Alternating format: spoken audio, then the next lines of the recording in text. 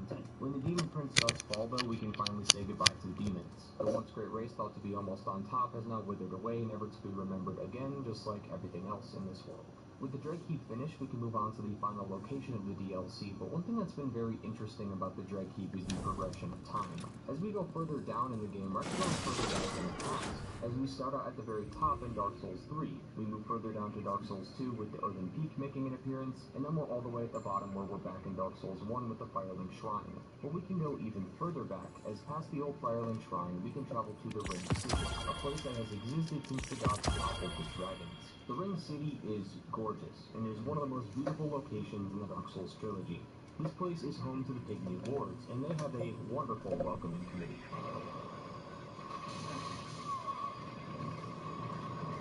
Oddly enough, though, these Shadow Archers actually look like the Roman Sentinels from Dark Souls 2.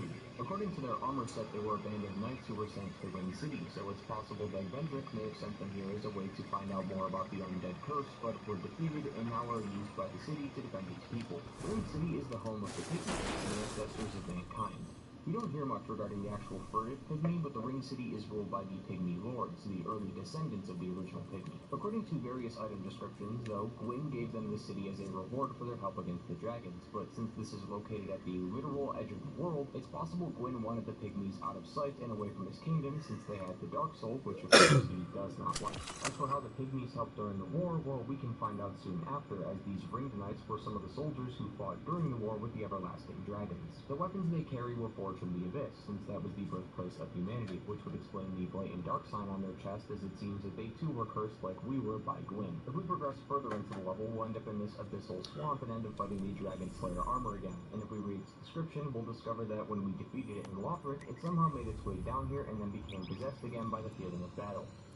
Look, I love Ornstein as much as the next guy, but we do not have to keep bringing him back. We can just let his legacy die. I understand in this case it is just a piece of armor and not actually Ornstein, but you have to admit that this boss's design is purposely similar to Ornstein's. I found this encounter more annoying rather than interesting, as there was zero reason to bring back the Dragon Slayer armor again. In this swamp we can also find a white-faced locust, similar to the one earlier in the level. These locusts are beings from the Abyss, and they were supposed to preach sermons to men so that they could draw them towards the dark, but they couldn't see past their stomachs and cared more about what they were eating, which is why they act like gluttonous monsters. This description means that this is what they always looked like and didn't turn into these creatures at some point, but it may also imply that they were born alongside humanity within the Abyss. Each of them ends up talking about specific people and are possibly referencing certain NPCs. And so, she lived in fear of the dark, of the things that gnawed at her flesh. The little creatures that nibble at me in the darkness. And so, despite his weighty armor, he lived in fear of a delicate thing, little more than a girl. Where fire resided, shadows twist and shrivel, but in the abyss, there are shadows none. Fear not the dark, my friend, and let the feast begin. The whole Sonic interaction odd, as it's unclear if this creature even knows anything about these NPCs. This has caused a bit of debate amongst many people in the community, as some claim that it's showing how destructive humanity is. But on the other hand, like with the case of Erie and his dialogue, the locust creature could be implying that the abyss is not as bad as it seems, as that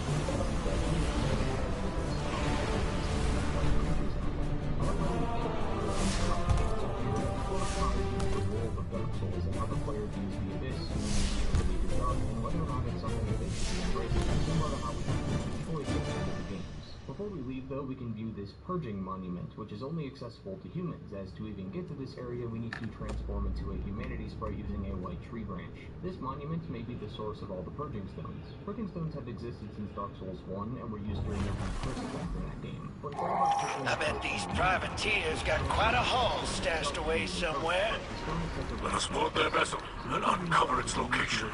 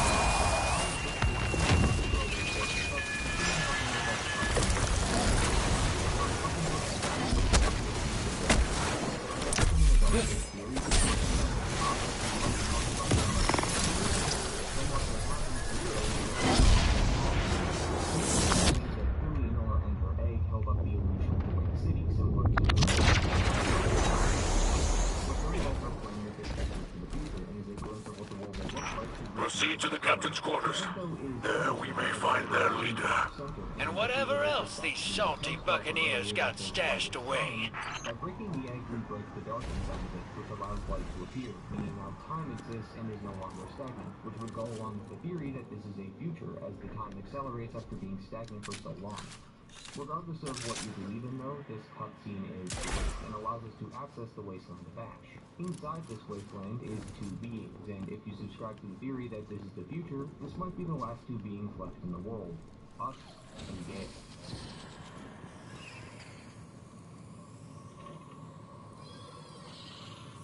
What? Still here?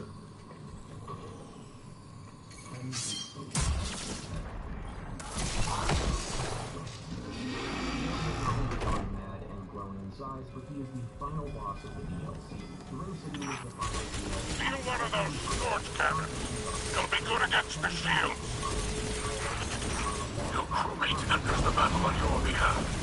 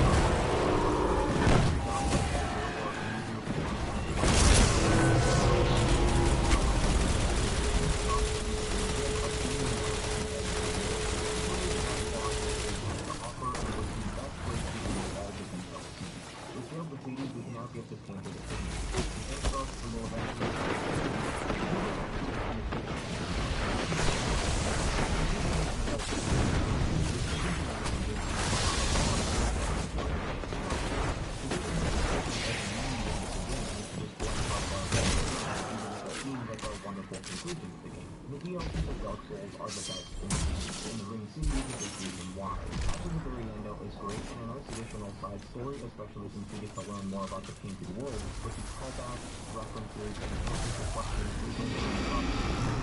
makes this DLC so impressive. Furthermore, both DLCs have some of the most intense fights in the game and are the pinnacle of this game's combat. From Software has always made their DLCs with incredible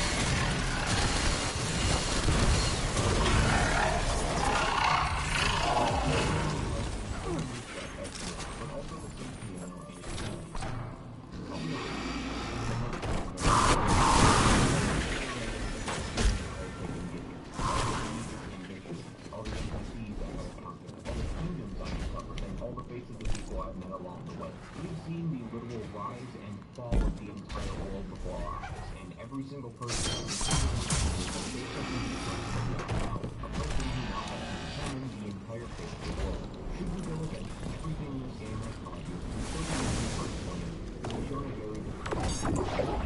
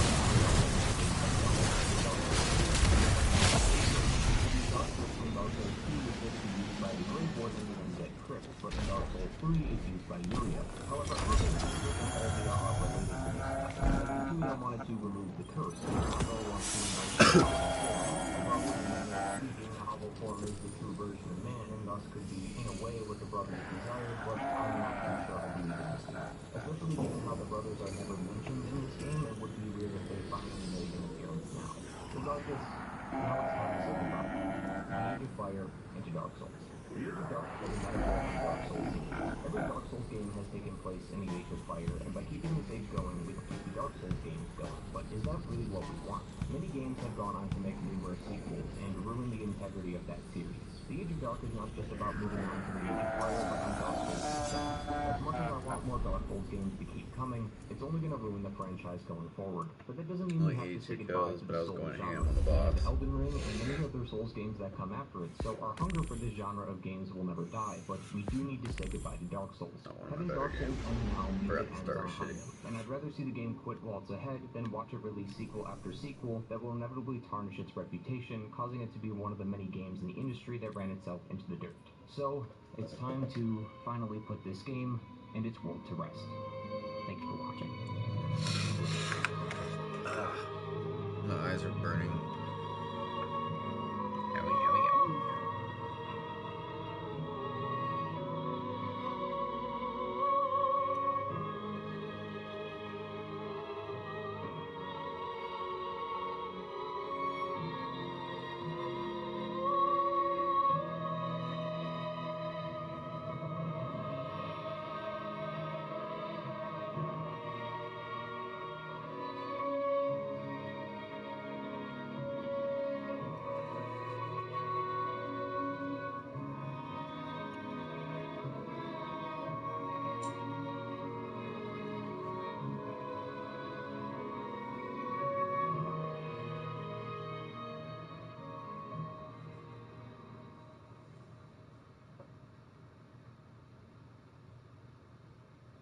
this could be an authentic Detroit-style deep dish pizza from Little Caesars. It certainly has the thickness. With caramelized crispy cheese edges. I'm guessing it's...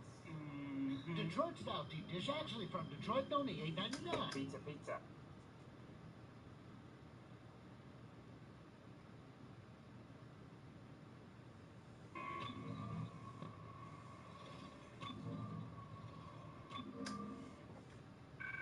Dead Space sounds. Uh-oh. We ain't watching this. Not right now, Wolves.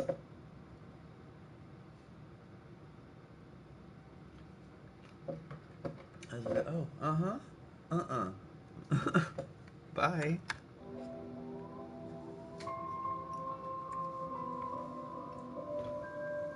Kitty cat curled up in the ball.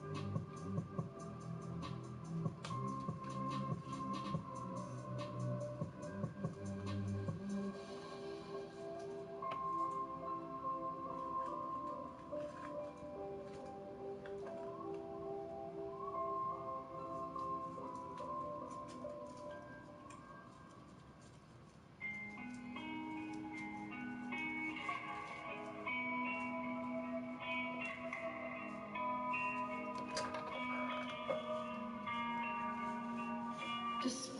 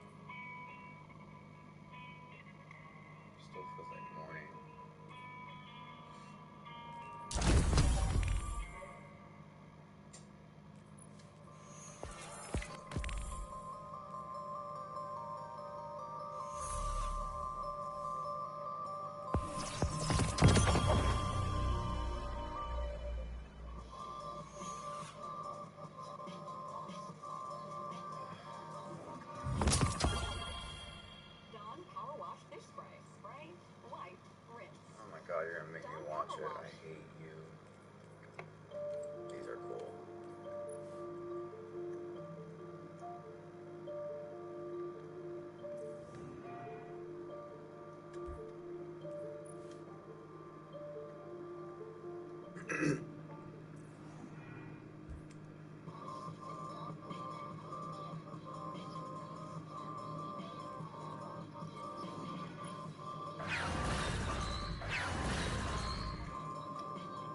Do I already have that? I'm pretty sure I do. So I can just unlock it for basically free. So, fuck that.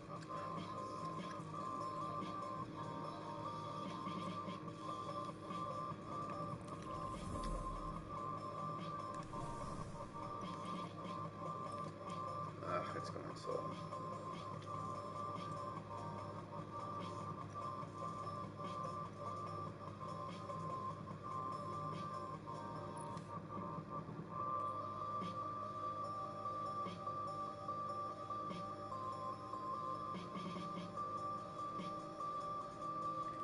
What do I put it in?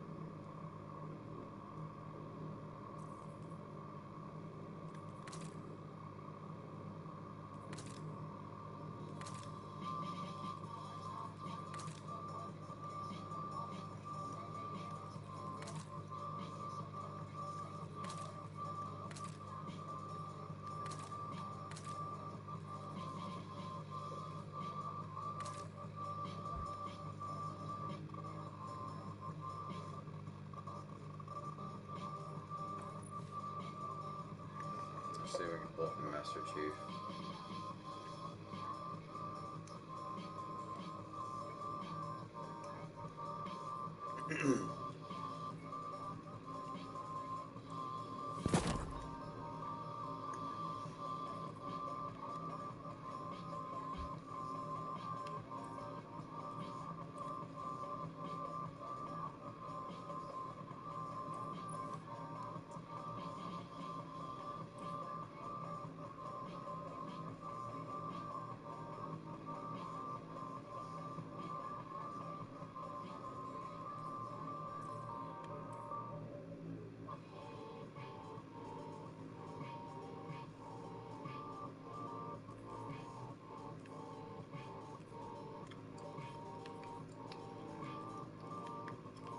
I don't think it was that. I was pretty sure it was those. No.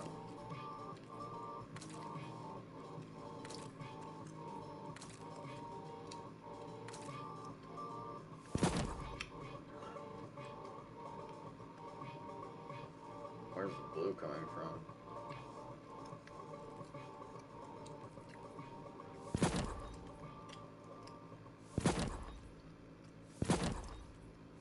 So perplexed.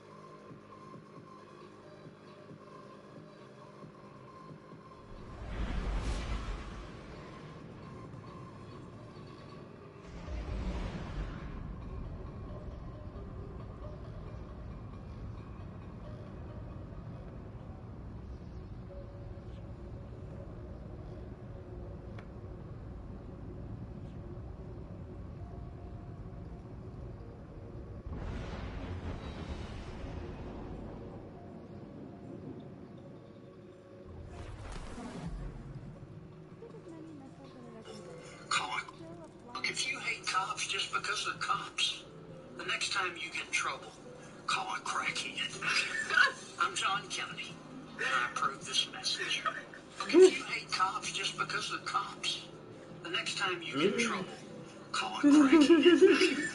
I'm John Kennedy, and I approve this message. Look, if you hate cops just because they're cops, the next time you get in trouble, call a crackhead.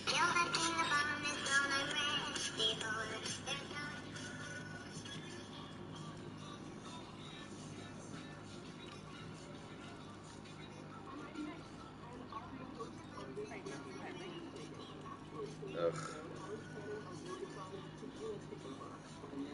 And every single fucking weirdo and edgelord and pick me bitch is gonna be doing this Wednesday bullshit.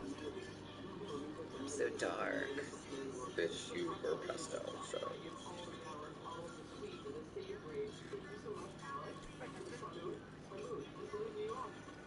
Big difference between a bunny cosplaying a wolf and a wolf cosplaying a bunny.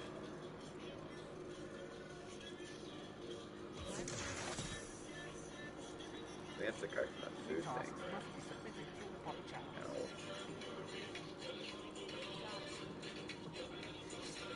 Oh my god.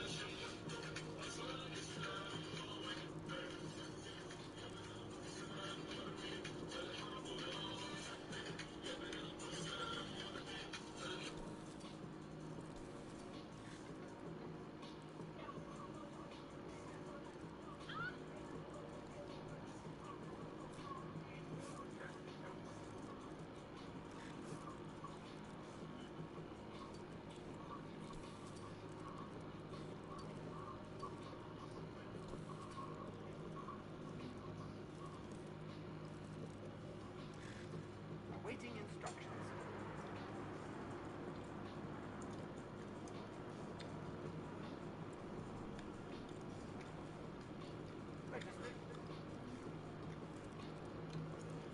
Just an Ariana Grande. Grande changed her race. Oh my god, stop.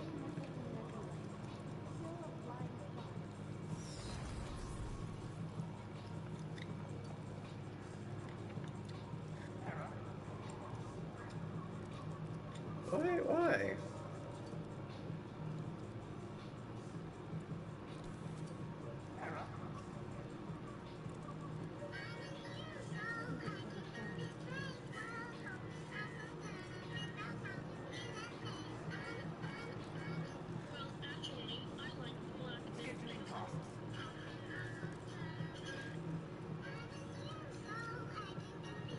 What is that shit?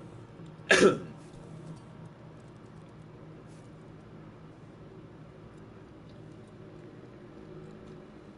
think about this for a minute. Oh, I should get that other thing.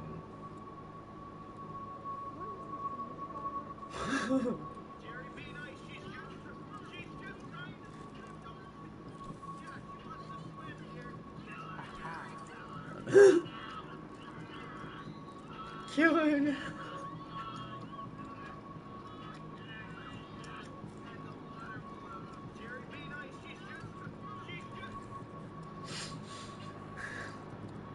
Release the Quackhead.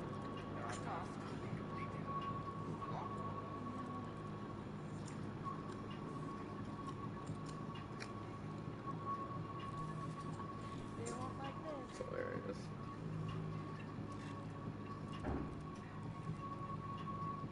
Instruction.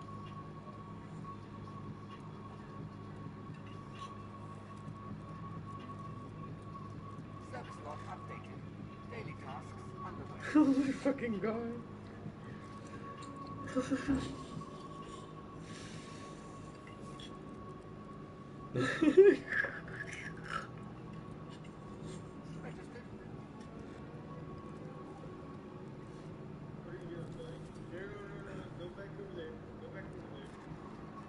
Oh god.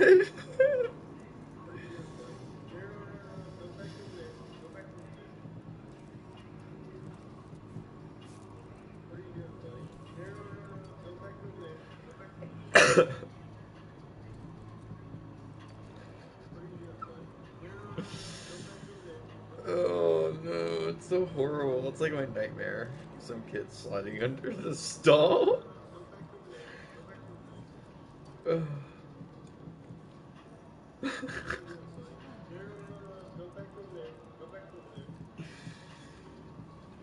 Oh god.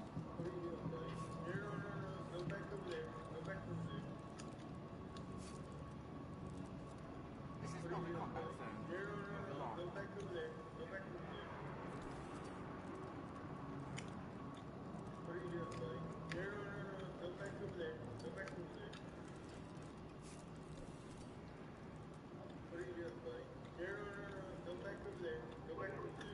Okay. My programming tells me it's a very nice day.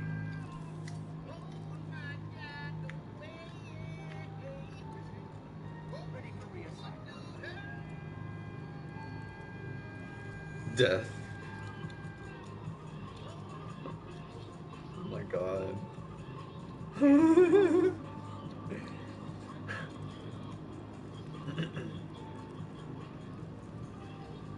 My programming tells me it's a very nice day. You're reminding me of Dark Souls notes.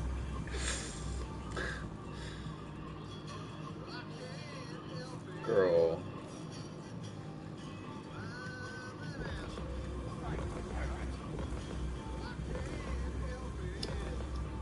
What the fuck is this?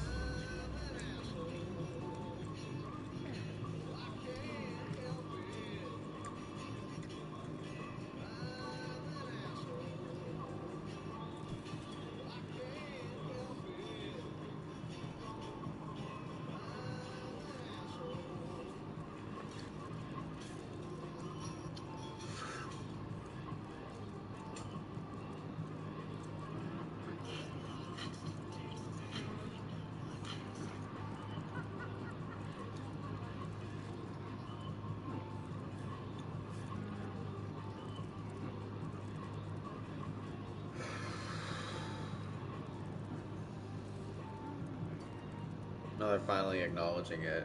Earth is currently experiencing a sixth mass extinction. No fucking shit, bitches.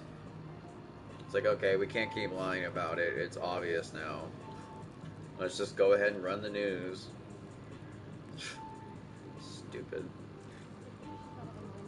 Meanwhile, everyone's calling me negative and crazy because I'm like, ooh, doomsday. I'm like, not doomsday, it's just y'all are dumb asses. Fucking humans. Like, leave it to them.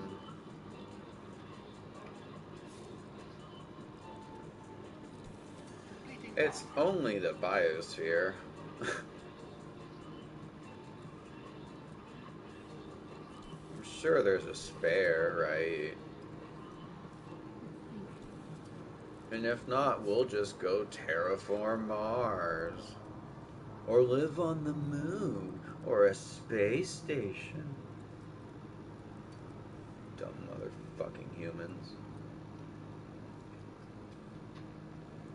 The most hilarious part is that signs of what we call modern civilization probably wouldn't even last that long. Like maybe 500 years and everything's overtaken, falling apart, yada yada.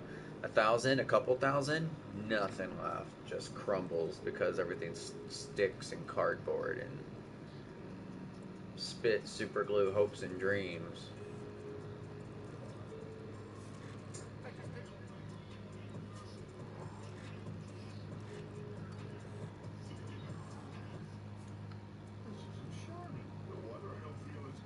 Here's the new Charmin Ultra Strong. With its diamond bead texture, Assignment in progress. The massage thing made me forget where I was going with that. Oh yeah, humans calling me negative and crazy even though I was just saying what was happening and going to happen should they continue. Like I already was calling out climate famines. Wait till those really start. They've already started some places. They're just not reporting it in first world news. I don't know, maybe Europe they are. But there's plenty of climate famines already happening and starting, and we're gonna feel it eventually. rich white Americans. Capitalist pigs. Dumbasses, honestly. And it's not even just them, it's just humans.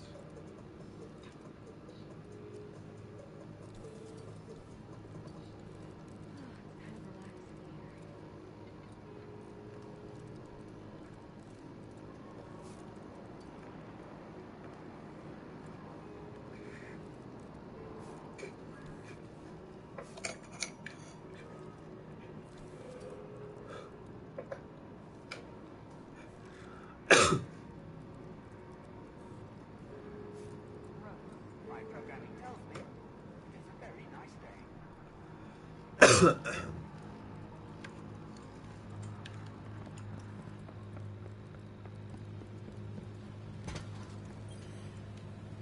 Yes. Acknowledge.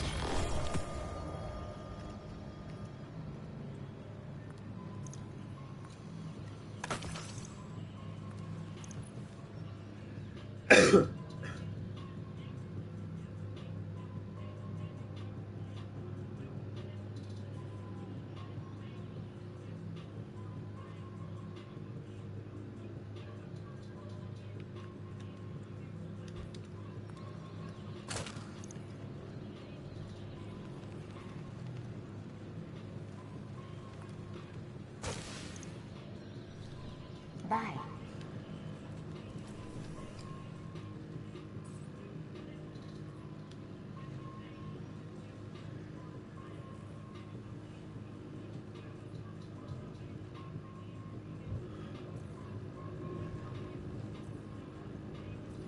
Apparently this is a good one.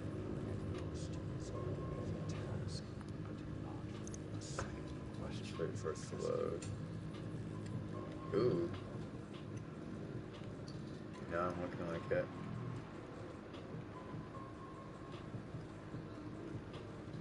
Definitely Master Chief vibes.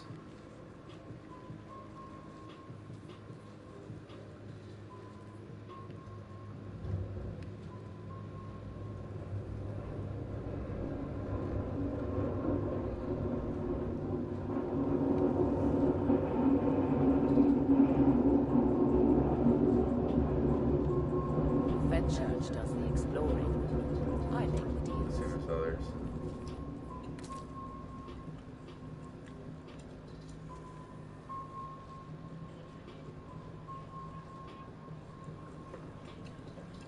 Close.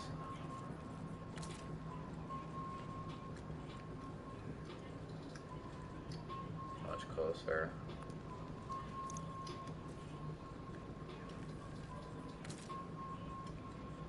Huh.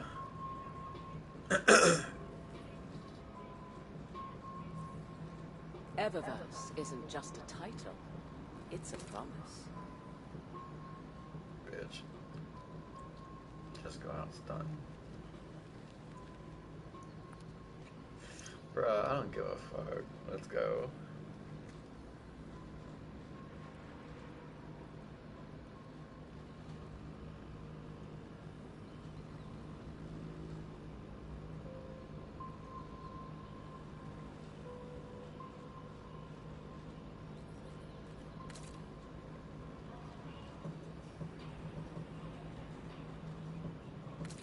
I've dealt with my fair share of jobs in position, involved in sport.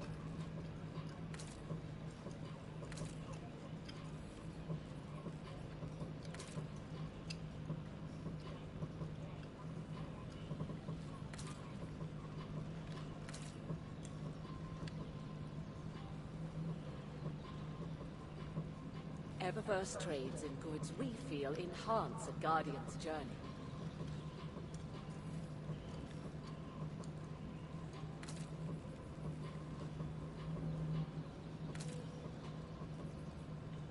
I always knew we needed a united front to survive. I just never imagined how broad that was.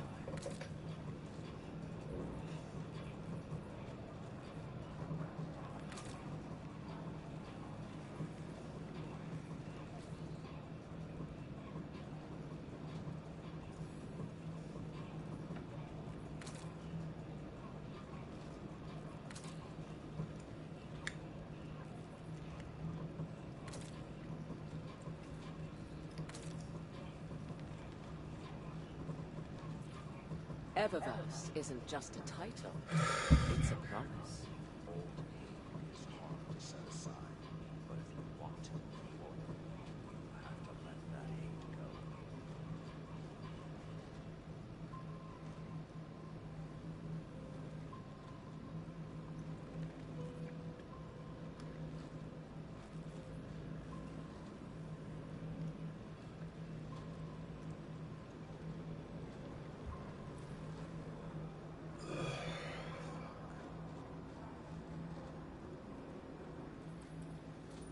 Eververse isn't just a title, it's a promise.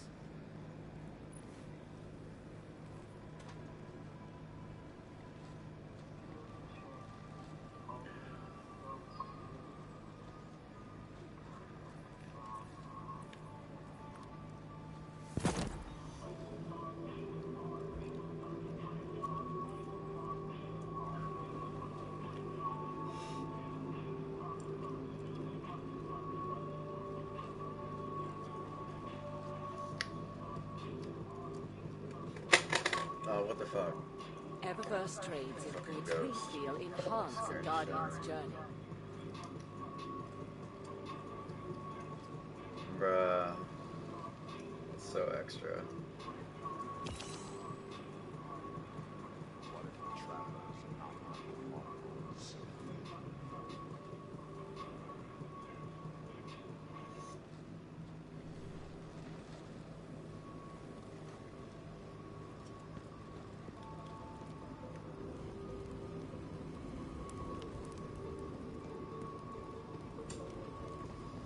The great part is how it has the twin snakes on the Hello, helmet. Guardian. And Welcome. snakes are a big thing with me. And then also,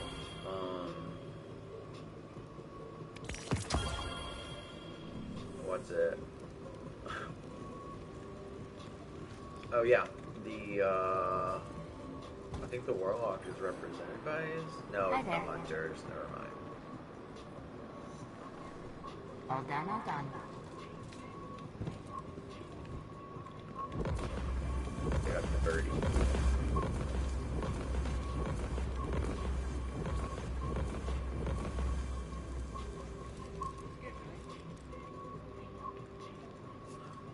Let's go fuck around. Completing task.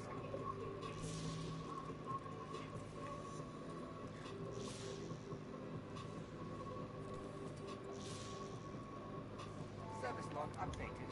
Daily tasks underway. Ouch.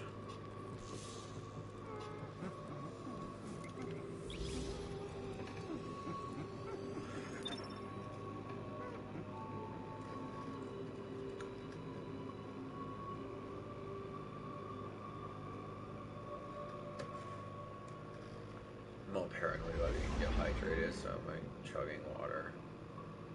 But I'm also not sure if I'm drinking too much water.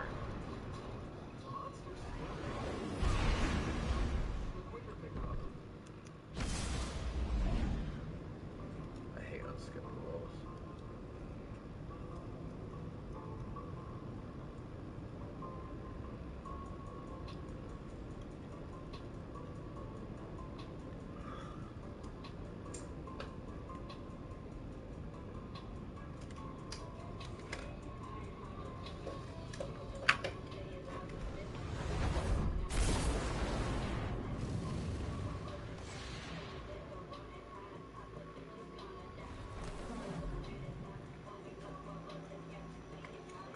That scared me.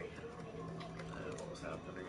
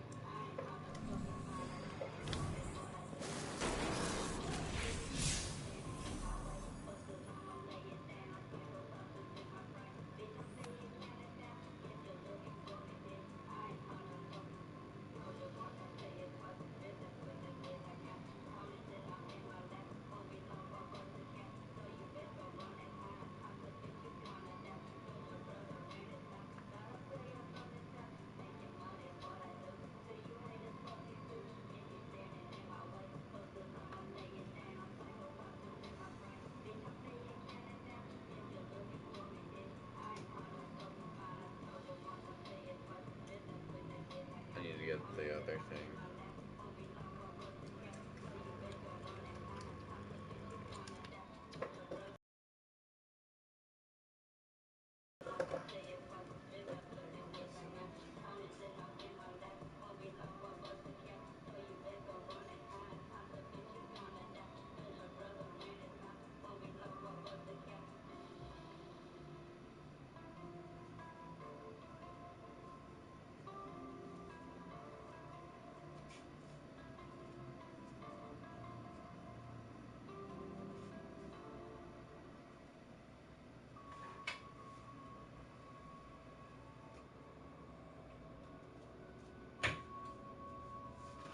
I already had some cereal,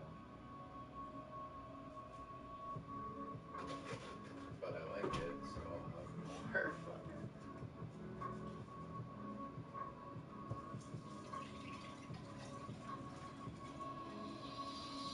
Plus, like, vanilla coconut milk? Hell yeah.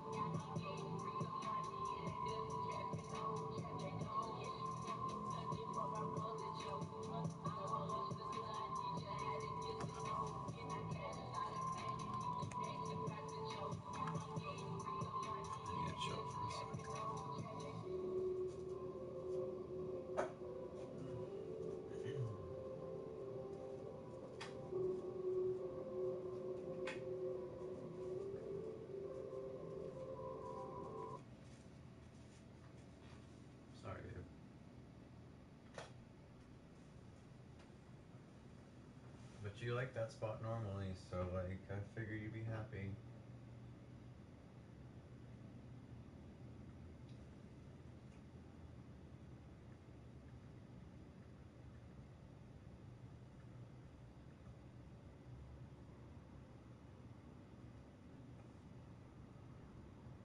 From early morning till late at night. The Joe Rogan Experience. It's way more fascinating when someone like you talks about it versus some fucking random kook. You know, that's what makes me incredibly interested, is just your credibility and the fact that this is not, you don't have a history of seeing wacky shit that other people don't see. No, just this once. Man, but it's on video, and that there's other ones as well. It's really strange. I've seen people try to explain it away, and what I don't like about when they explain it away or attempt to explain it away is that they're trying really hard. They're not going, who knows what this fucking thing is? They're not looking at it like cleanly. They're looking at it like a quote-unquote skeptic. I don't like the idea of being a skeptic. Not that I don't think you should be skeptical of certain things. I certainly think you should be, but there's a lot of people that brand themselves as skeptics, and I think it's a lazy way to look at things. I really do, because I think you're just looking for the holes in things without looking at it objectively. If you wanted to be a scientist, if you wanted to be someone who is a fan of science, then you have to look at it as a thing. Look at this information and let's study this without any bias, any preconceived notions. I don't think they're doing that. They're trying to find a way where they can justify that it's fake. And they're just doing all sorts of mental gymnastics to try to make it fake. That video that you show where that thing slips off to the left and takes off at incredible rates of speed, that alone should freak people the fuck out. Yeah, well, I think because people confuse all the time, like we took the video, no, it was another crew that took the video. We watched it for 5 minutes with our eyeballs, and there was 4 of us, and we all have the same story. We all saw the same stuff. We all came back and looked at each other and scratched our head and said, WTF, you know, I mean, serious? What was that? You know, and then what do? You move on. We never saw it again. Yeah, I imagine they probably saw him on radar after that, but I think they're probably seeing him on radar all the time. They just don't bring it to the attention of the general public. Oh, yeah, because if you don't, you know, for a ship, when they see something and, you know, you go, what is that? Well, you don't have any way to go out there and look at it. Like when you were talking about how they were informing you that they were seeing these things previous to your mission. When you're doing this exercise and they let you know that they're seeing these things, did you say, hey, how frequent is this? Is this something that happens all the time? I didn't get into that. Ours was more of the moment of, you know, when he's telling us, hey, for the last 2 weeks we've been tracking these things. Right. And we don't know what they are. But you don't know whether or not it was just those 2 weeks, or maybe it was a year ago. There was other similar situations, or... There's other situations that have happened out there, but yeah, I would say, you know, for this, I don't even know. One, you got to take it serious. Yeah. We have a tendency, if we don't know what it is, if we just ignore it, it'll go away. You know, and I joke, you know, there was an incident it's probably not too far off the same time frame, where I think it was the Constellation was doing her workups before she got decommissioned, and an Oscar-class, a Soviet Oscar-class submarine surfaced behind her, right? And then now it's like, you know, go to battle stations, World War III. How did this foreign submarine get in our area and has been monitoring our workups? That's a big deal. Right. I said, but now we go out and we have these things that are coming at will, and there's nothing we can do about it. We don't know what they are. We have confirmed sighting by 2 aircrew, 4 of us, 2 planes, that said, look, this is not an airplane, this is not a weather balloon, this is not a blip, it has performance well beyond. You know, and the airplanes that we were flying at the time were literally brand new Super Hornets right out of the Boeing factory. I mean, these were brand new, first Block 2 series that came out. And you go, why wasn't something done? You know, it's like, we don't know what it is. I think it's good now, you know, the moves that have happened over the last, you know, 2 years since the original article came out, that, you know, now there's a new reporting for the pilots. The Navy's acknowledged, hey, these things, we don't know what they were. You know, they're starting to take it serious, because, you know, I know there are other events that are not out, recent events where people have been called in to go, hey, I've seen this thing. So the investigation process is still going on. You know, we don't we don't stop. The military doesn't stop. Even if you take funding away, we don't stop. You know, we don't stop until we're told to stop. So, you know, what's going on? You know, you go, well, ATIP ended. You know, they spent $4.5 million a year on it. I think it was $22 million over the 5 years. So you go, what are they doing since then? Well, you know, I'm pretty sure there's still people looking at this, and there's still people that are taking this serious. I will tell you that I won't get into specifics, but there are people inside the United States government that are taking this serious. And I've been down to D.C. twice to talk to folks, you know, behind closed doors to go because they want to hear the story. And I've got a lot of you got to be joking. I mean, this seriously happened, and I'm like, yeah, it did happen, and it is real. You know, what are you doing about it? So what kind of people are you talking to? High-level government officials is what I'll say. And most of that is because that conversation is between me and them, and I don't want people speculating, but you can say high-level government officials I have talked to. Well, that was always the speculation about, like, what would someone do if they became president? Well, the first thing I would do is I would tell everybody about the UFOs. I would ask immediately what's going on. And I always thought about it, I said, how many people actually know what's going on? And how much of the information, I mean, it's not like, if they're dealing with something like this, like your experience, it seems like what you described is what is known. So it's this anomalous event where this thing defies our current understanding of technology, and then it's gone. Yes. And so what do you have? You don't have anything else other than that. Like, what other information does anybody have? Well, I would say this because I talked to Bob. We did Bob Lazar. Yeah, we did an event together. And I'll leave it to everyone to, it's up to you to believe Bob. I'll say this. Bob's a normal guy. Bob's not crazy. He's not crazy at all. Not at all. That was the weirdest thing about talking to him. But when you look at it and go, because I had asked Bob, I said, what he describes in the technology, when he talks about his story, I said, well, do you honestly think we could, reverse engineer it? I said, how long do you think it would take us? And his response to me was, another 100 years. He goes, Dave, it was so far beyond. He goes, the stuff that he says he worked on. He's like, he was on your podcast because I watched it. Hey, there was no wires, and because I had asked him when he said you first described the ship that he got to see, he said, I used to say, they built it and then it was like wax and you'd heat it up. He goes, now I would say it was built with 3D printing because now with 3D printing we can build things literally from the ground up, and it's basically built as one, not panels, no rivets. It's just made. Right. And so when you talk about that and you go, well, it's still another 100 years. So you go, well, what if you had the technology? We still, if what Bob says is correct, we still don't understand it. And how fast would it take us to understand that? I mean, if it's driven by something that we don't even have on Earth, which is when he talks about that element, we can't create it. We can create it for a microsecond, and then it decays, and we can element create 115. Yeah. So, I think we're still a long ways off. I'll argue with the people that go, are we really alone? I was telling Jeremy we used to go out on goggles. Out in the middle of the Pacific, there's no light pollution. Goggles? Night vision goggles, so we can see. Well, you go out at night, I'd be on like a tanker hop or something, just hanging out, not doing anything, driving around in circles with the autopilot on. You just turn all the lights down in the cockpit so you have no light pollution, and you just roll your head back and look up. There's billions and billions and billions of stars out there. And, I always look up because I'm like, are we alone? And I look up and go, well, if we're the only ones around, and everything I'm looking at, it's a pretty sad place. It's a pretty lonely universe. I asked my astrophysicist prof that once. I said, "You believe in extraterrestrial life?" And she's like, "Of course not." And I said, "Well, there's billions and billions of planets. You think we're it?"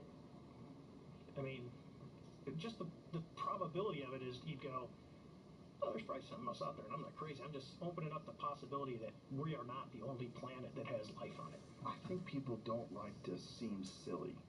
They don't like to be foolish. And I think when people start talking about anything that's not proven or anything that's connected to a bunch of loony people that are making up stories, which UFOs certainly are. Yes. UFOs are connected to so many people that have made up so many stories. What was that gentleman's name from, what you would know, that guy? He's from another country, Billy something or another. Oh, Billy Meyer. Billy Meyer. Yeah. Seems 100% full of shit. Yeah, he's proven to have done tons of hoaxes with this, but here's the deal. Sometimes I think people have a real experience, and they're always like chasing that dragon, and they get UFO disease and their brain goes fucking berserk, right? I know that there are people that have had profound experiences and then they can't ever replicate them, so then they just start going crazy. And I don't blame them for it. But you get someone like Commander Fravor, when he saw that AAV, anomalous aerospace vehicle, his reaction was, I want to fly it. That's a pretty cool reaction. I'd like to fly it. Yeah, imagine flying that thing. Well, that's what I told my buddy, who was my XO at the time, Dell. I got back after all this happened. He looks at me and we're just standing ready, and he goes, hey, dude. I go, and he goes, what do you think it is? I go, oh, I have no idea, but it was pretty freaking impressive, and I'd like to fly it. Of course. And he goes, yeah. I go, I mean, it was, you know, it's just like any pilot. You always want to fly the coolest thing. Of course. Yeah, of course. You're a race car driver. You want to drive the fastest car. That's it. Yeah. You know, you look at it and go, well, that's something we don't have. Yeah. This idea that, you know, maybe we're not alone, that some of these other stars have planets that are maybe technologically advanced. So the next thing people say, and, you know, new eras are going to say, well, they're not coming here because the distance is so vast. Hold the fuck up. From the very beginning, when Bob Lazar came forward and talked about field propulsion, gravity propulsion, distance becomes completely irrelevant. So if we believe, and the radars are right, and Commander Fravor saw this thing moving like a ping pong ball in a glass of water, it's gravity propelled, that's why you can make those maneuvers without exploding, okay? Then distance becomes completely irrelevant for travel. You're literally warping time and space. You're falling into place. Well, it's like the idea of showing someone a video on your phone long before video was ever invented. People would be like, what are you talking about? Like, before photography was invented, which is shockingly recent, right? You had to draw pictures of things you saw. Just like those people that drew or painted those images of those men and whatever those things were with Christ in the background. The idea that we could understand what some insanely impressive technology from a planet that is nowhere near us could manifest. It's nuts. Yeah. Bob Lazar talks a lot about this. Remember, he's a young guy, right, in 1989. He gets shown something, and all of a sudden he's trying to interpret it through 1989 technology. So he said it looks like it was injection molded, because that's what he had. And then I sent him this thing about nanotechnology and, you know, working towards an atomic printer. He's like, dude, that makes a lot more sense. So he has to view it through where he saw it in 1989. However, I will say this, it is my knowledge that we understand exactly how these craft work. Our one limiting factor is our material science. We can't replicate, not the fuel source itself is another. When you say we know exactly how they work, yeah, it doesn't break our laws of physics. This concept of amplification of gravity, this concept of gravity propulsion. We understand how things can move from point A to point B almost instantaneously. Our physics doesn't disallow it, but our material science and the fuel to create that machine that we have machines from other places. So we have, well, Bob Lazar, whether you believe him or not, there was a program. I have other witnesses that I will be bringing forward about S4, where he worked. We have craft. You have other witnesses that worked with alongside Bob? People that corroborate Bob's account, in that they saw him get on and off the red and whites, the Janet flights that come on. Somebody that went to Papoose Lake and was stopped by non-military guards at that time. People that were aware of Site 4 and ET exploitation projects. One is an SR-71 pilot that I've been talking with for a couple years. So these people are coming forward now, and it's like, I'm sick and tired of doing it. These little nitpicky things about Bob. Okay, there was a program. There was a back engineering program. They've admitted there are materials, so this is like the metamaterials you heard about in the New York Times, all that. We have materials associated with UFOs that are interesting. What is that? What are you talking about? So this is something that was launched in the first New York Times article, I believe, in December of 2017, that there is studies being done right now on materials associated with UFOs, right? So actual metals that have come off of, you could say, crashes or... Who was that explained that there was something, that they were with Eric Weinstein, that was explaining that there was someone who reportedly has something along those lines? Jacques Vallée has 17 samples. 17 samples. How does one guy get 17 samples? Well, he's Jacques fucking Vallée, right? So he is the guy first ever for the United States military created a computer program for the study of UFOs for Project Blue Book. So he's an old school guy. They modeled him after, in the Close Encounters movie, it's modeled after Jacques Vallée, the French guy. So he's kind of like been involved with this. He's had more access to government databases than any of us. He went around, collected samples from known, crashes or like when things will come off. And what's the conclusion? Well, they're studying them right now. There was just something on Fox about it. They're studying some of these materials and what they will find, because the ones they're talking about, I actually took to New Mexico and had 5 scientists study it about 5 years ago. I got my hands on it, got to study it. The famous parts they're talking about now. It's layered, and the way it's layered is what they're trying to see if it's anomalous elementally, or the way that the elements are bound together, and also the atomic level of layering is what's interesting. We'll find out if it's... Well, explain what you're talking about. What is this thing that you saw? Okay, well, there are a lot of different samples, but when you get a sample of something and you can How see... How big are these samples? The ones that I looked at, yes. They ranged from about this size down. They range from the size of an orange.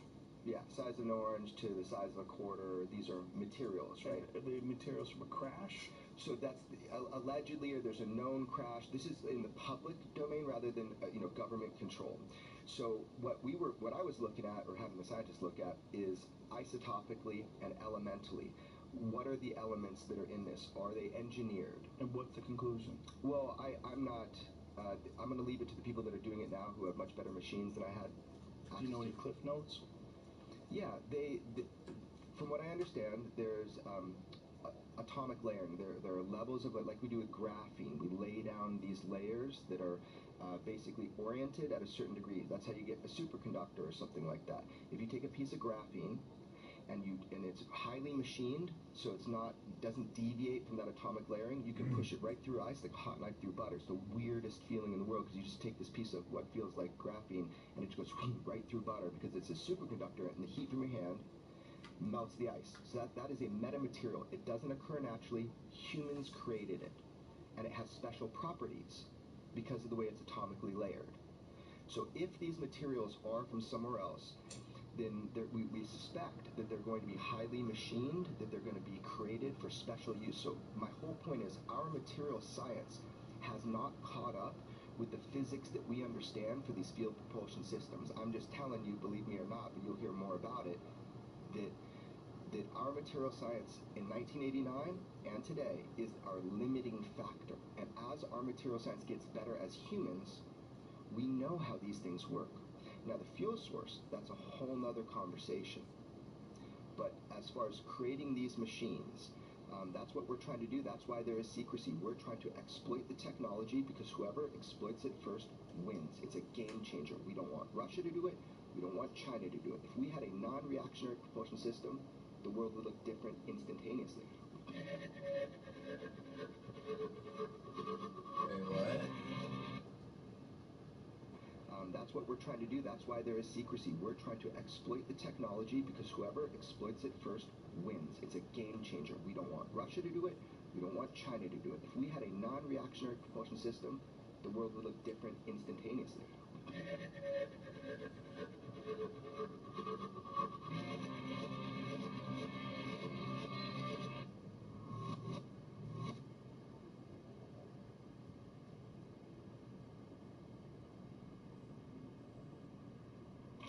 Two, one, boom. And we're live. First of all, cheers, gentlemen. Let's have a little toast. Relax.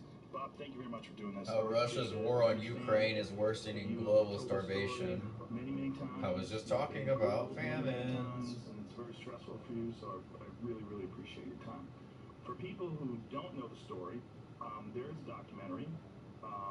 Jeremy Corbell has a documentary out right now. It's called Bob Lazar, Area 51 and UFOs.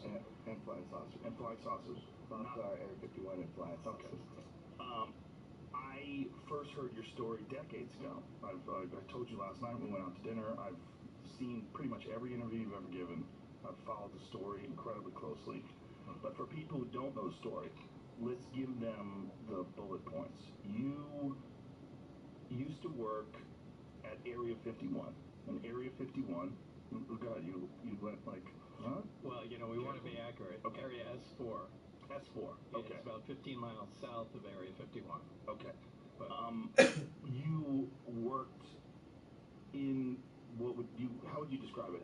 I guess within the Area 51 compound, you can call that a subset of Area 51.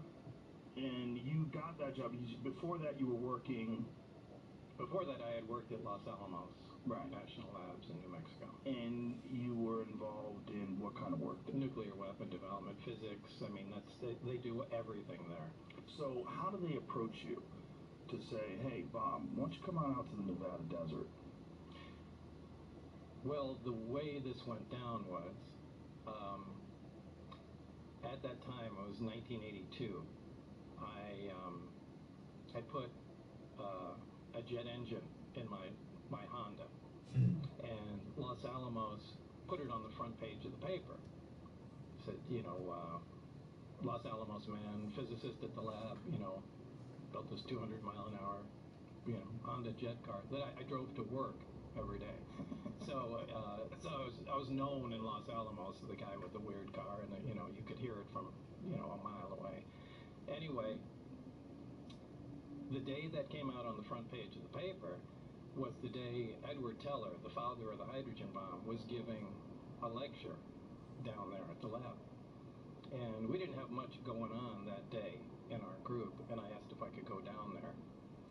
And I went down there early, and Ed Teller was outside, leaning on a brick wall there and reading the front page of the paper. Now, this is a guy out of history, so I introduced myself. Hey, I'm the guy you're reading about there. And we talked for a little while, and it was cool. Fast forward to years later, I had moved out to Las Vegas and had, left Los Alamos and, went on to other things. And I wanted to get back into the scientific community. I left to start other businesses and that sort of thing. So I sent resumes out, and one of them went out to Ed Teller and referenced our meeting, back in the day. And anyway, he remembered me and gave me a reference, somebody to contact at EG&G. And that's pretty much how it started. So you get a phone call or a letter? Like, what do you get? Well, I got what did I get? I got a letter initially, and went down for an interview probably a couple times, and it was down at EG&G Special Projects, which was at McCarran Airport at that time out in Las Vegas. And did they give you any sort of job description of what you were applying for? They said it was for, I can't remember exactly what they did. This was a long time ago, but I think it was advanced propulsion or something like that. Something relatively generic, and they said it's in a remote area. It's going to be some days on, some days off, and it was kind of not exactly a full-time job, but you might have to be out there for 2 weeks at a time and take 2 weeks off. So it was kind of the work schedule would be kind of broken up. And did it seem attractive to you, or did it seem weird? No, it really wasn't weird, because people that work at the test site, anybody that's familiar with the area up there, working at the nuclear test site or at the Tonopah test range north of there, that's typically how things go. So you had known about it from the scientific community?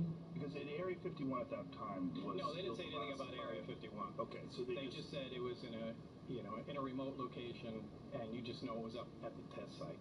Right. So, but there was no mention of Area 51 at that time. So they've done hundreds of nuclear tests in Nevada. That whole area there's giant chunks of Nevada that people... Yeah, there's a big piece of Nevada, and it's split up into different areas. There's a nuclear test site, there's Area 51, there's the Tonopah test range north of that, there's little sub-areas, there's areas where they test chemical weapons and things like that. So it's all broken up as a, gigantic test area. So take me back to first day on the job. You accept the job. They take you out there. Yeah. It's, the first day, I didn't really get to see a whole lot. The first day was essentially just paperwork. That's when I flew into Area 51 proper. And I left McCarran Airport and flew what they call the Janet flights. Just, a passenger plane from Las Vegas to Area 51. And it was really just going through a mountain of paperwork that day.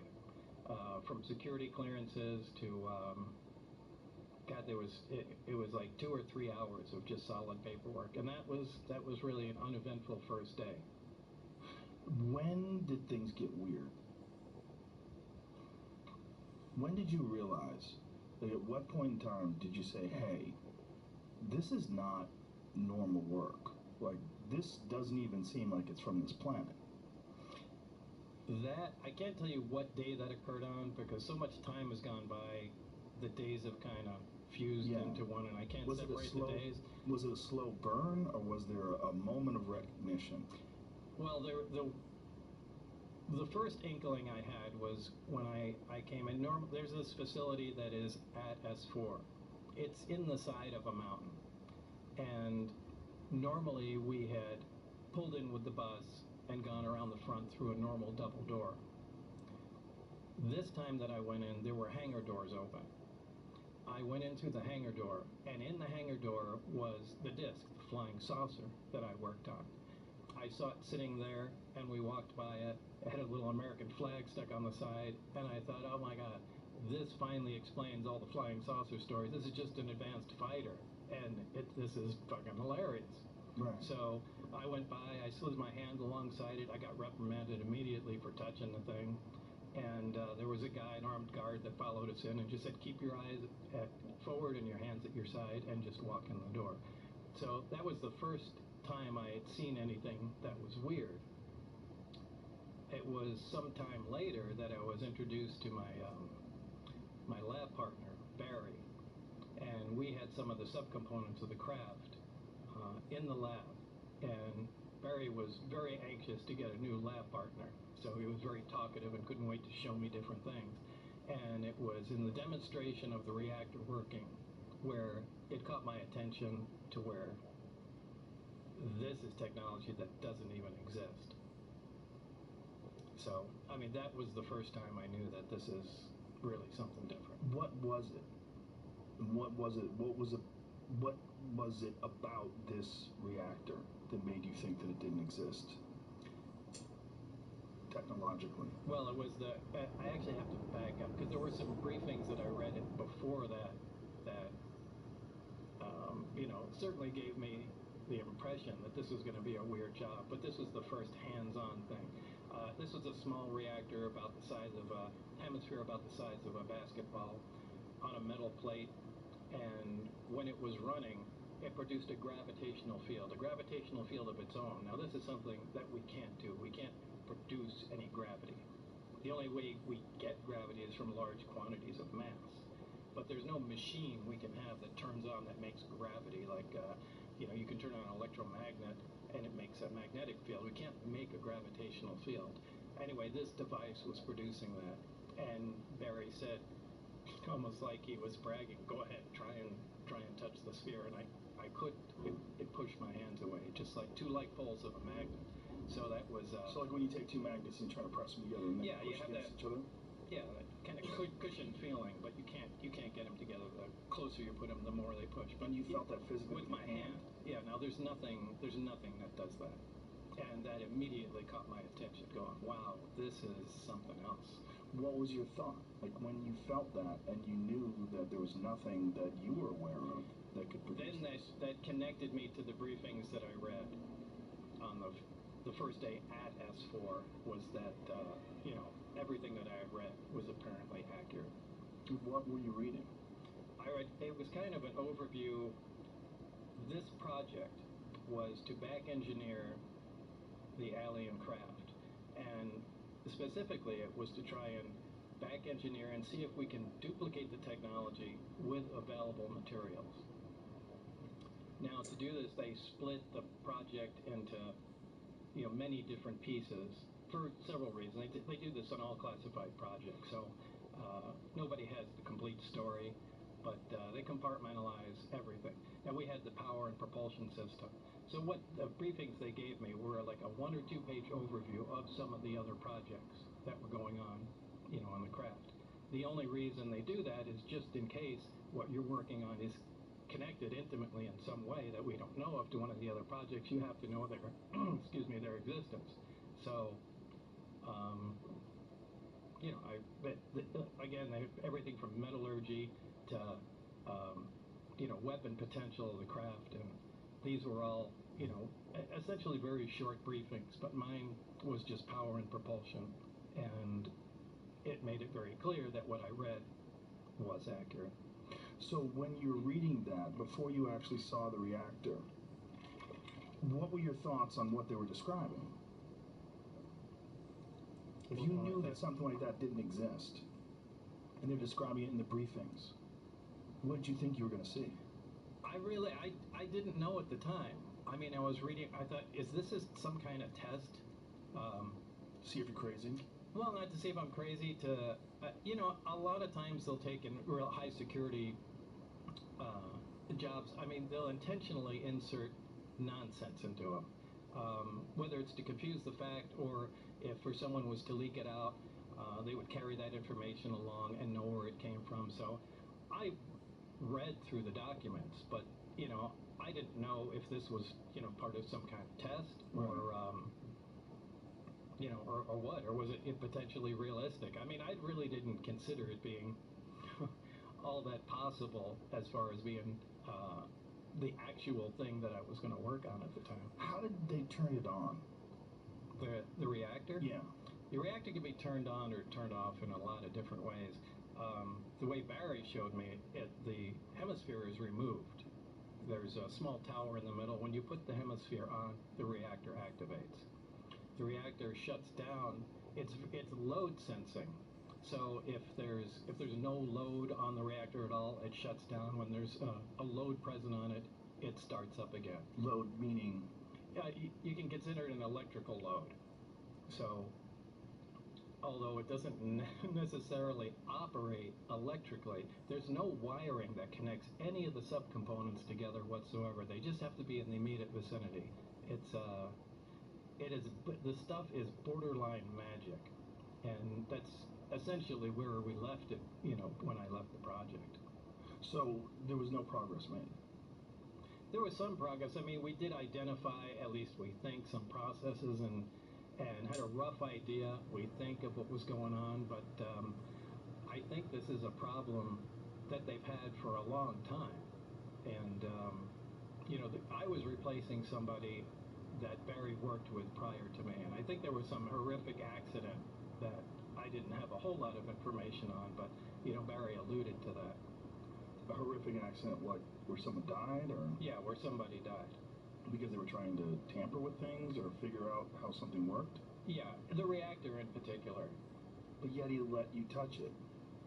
Yeah, I think what they were trying to do was cut into one.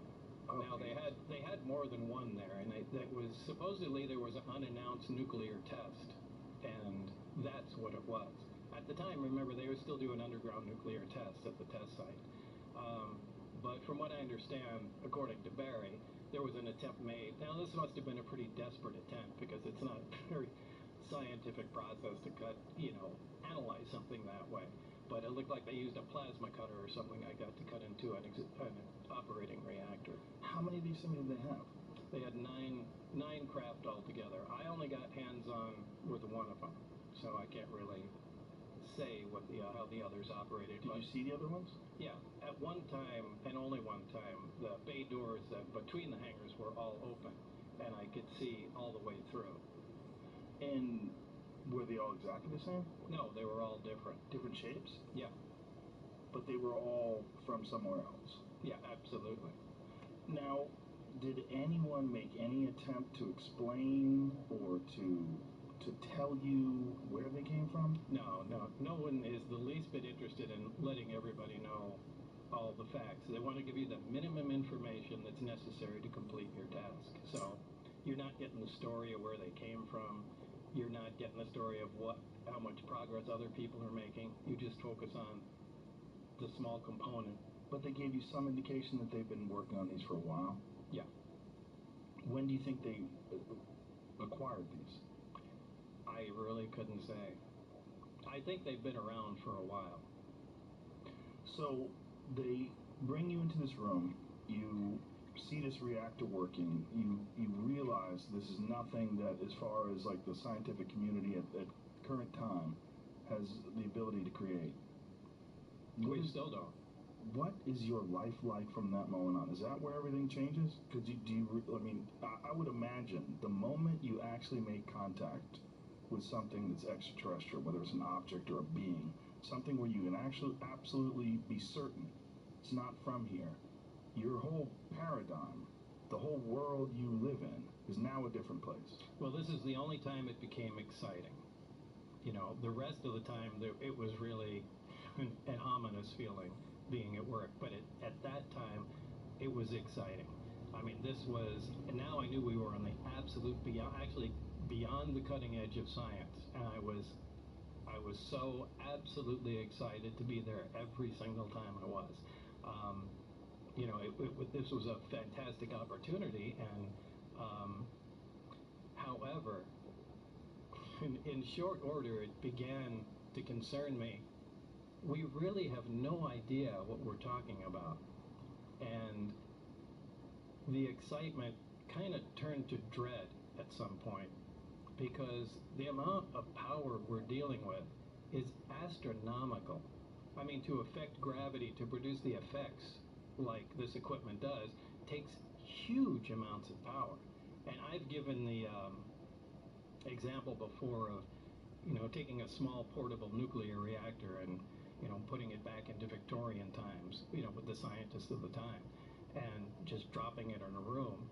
They come and look at it and see that it's producing power and wonder how it works, so they start taking it apart. And as soon as they get some of the shielding off, the people are going to drop dead because of the radiation inside. Now, the people have no idea that radiation even exists back then. But anybody that comes in to check on them will also drop dead. And, you know, there's no reason that exact scenario couldn't happen with what we're dealing with. We have no idea how the physics operate within this thing. The power levels are, like I said, astronomical. Like, it's incredibly dangerous to tinker with something like that. And, you know, in some respects, we were guinea pigs, just trying to find out how to make this thing. So they'd had a series, as far as you surmised, they had a series of different scientists try to back engineer this thing, try to figure out what this thing was, and they would bring in new people and, like, let's throw Bob at it. Yeah, yeah. And I don't know how many, but I knew there was certainly one before me, and I knew he died during the analysis of the reactor itself. And you don't know how many have worked on it, and no one gave This could have been there for 50 years, it could have been there for 5 years. When they're giving you instructions, what are they saying? Like, when they're giving you direction, they're showing you all this stuff, like, what are they saying? Specifically, what are they asking of you? Well, essentially what they ask is what I said.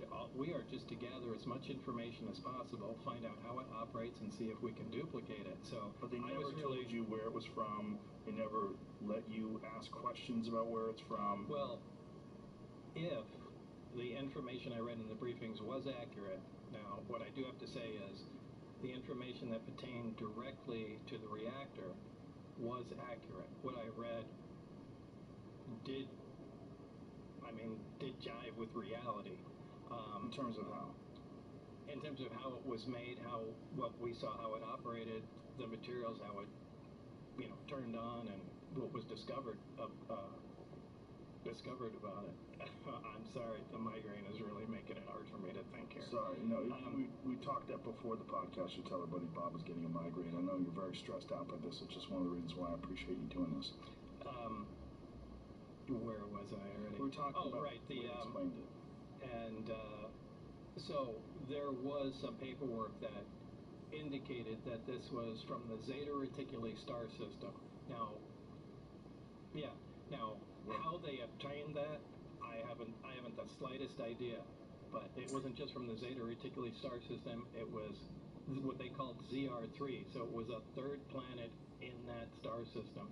So there was no other information about it other than that's supposedly where the craft came from. Now, is that true? I don't know. I have no way of verifying that. But that was printed in the same materials that referenced the reactor. Now, I looked that stuff up when I went home. And Zeta Reticuli is a binary star, two stars that orbit one another. And it's only visible in the southern hemisphere, and it's about 30-some-odd light years away. So that's literally all the information I have about that. I don't know how they found out it came from there. And you also probably have some suspicions that they give you some disinformation, like you were talking about before, where they would, Yeah. I mean, if you ever decided to talk about this, they added a bunch of nonsense to make whatever is factual look ridiculous. Right. Or be able to trace it down. They go, hey, this fax came out, and this Lazar guy said it came from Zeta Reticuli, so they knew it was. When you read Zeta Reticuli, were you like, what in the fuck is this? Well, reading all of the stuff, it was, what in the fuck is this? You're like, why did I sign up for this? So, what? No, to me, this was cool. This was interesting. I was just excited to be out in a secure area, in the middle of the desert. I said, this is awesome. How old are you at the time? I was in my 20s. Yeah, so you're probably totally geeked out. Oh yeah, this was great. I mean, I was excited. So I didn't care. I'm reading through everything, and so you read through all the Zeta Reticuli thing, but then when you see the actual starship with the little American flag sticker on it, well, was that later or before? That was before. So before. So you see the thing before, and you say, "Oh, this is American." Wait, what's that before? So many years. Yeah, I can't. Either way, it doesn't matter. The days have fused together. It's so hard to separate what happened in each visit. Do you remember the thought process when you read that it's from Zeta Reticuli? Yeah, it didn't hit me like a ton of bricks or anything. It was just like, yeah, okay. And you think it was bullshit?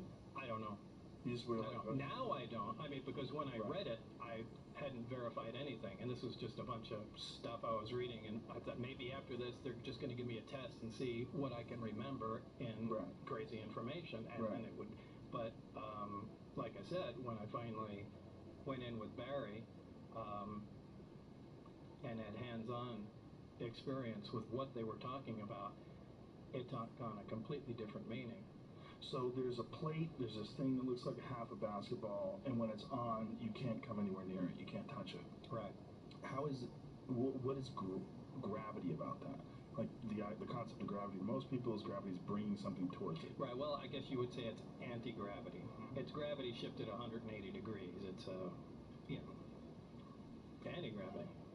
And did they have any understanding about what could possibly create this effect? Did they have any areas where they'd like you to look into? No, they knew there was a fuel source in it, and they were proficient at making it work. And again, my analogy to something like this is you can drop a motorcycle off in the wagon train days and just leave it with the keys parked outside, somebody's place. Everybody will come around it, and they'll poke and prod, and eventually they'll turn the key, get it to start, and become proficient at riding it. Yeah. But they won't be able to understand what the hell's going on. They won't be able to make a plastic fender, much less anything else. And I think that's exactly the state we were at.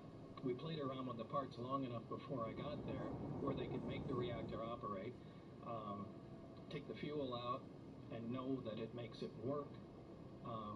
How exactly what was going on in the reactor remained a mystery at the time. I think we made some progress on what was going on inside, but I don't think anybody really knew anything. They could just watch what was going on and make note of it. How long were you there? I'd say about 6 months or so. And what progress was made while you were there? Well, we came up with a bunch of reasonably good ideas about how the reactor worked. And one of them was the square base of it was essentially like a cyclotron, which is a small particle accelerator, a circular one. Particle accelerators, or linear particle accelerators, are just a, long tube essentially, and they accelerate particles with high voltage and, radio frequencies till they reach high speeds. But a cyclotron does that in a small circular area. And there's this very heavy element fuel, element 115, something that wasn't on our periodic charts at the time. But it is now. It is now, yeah. When did it become on the periodic table now, the charts now? I don't remember. Do you remember when they... 2004, Darmstadt, Germany, I think, is where they first fabricated 4 atoms. They lasted 220 milliseconds with the atoms. It's nothing, right? And then it later was discovered a couple more times they could fabricate it. Then they gave it a place then on the periodic chart after that, called it moscovium. So they told you about this stuff in 1982? Yeah, well, we kind of... 1982. What year was this? It was 88 and 89 when I was there. Oh. 82 is when 82 was when you were at Los Alamos. I'm sorry. Yeah. So 88, 89, they told you about this stuff. So this was not like... No, they didn't tell me about it. That's one of the things that this group came up with. The God, I keep losing my train of thought with this thing. So this one area, this element 115 was the fuel. Yeah, it was the fuel.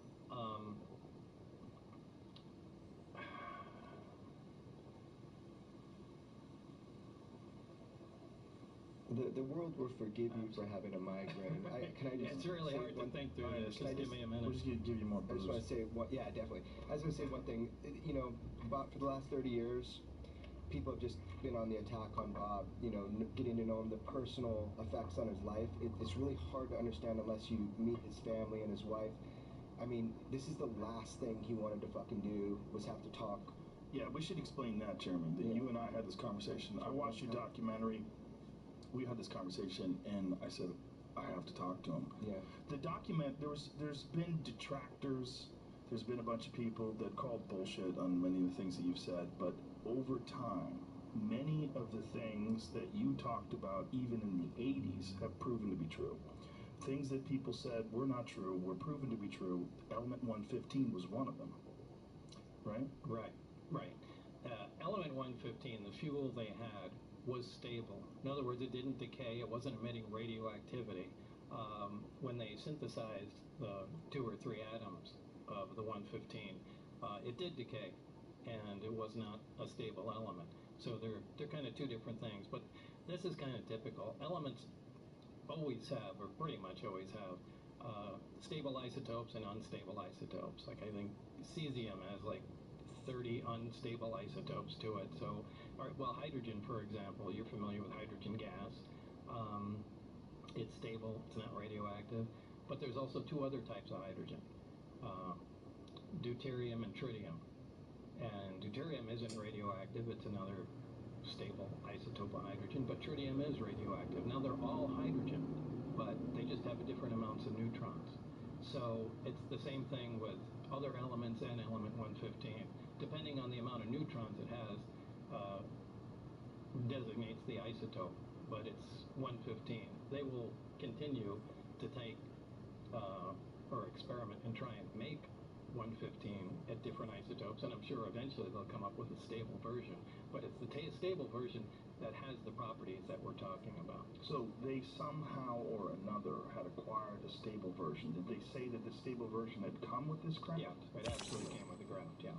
So at the time, you having a firm knowledge of the periodic chart and knowing what was real and what wasn't real, what was your reaction to having this stable element 115 that wasn't even supposed to exist? Well, everything was impossible. Right. I mean, down to the metal. I did get a chance to look inside the craft on only one occasion, and this was important because where the reactors sat might have been critical to how it operated, since everything operates without any interconnection, so the placement of components might be critical. So they allowed me to go inside and look at it. Again, I forgot where the hell I am. So you're going into this craft, and what are you thinking when you're inside of it? Like, what are you seeing? It's a very ominous feeling, because there are no, first of all, everything is one color. It's like a dark pewter color, and there are no right angles anywhere. It's as if somebody took, I've said this before, somebody took a model and fashioned it out of wax, and then heated it just for a short time so everything melted. Everything looks like it's fused together. Everything has a radius of curvature where 2 items meet. It's a really weird looking thing. But there was almost nothing other than a small foldable hatchway that looked recognizable. Everything was really unworldly, to pick a way to describe it. So you get inside this thing, and it's designed for something that's much smaller than a human being. Yeah, you can't really stand up till you get to the very center of it. And how tall are you? I'm 5'10". And what do you think this was designed for? I'd say something close to half my height. Wow. So these little 3-foot tallish creatures. Yeah, and the seats were small too. I mean, obviously it was made, you know, for something small. But there is no, like, there's nothing else in there. There's just seats, the reactor, and some of the subcomponents. There's no control panels. There's no bathroom. There's no decorative components or artwork or anything that you would recognize or trim. I mean, it's just a very bare bones thing. You're not seeing any screens. Well, there are archways around it that are part of the superstructure, and one of the archways can become transparent. When I was in there, there was another group working on one of the archways, and you could call that a screen, more or less. So through that archway, it would maintain the solidity, the solid, whatever metal it was. Yeah. But you could see it just through became transparent. Yeah. I saw that happen once or twice before I left. Did you ask any questions about what the fuck? No, there's no asking questions. There's no asking questions. No.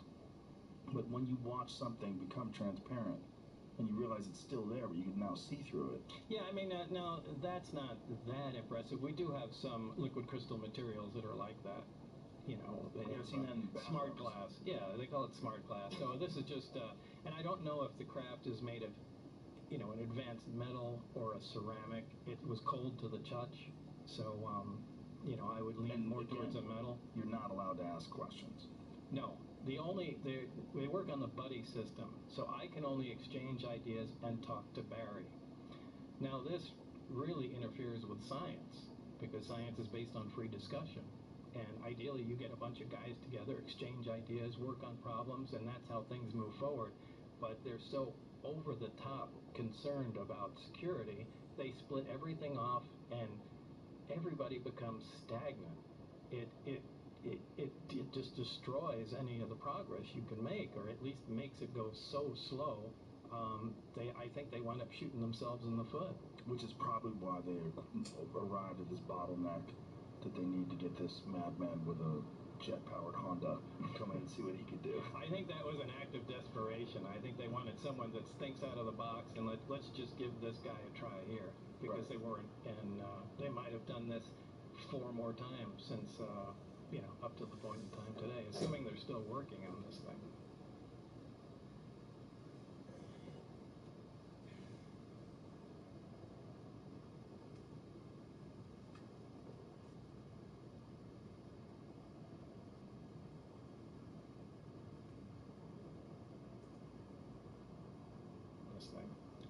And when you see this craft and you're inside, was there any indication that there was an area that they would use to control it, to pilot? Was there a pilot seat? There were 3 seats. They sat around, the reactor was in the dead center of it, and then equidistant around there were 3 seats. So and that's all. There was a large, they're not consoles, they're large rectangular objects, also spaced equidistant around the center. There's nothing on them, there's no buttons, there's no lights, there's no control. The same color, the same Everything is the same color. Just a different shape. Right. And directly underneath them, there's 3 levels in the craft. The main level is what we're talking about. Directly under that, those are the gravity amplifiers, the big rectangular objects. Underneath them are the gravity emitters that look like, you know, for lack of a better word, hanging on a pipe. 3 of those. And then the top layer, this is just my personal belief, I think that has to do with a navigation or their version of a computer with some planar panels, sensor panels around the craft that we would call portholes, but they're not portholes, they're just black areas. And I think that just determines its, you know, position in space. But I physically was in the center section, and I stuck my torso in the bottom section and hung upside down so I could see how the gravity amplifiers were positioned. What is roughly the size of this thing? It's I think I don't remember from being there, but after all this stuff was over, I had John Andrews, a guy from the Testers Model Corporation, and we sat down and tried to figure out from what I saw and known sizes of things, and we came up with 52 feet in diameter. And So I think that's that's very small. Yeah, so I think that's a fair, a reasonable. Yeah. Now you said there's 9 of them, and you got a brief glimpse at the other ones. How were they different? Oh, they looked completely different. One looked like I called a Jello mold, and it looked like a classic Jello mold with the rippled sides to it. One was a very flat disc, like like a straw hat or something like that. That was sitting up on its edge, and the thin part of it looked like a projectile had been fired through the edge of it. So I don't know if they were attempting to see if the metal could be penetrated, or if that's where the thing came from. Maybe it was shot down. But that was the only one where I saw there was, actual physical damage to it. And that one was roughly the same size? They were kind of too far away to tell. And there were several teams that were working on the propulsion system, so there was different teams that were working on these different aircrafts? I don't know. I could only assume. Now, when you're sitting in this thing and you're looking at this otherworldly craft, your goal is to try to figure out how this thing functions. Your goal is to try to figure out how this reactor, you would imagine they would give you more time than just one day to check that out. Oh, it wasn't one day. Right. Yeah, I mean, Barry was there.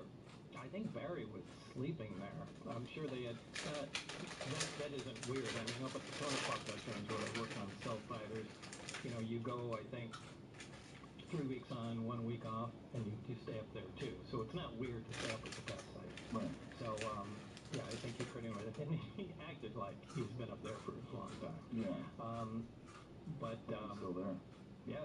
Who knows? Do you have contact with this guy? No. Oh, no. I wish I did. I kind of thought he was going to come out after I did. Right. And I think I took so much flack and it's so much shit for what went on. I think I wound up helping security there, and everybody became afraid of, doing or saying anything after that. So what kind of reports did you have to give? So you're not making much progress, right? You're just trying to figure out what this thing is, and it seems impossible. Well, we didn't personally make them. I mean, we were always, there was never a lot of information that we gained. The guy, you would call him our supervisor, his name was Dennis Mariani, and kind of a military-looking guy, and he would routinely pop in, during the day, and, hey, what's going on, guys?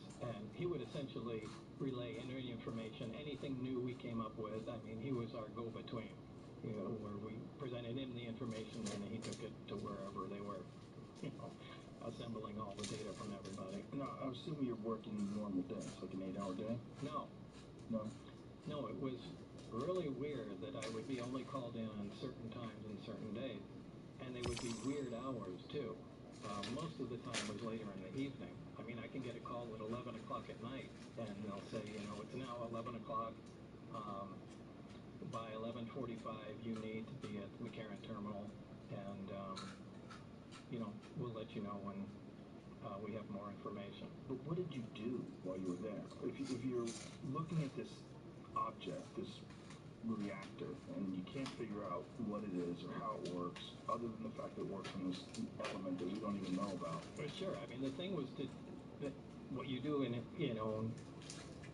with anything. If you're trying to analyze it, all you can do is perform tests. And all we did is try and come up with every kind of test we possibly could. I mean, we tested, it violated a lot of what we thought was impossible to violate. I mean, one of the first laws of thermodynamics, I mean, essentially, any machine, any device that operates always makes extra heat. Nothing works at 100% efficient. Even the headphones you're wearing, anything that takes power, some of that power is going to be converted to heat, and it's just wasted. This didn't. I mean, we looked at, back then we had infrared cameras. They're different today, but back then you had to pour liquid nitrogen into the camera to cool the sensor down.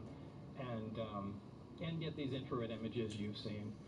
But it never got, no matter what the load was on the reactor, it never got above the ambient temperature, which is impossible. I mean, you're, pulling out huge amounts of power, and nothing ever gets warm.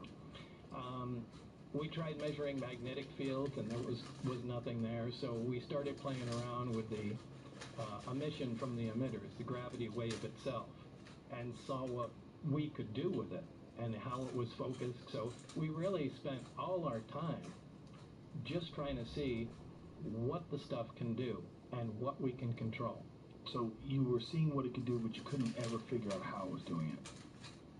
No, not really. I mean, we really could only use or come up with a best guess. Now, I can't say we really, that I could absolutely state for certainty how anything actually worked. Now, how did you know at all how they were piloting it? Because they were doing some tests where they were having these things fly around in the sky, and this is what gets us deeper into your story. Right. I was out there for one test. Right. In fact, I was with Barry in the lab, and Dennis came in and said, "We're about to run a test. Why don't you guys come out?" Or I think he said, "Barry, why don't you come out here and bring Bob with you?" We went out there, and the craft was already outside the hangar and was just preparing to lift off. Now, they were in communication with somebody in the craft. So there was a person in the craft? Yeah, there was certainly a person in there. Now, it's not a comfortable place to be in because it's small. So the guy has to be sitting on the floor in the middle, my best guess. And this is the same specific craft that you worked on? Was, because that was the only craft that you were in? The only one that I touched and worked on. And it quietly lifted off the ground, which was incredibly impressive to see. Quietly or silently? Well, quietly, because it produced a little corona discharge from the bottom. A corona discharge is kind of a high voltage brush, little bluish glow discharge. As it was lifting off the ground, you can hear a slight hiss sound. Now, as soon as it cleared the ground by about 5 or 10 feet, maybe even less than that, the hissing stopped and the blue glow disappeared. So it lifted off quietly, and then it hovered silently, if you want to be specific. Wow. So then what kind of maneuvers was it doing? It took off, for that particular time, it took off, moved a little around to the left and right, and then sat back down. The craft itself, they communicated with it with because I saw the guy talking in a regular VHF radio to the person in the craft. And I even saw the frequency that was on the frequency counter, the communication, the transceiver there. But what's weird is he shouldn't be able to communicate with the craft with a radio. The radio wave should bend around the craft. I mean, it shouldn't be possible. Every single thing about the craft and the way they operated didn't make any sense to us. I mean, that's something we talked about for a while after. Why should the frequency bend around the craft? Well, you really have to look at the way the gravity wave comes out of the craft. There's the reactor's in the center, and there's a waveguide that goes up to the top. There's actually a small appendage that sticks out of the top of the craft, and it produces a heart-shaped gravitational distortion around the craft. Now, if the craft is sitting in the air, and you walk underneath it and look up, you actually cannot see the craft. The light bends around it. You're bending, gravity bends light. It bends radio waves. It shouldn't be possible to communicate with a craft that has an envelope around it that's distorting all forms of energy. But they were apparently in contact with it. Somehow or another, through some unexplained way that they didn't bother explaining to you. Mm-hmm. So this thing gets up, it just does some very simple maneuvers, left, right, goes down. And did they discuss this with you? I mean, they said they wanted you to see it. No, they just wanted, they didn't discuss anything with me. It set it sat down, we looked around for a bit, and Barry said, let's go back. We went back in the lab. All we got to do was see it. Fast forward to some months later, I did have the test flight schedule of the craft. Now, they had times they had designated high-performance tests. This obviously wasn't one that was a high-performance test.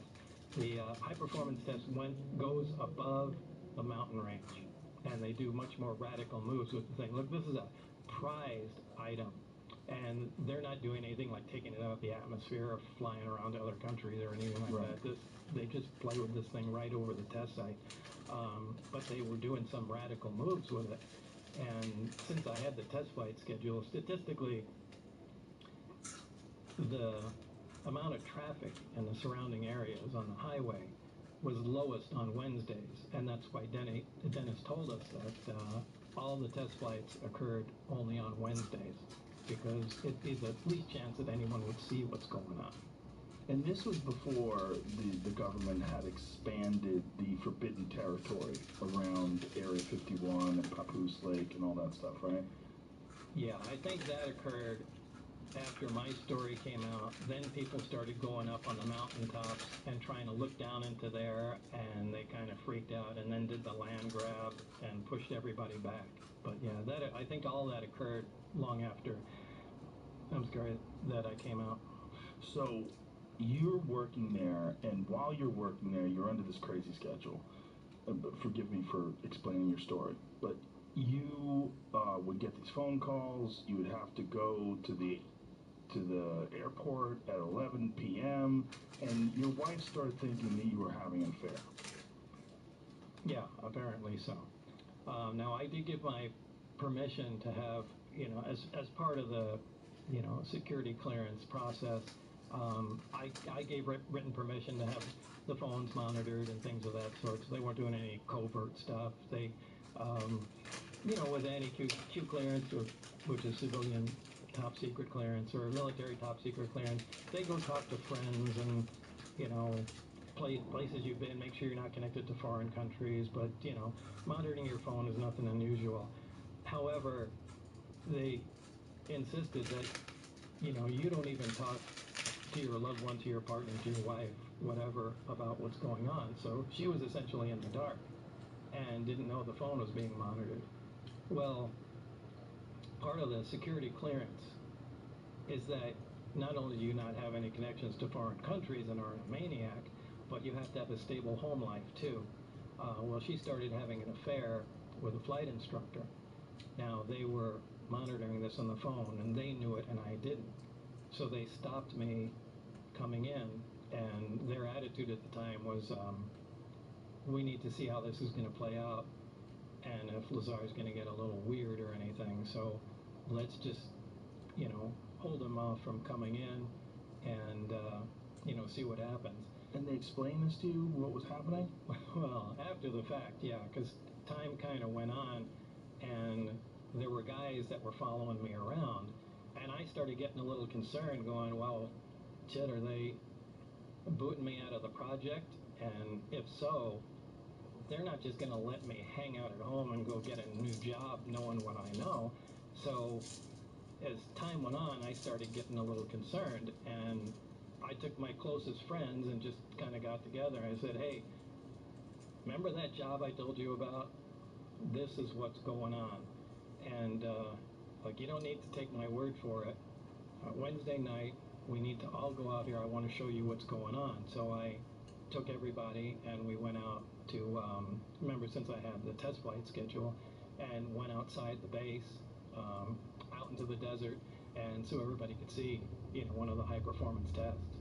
And, it left quite an imprint on everybody, so they knew I wasn't. And there's videos of these tests, right? Yeah, but remember, this is it's in the dark in the 80s with a big monster-sized camcorder, and you got, a bright light jumping around, but, yeah, I mean, we did video of it, but there's no, by today's standards, it's... But is your video specifically available, the video that you took? Yeah, well, George Knapp has it, Is it online?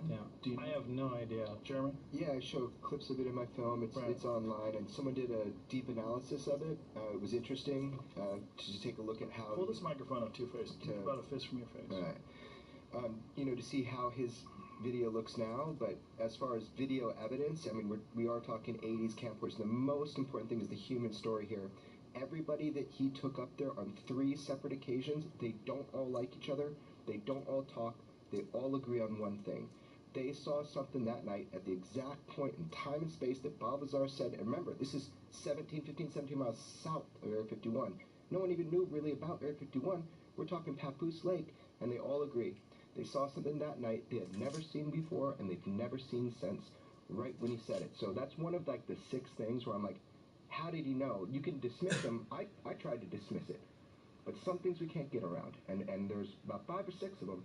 How did he know about those? If Jamie wants to find that video right now, what would he look under? Bob Lazar, UFO, S4, Area 51, just kind of like that. So it's like the S4 UFO video, Bob Lazar. And the guy does an analysis, but you're analyzing these 80s videos. Right. He from the very beginning, Bob never said, I have proof of my story and I'm going to tell the world. He said at the very beginning, I cannot prove my story. That's not why I'm telling this. George Knapp convinced him to tell people, and he lived through it, and I didn't believe it either until I talked with George. Okay, so you filmed this test flight, one test flight, and then you get caught. Actually, it was, I think, the 3rd time, because we went out there the first time. Everybody saw it. Everybody was amazed because it did some radical maneuvers, and you know, everybody had a lot to say about it. Maneuvers that I've seen the video. It doesn't. I don't think there's something we have now that does that. No. In terms of like a human piloted craft. I mean, I don't know, obviously, with the government. No, it's impossible. Nothing can move like that. And remember, we didn't start filming from the very beginning. You know, we were waiting for something, you know, to happen. The craft took off, and it came flying at us, stopped, you know, turned at a right angle, flew back, and then, you know, after it did some, you know, amazing stuff to get the camera, and then we started filming. So it doesn't have all of it on there; it just has some. The way I describe it to my friends, and they said, "What is it?" I said, "Take a laser pointer, and then have a wall, and then move it around the wall." Like, you know how it moves around the wall? It doesn't seem like it has anything to do with inertia or physics, or it's not impeded in any way by the atmosphere. Yeah. That's what it looked like. You're essentially separated from reality, as crazy as that sounds, with being encased its own gravitational envelope. Inertia is not going to affect it. And, you know, this is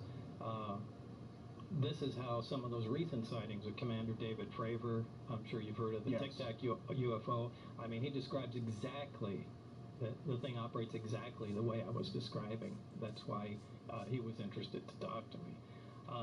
But we saw this, and, you know, on the way home, it's like, hey, we got away with it. We should try it again the next test flight day. So this became a thing to do. And I think it was on the 3rd time that we got caught. I mean, we started becoming a little careless. I think we took a motorhome out there, and, you know, I mean, it was like the stupidest thing you could possibly imagine. Start tailgating. Yeah, it was ridiculous. And again, you're in your 20s. Yeah, and, you know, what was funny was we went out there, and my friend Gene Huff and I were leaning on the front of a vehicle, and just for some reason we just started talking shit. Like, well, I hope they realize that, I don't remember what we were saying, but, you know, it's something about attacking the base or something along those lines and stealing the craft or something like that. So crazy. And then about 20 feet in front of us, we see a little green light fall on the ground and roll to us. And unbeknownst to us, now it's pitch black, you can't see your hand in front of your face. There were a bunch of guards standing right out there, and they had a night vision scope where they were, like, from here to the wall, looking at us, listening to us, and the guy dropped it, and the scope rolled over to us, and you could see the green screen. We turned the lights on, and all these guys are there. So it was, whoa. Yeah. So we did incredibly stupid stuff and got caught, as we should have. So when they catch you and they bring you in, then what happens? Well, I went in for debriefing. The following day, I went to Indian Springs Air Force Base, which is kind of a defunct base that they used to use at the nuclear test site. And this is when they brought out the transcript of the phone call with my wife. And, you know, they sat me down and we said, you know, when we meant to keep the secret, we meant you can't tell your friends, right? You know, and it just being sarcastic and trying to. And then they got real serious.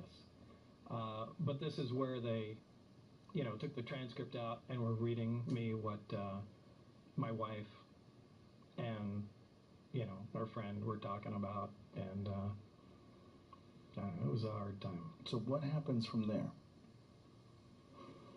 What do they do with you? Why don't they arrest you? I don't know. I don't know why.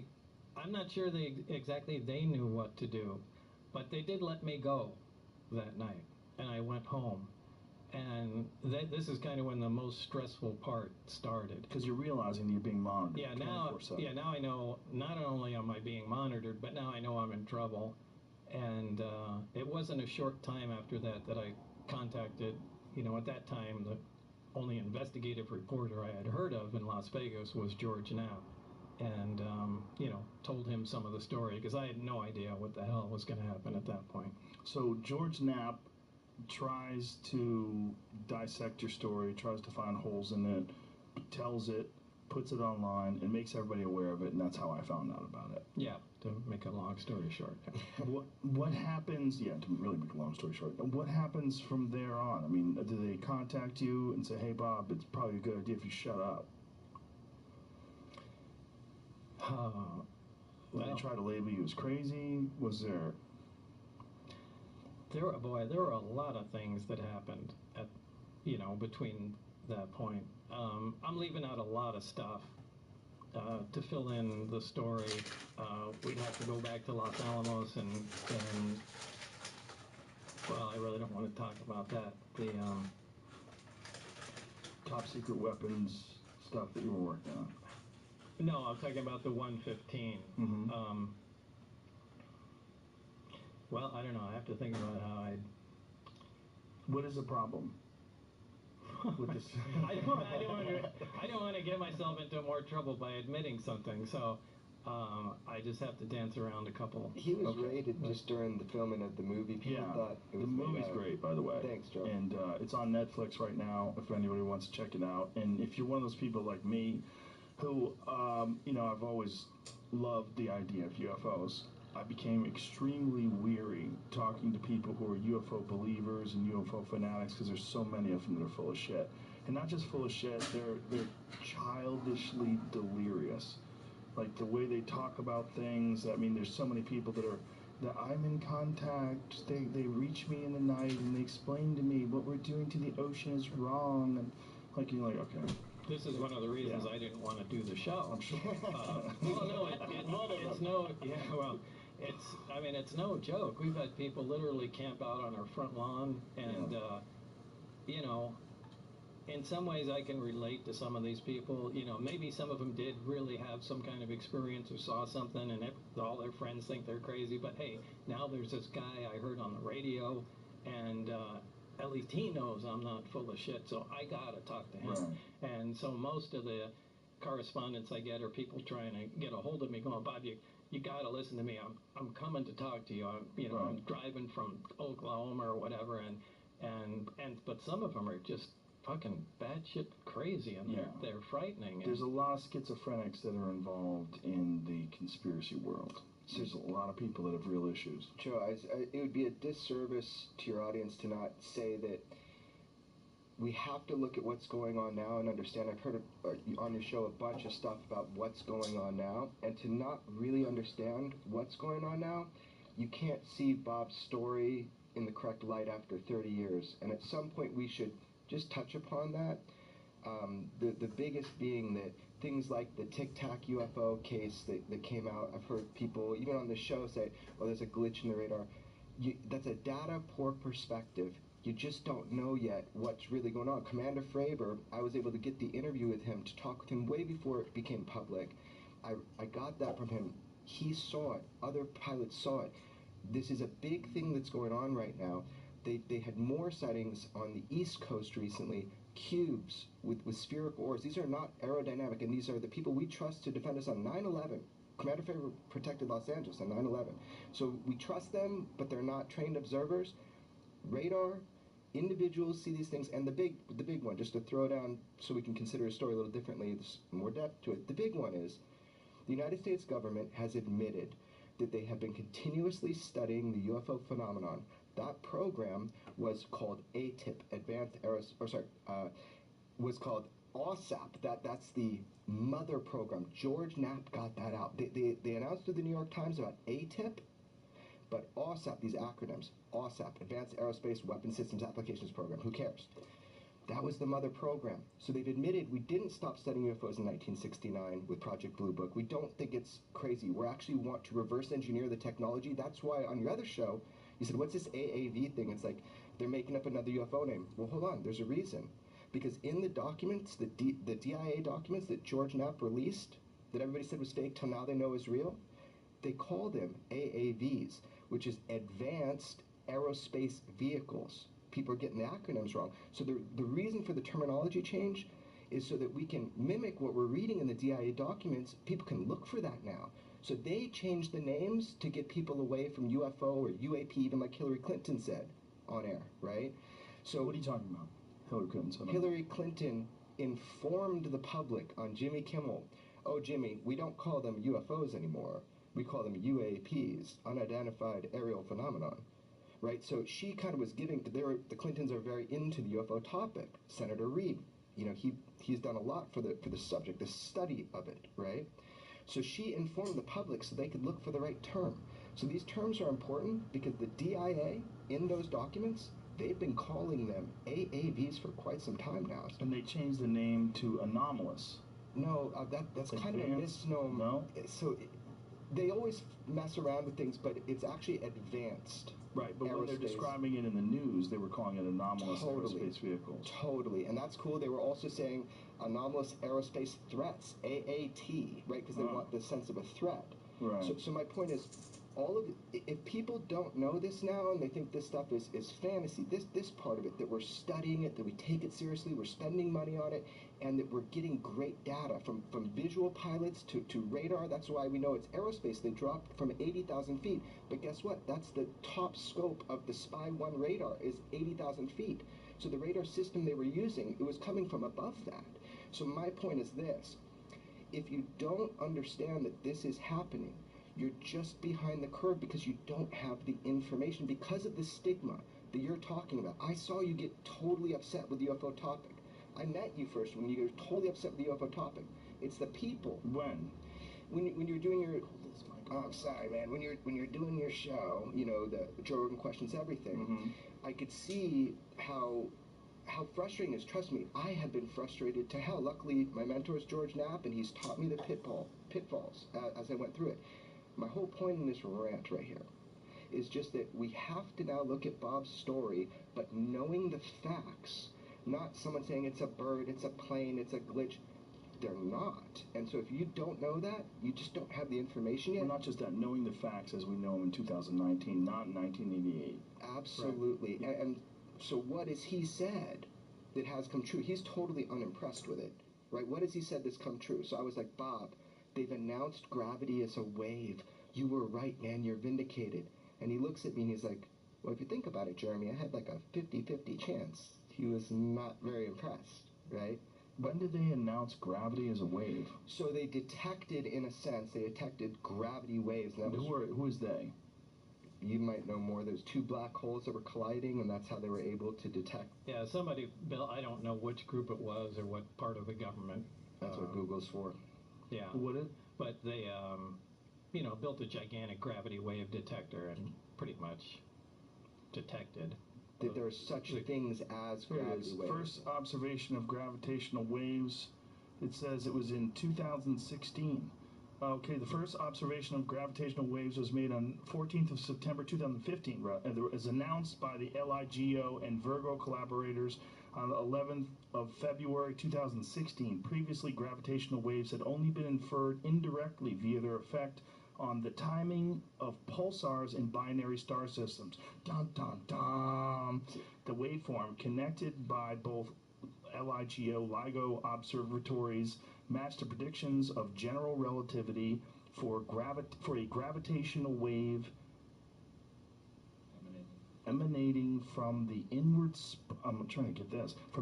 spiral and merger of a pair of black holes around 36 and 29 solar masses and the subsequent ring down of the single resulting black hole. Well,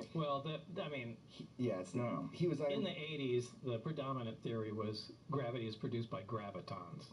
Okay. You know, theoretical particles, but they're not. They're waves. They're not particles. And that's so. The thought is that the way we experience gravity, it's based on mass, which is why the moon, which is roughly 1/4 the size of the Earth, has 1/6 of the Earth's gravity. So there's some sort of a computation you can make based on mass. Right. And remember, we can observe the effects of gravity, but we have no idea what it is. All we can do is observe it, and we can't make it. The only way you can make gravity is just put more mass together, and it's just a product of gravity. But if you have a machine that makes gravity, you can pretty much do anything. You can affect time, you can have force fields, all that stuff that's in science fiction becomes reality if you have a machine that can make gravity. And what we worked on in the desert was a machine that makes gravity. I love your analogy of dropping off a small nuclear reactor to the Victorian era. I love that analogy, because back then that was impossible. That was magic. What you're talking about here, the fact that they just discovered this 4 years ago, that this is a wave, and we're, as much as we know and as impressed as we are, as we should be, with how much more technologically advanced we are than every other creature on this planet, we're still, in many ways, in the adolescence of technological innovation. Absolutely. Absolutely. If even adolescence. And when you're talking about this binary star system, Zeta Reticuli, and who knows how much longer these things have been around than us, who knows what their evolutionary cycle's been, who knows what, I mean, we might be talking about something that's 1,000,000 years more advanced than us. Yeah, it could easily be. Now, I'm not in...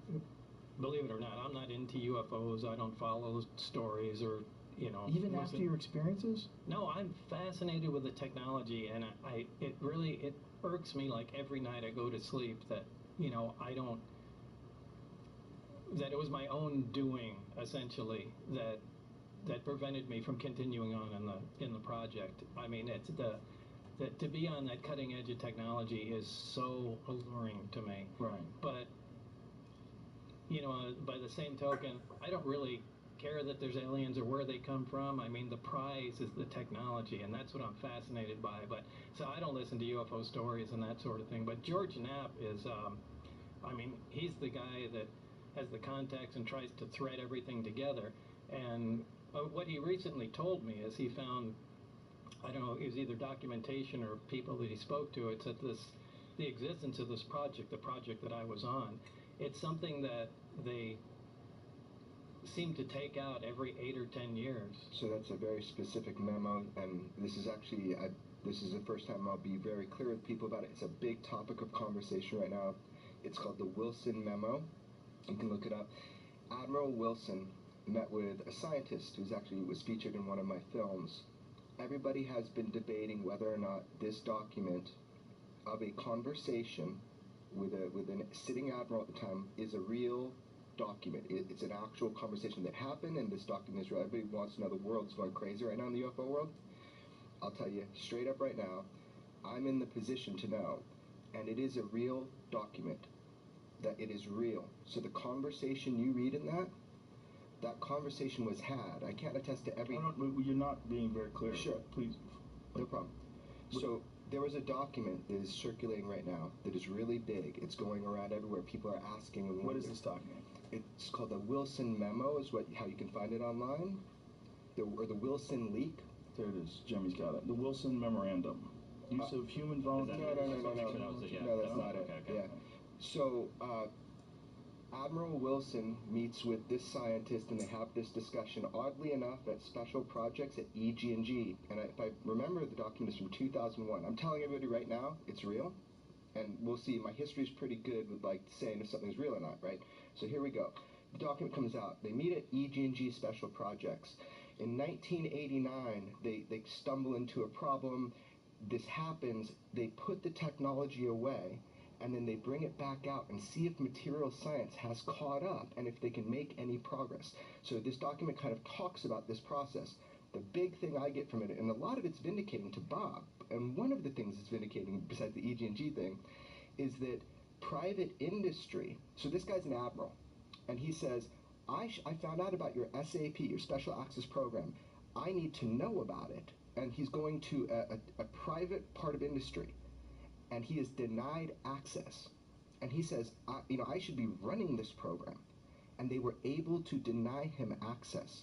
So I think the takeaway here is, check it out. I'm telling you that is an actual correct, that is a leak. Now, everything said in that document, I don't know. What are you talking about? What is said in that document specifically? It's between a scientist and an admiral that are sitting and they're having a meeting, and they're talking about the search for the UFO subject, the search to get special access program access to all of these different things like reverse engineering programs. So in this document, they talk about it. I believe that this document, the person that went was employed by Robert Bigelow, one of the guys that has a couple of orbiting satellites and all that stuff. He's the guy who owns Skinwalker Ranch. No, he's not. He was the guy that owns Skinwalker. Okay. Yeah, he used to own it. There's a new owner, and I interviewed him for my other film, but there's a new owner, and you'll be hearing a lot more about that soon. But there's stuff that you'll be hearing about Skinwalker Ranch soon because there's a new owner. Anyway, the whole point of this insertion here is just that document kind of validates a lot of this idea Bob just said, that they make a little progress, then they can't go anywhere, they tuck it away, and then they bring it back out 10 years later and start working on it. What is the limiting factor? I think Bob should speak on this, but it's the material science. Yeah, it's really where physics is, so I can see them doing that. I mean, I didn't have any information on that, but I think what George uncovered is probably accurate, that we try and do what we can, and once we reach a roadblock on we really can't figure it out, it's just friggin' wait, put the thing away, wait for science to catch up, and a decade later, let's take the project out again and see, all right, now where can we go? But there's got to be someone who remains informed, right? Oh, yeah. So you've got your scientists like you and Barry. You got your people that you compartmentalize. You got these people working on. Yeah, there has to be some people that know everything. You've got security, and then someone's going to be on the outside saying, "Hey, we need people to guard this building. Don't let anybody in for 10 years." I think a lot of that is private industry, and I think that's how they keep it. Yeah, I think that's how they because the government is just so leaky. I think that's kind of what they're doing. That's what the document kind of proves. You just articulated that it is in control of private industry. What private industry? Some aerospace company, something? I don't know. Yeah, the admiral wouldn't name it in the in the conversation. Right. Yeah. So they still have these things, supposedly. I would guess. I mean, I don't have any information on Have you ever asked anyone that has any inkling of any idea of where they got them or how they got them? No, but something must have been said to me from Barry, but it was just too long ago, and I can't quite remember what was said, but it just left a seed in my mind. I think at least one of them was part of an archaeological dig. So it's old. At least one of them is old. I don't know if it was the one I worked on, but I remember something to do with an archaeological dig. Whoa. So that means it's not just old, it's ancient. That'd be a great Steven Spielberg movie. Yeah. Right? As all of it would. Yeah, that tripped me out when he said that for the first time. Yeah, that's a freak out right there. Just a couple of dudes with some brushes looking for a Tyrannosaurus Rex bone. They hit metal. And when did they find it? That they have 9 of them. Yeah. Well, and how could we have not heard about that? What about the guys with the brushes? How could you uncover something like that? And Joe's newspaper at home does. I mean, they said it on that first day. Oh, you mean the Roswell? Yeah, the one you told me. Yeah. I have a cover. What is this here, Jamie? This is the document, but I had to do some digging to find it. Yeah, it's just kind of. Yeah, so this is where they meet at EG&G. This is Admiral Wilson, and there's a lot more coming out. Now, I want to be clear. George didn't put this out. He didn't leak this out to anybody. This is, I can tell you how Who recorded this conversation? So this was an employee of, at the time, Robert Bigelow. And this is in 2002? Right. Do you remember when he had that government contract called OSAP, the world all knows about now, and he had NIDS that studied the ranch? So that $22 million, everybody is saying it was for ATIP, Advanced Aerospace Threat Identification Program. The $22 million was for OSAP that was pushed through Congress, 3 congressmen, right, an astronaut. It was pushed through. And that's what that $22 million, by the way, they spend more money on Viagra every year than they do studying UFOs, if it was just this program, which I think is funny. They probably make a lot more money from Viagra. They probably do. From UFOs, too. Well, you never know how it seeds into population. But anyway, this program, this is what was the mother program. So it got the $22 million. And really, it was to study Skinwalker Ranch, oddly enough. That $22 million all was inspired by the phenomenon they were seeing at Skinwalker Ranch, because the scientists, they're seeing vehicles come through like a space in the sky. Yeah, we went there. I went there right. with Duncan. Yeah, we interviewed a bunch of people that seemed full of shit, but a couple that didn't. It was very, very interesting. Totally. And if you look, I spent a lot of time in the area. I'm not talking about those stories. I'm saying there were scientists hired by the government, right, through Bigelow to study the ranch because they thought it was important. And, you know, whatever. The point is that $22 million was to study that. Then we have ATIP, which is like an auxiliary kind of program of military sightings, like Commander Fravers and that sort of thing. This document is just one of those things that has now come forward that through the Bigelow studies, it was government funded, and then it was personally funded and then government funded. It's just one of those things that kind of shakes you, because you got this military guy who can't get access because of the private industry that's holding these non-terrestrial materials, that they can't study it. So that's the claim right now. Give it some time, let people dig more into this. It's fascinating, man.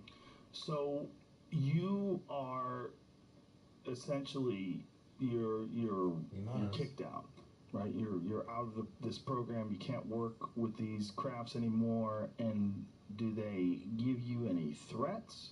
Do they tell you what you have to do from here on out? Yeah, well, I mean, the way it ended was I told George Knapp all this stuff, and, you know, he said, well, let's just get it on tape. Should something happen, at least we have a record of it. And I don't remember what the impetus was, but at some point, George wanted to air it, and he said, you know, you make the call on it, and look, if at any point you change your mind, we won't air it. And it came down to the day where George wants to put it on the 5 o'clock news. He said, hey, this is important stuff. People have to know about it. And I thought it was, too. I thought it's kind of a crime. I know you got to keep the technology secret, but you can't not tell everybody that this stuff is going on, that we have, you know, actual hardware from another civilization. It's a big fucking deal. You know, probably the biggest one there ever was. And George said, you know, today's the day, we got to put it on the news or something to that effect. And when it came right down to the time to air it, I changed my mind and I said, we're not doing it. And that's what turned into the famous wrestling match between me and George, trying to get the tape, but he won because he was a bigger guy. So you actually physically wrestled? Well, I think it was more of a pulling match. I don't think we ever hit the ground, but he got the tape, we put it in the player, and boom, 5 o'clock news was on. And then I got a call after that, and they said, it was from Dennis. They said, do you have any idea what we're going to do to you now? And he hung up the phone. That was the last communication I had with him.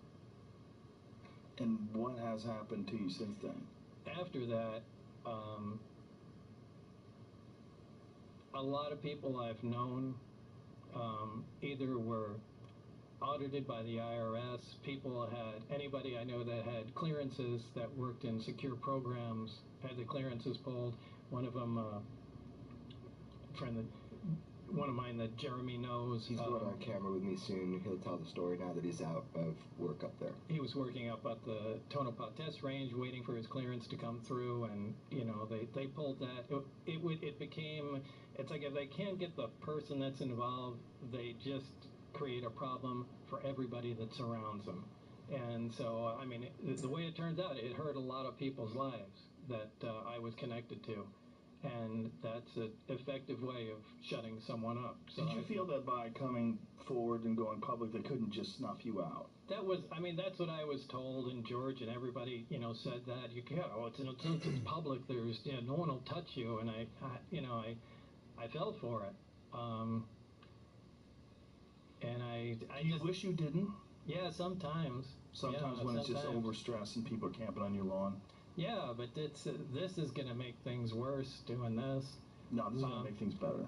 That's what I was trying to tell him. How is this going to make things better? Well, because you're getting a real chance to explain yourself in a way that's going to make people who not only work in the government, people that are police officers and firefighters and first responders and doctors and scientists, they're going to empathize and empathize with what it must be like to be a person like you in your 20s who gets thrust into this world unknowingly and confronted with one of the most, if not the most, important discovery in the history of human beings. The big question, are we alone? It's the number one question. There's two questions, right? What happens when we die, and are we alone? Those are the two big questions. Right. And if we're not alone, and someone knows we're not alone, and these some people who know we're not alone are these bungling sort of... Even if they weren't, folks. it's a crime that they're not telling the rest of us. But I don't mean bungling in terms they're incompetent. I mean they can't be competent. It seems to me, to what you're describing, that no one can be competent with this technology.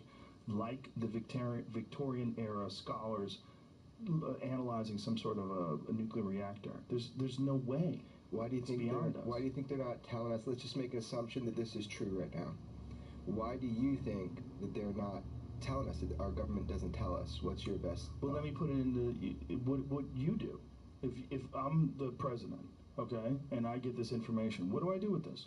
What do I do with this? There's something that we don't know. There's something we don't understand. There's something that came from another world. We got it tucked away in the mountains. And just wanted you guys to know about it. Hey, sleep tight. Hey, American Idol's on tonight. Who do you think's going to win? Yeah. Who's going to win America's Got Talent? That's not going to happen. So one is uncertainty, and the other one is what Bob and I have talked about a lot. Absolutely not knowing what to tell people because you don't really understand it yourself, even though you've got What do you say? If you want to run a government, you want to get people to pay their taxes? But there's something else. Yeah. What do you say? So you have these objects flying with impunity, right? But you have something else. Well, not only that, what can you say? Like, how much do you really know? I think it's mainly the technology. They just want to keep the technology secret because if there's, whoever gets this wins, dude. Yeah, you control the world. You literally become invincible once you master the technology. You cannot penetrate a field like that. So imagine I know it's all science fiction, but science fiction turns into science fact. If you have real force fields around aircraft and battleships, you win. You win. You can force your will upon anybody. And like I said, there's so much more to the story. When I was first there were Russian scientists at S4. This was early on in the project. So this was before Operation Paperclip became public as well, right? So I would imagine. That was... I don't know what the dates were. Yeah, when was that? When did that... Was that... 98, I think. 98. Yeah, I don't know the dates on that. So it's roughly 10 years later, Operation Paperclip becomes Freedom of Information Act. We're talking about Russia, not Germany. He's talking about Russian scientists. Yeah, but I mean, Russian scientists, a lot of them came from Germany. A lot of those rocket scientists that work with NASA, they all came from Nazi scientists. Got it. So some the Russians got some of them. I just know at some point there was intense cooperation with Russia. I mean, even exchanging some ideas on nuclear weapons and EMP tests and some things we would never have discussed with them. But at the same time, it was in the late 80s. They were involved and actually in the area at S4 with us. So you got to communicate with these guys, or you saw them? No, I knew they were there. Barry would talk about the commies that were there. The commies? Yeah, the commies. And that was back when they were the commies. Right? Yeah, they were real commies. At some point, it wasn't our group, but at some point, there was a big discovery made. And this did not happen when I was there. It happened in between my trips to there.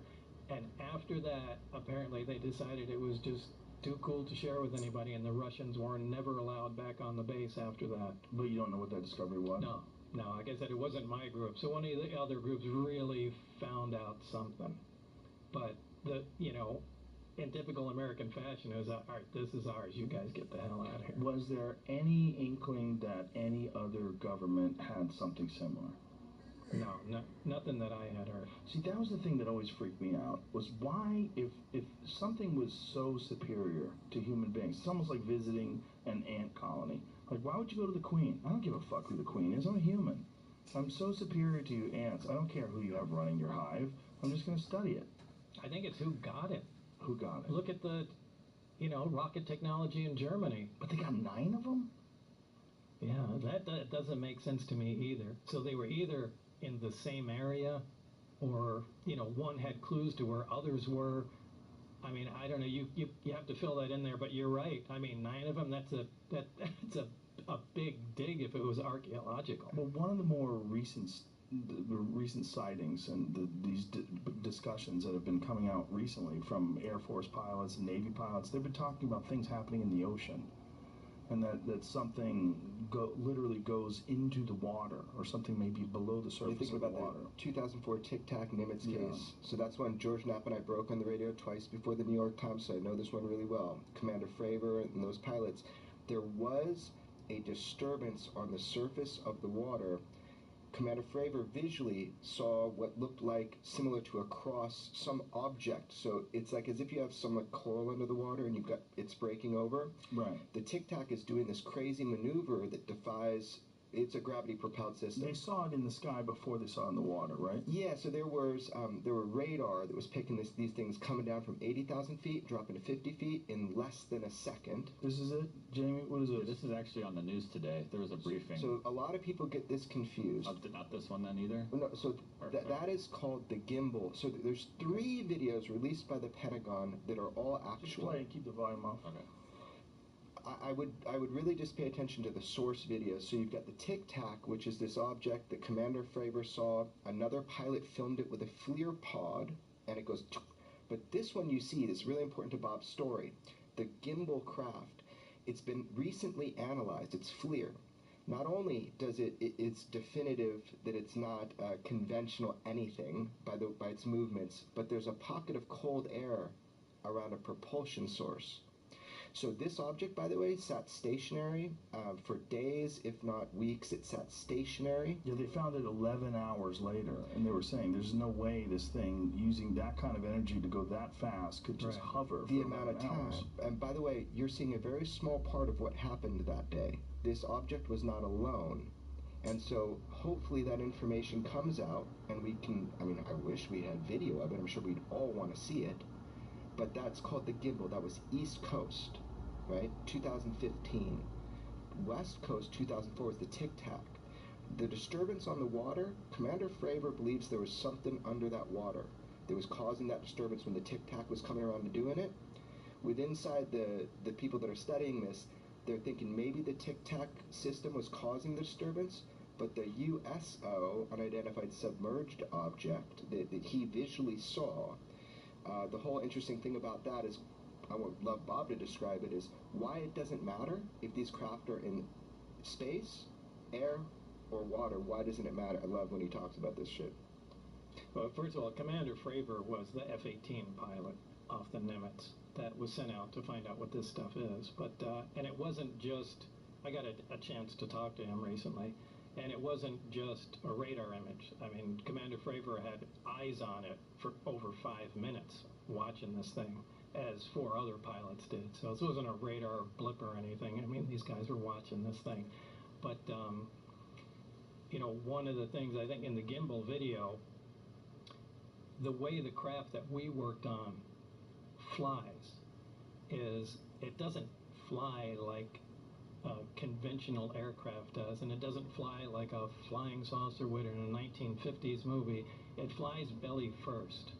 I mean, it may set down conventionally, but it always rotates. It does a roll maneuver, puts its belly towards the target, and then moves away So at it'd high be like speed. a car flying with the wheels forward. Right, right. I mean, it may land on the wheels, but at some point when it wants to leave, Flips up, points the wheels where it wants to go and takes off. And the gimbal video, you can see the craft do the roll maneuver, and it's really interesting. It behaves exactly like the crafts that I worked on. So much like we have different shaped aircrafts and fighter jets and cars, they probably have different shapes of these objects that operate under similar principles.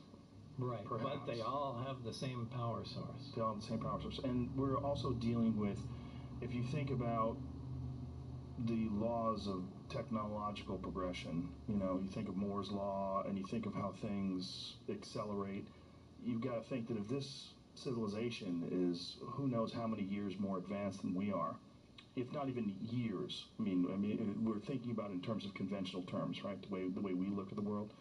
I mean, they might be just superior in terms of their intellect. They've got to be.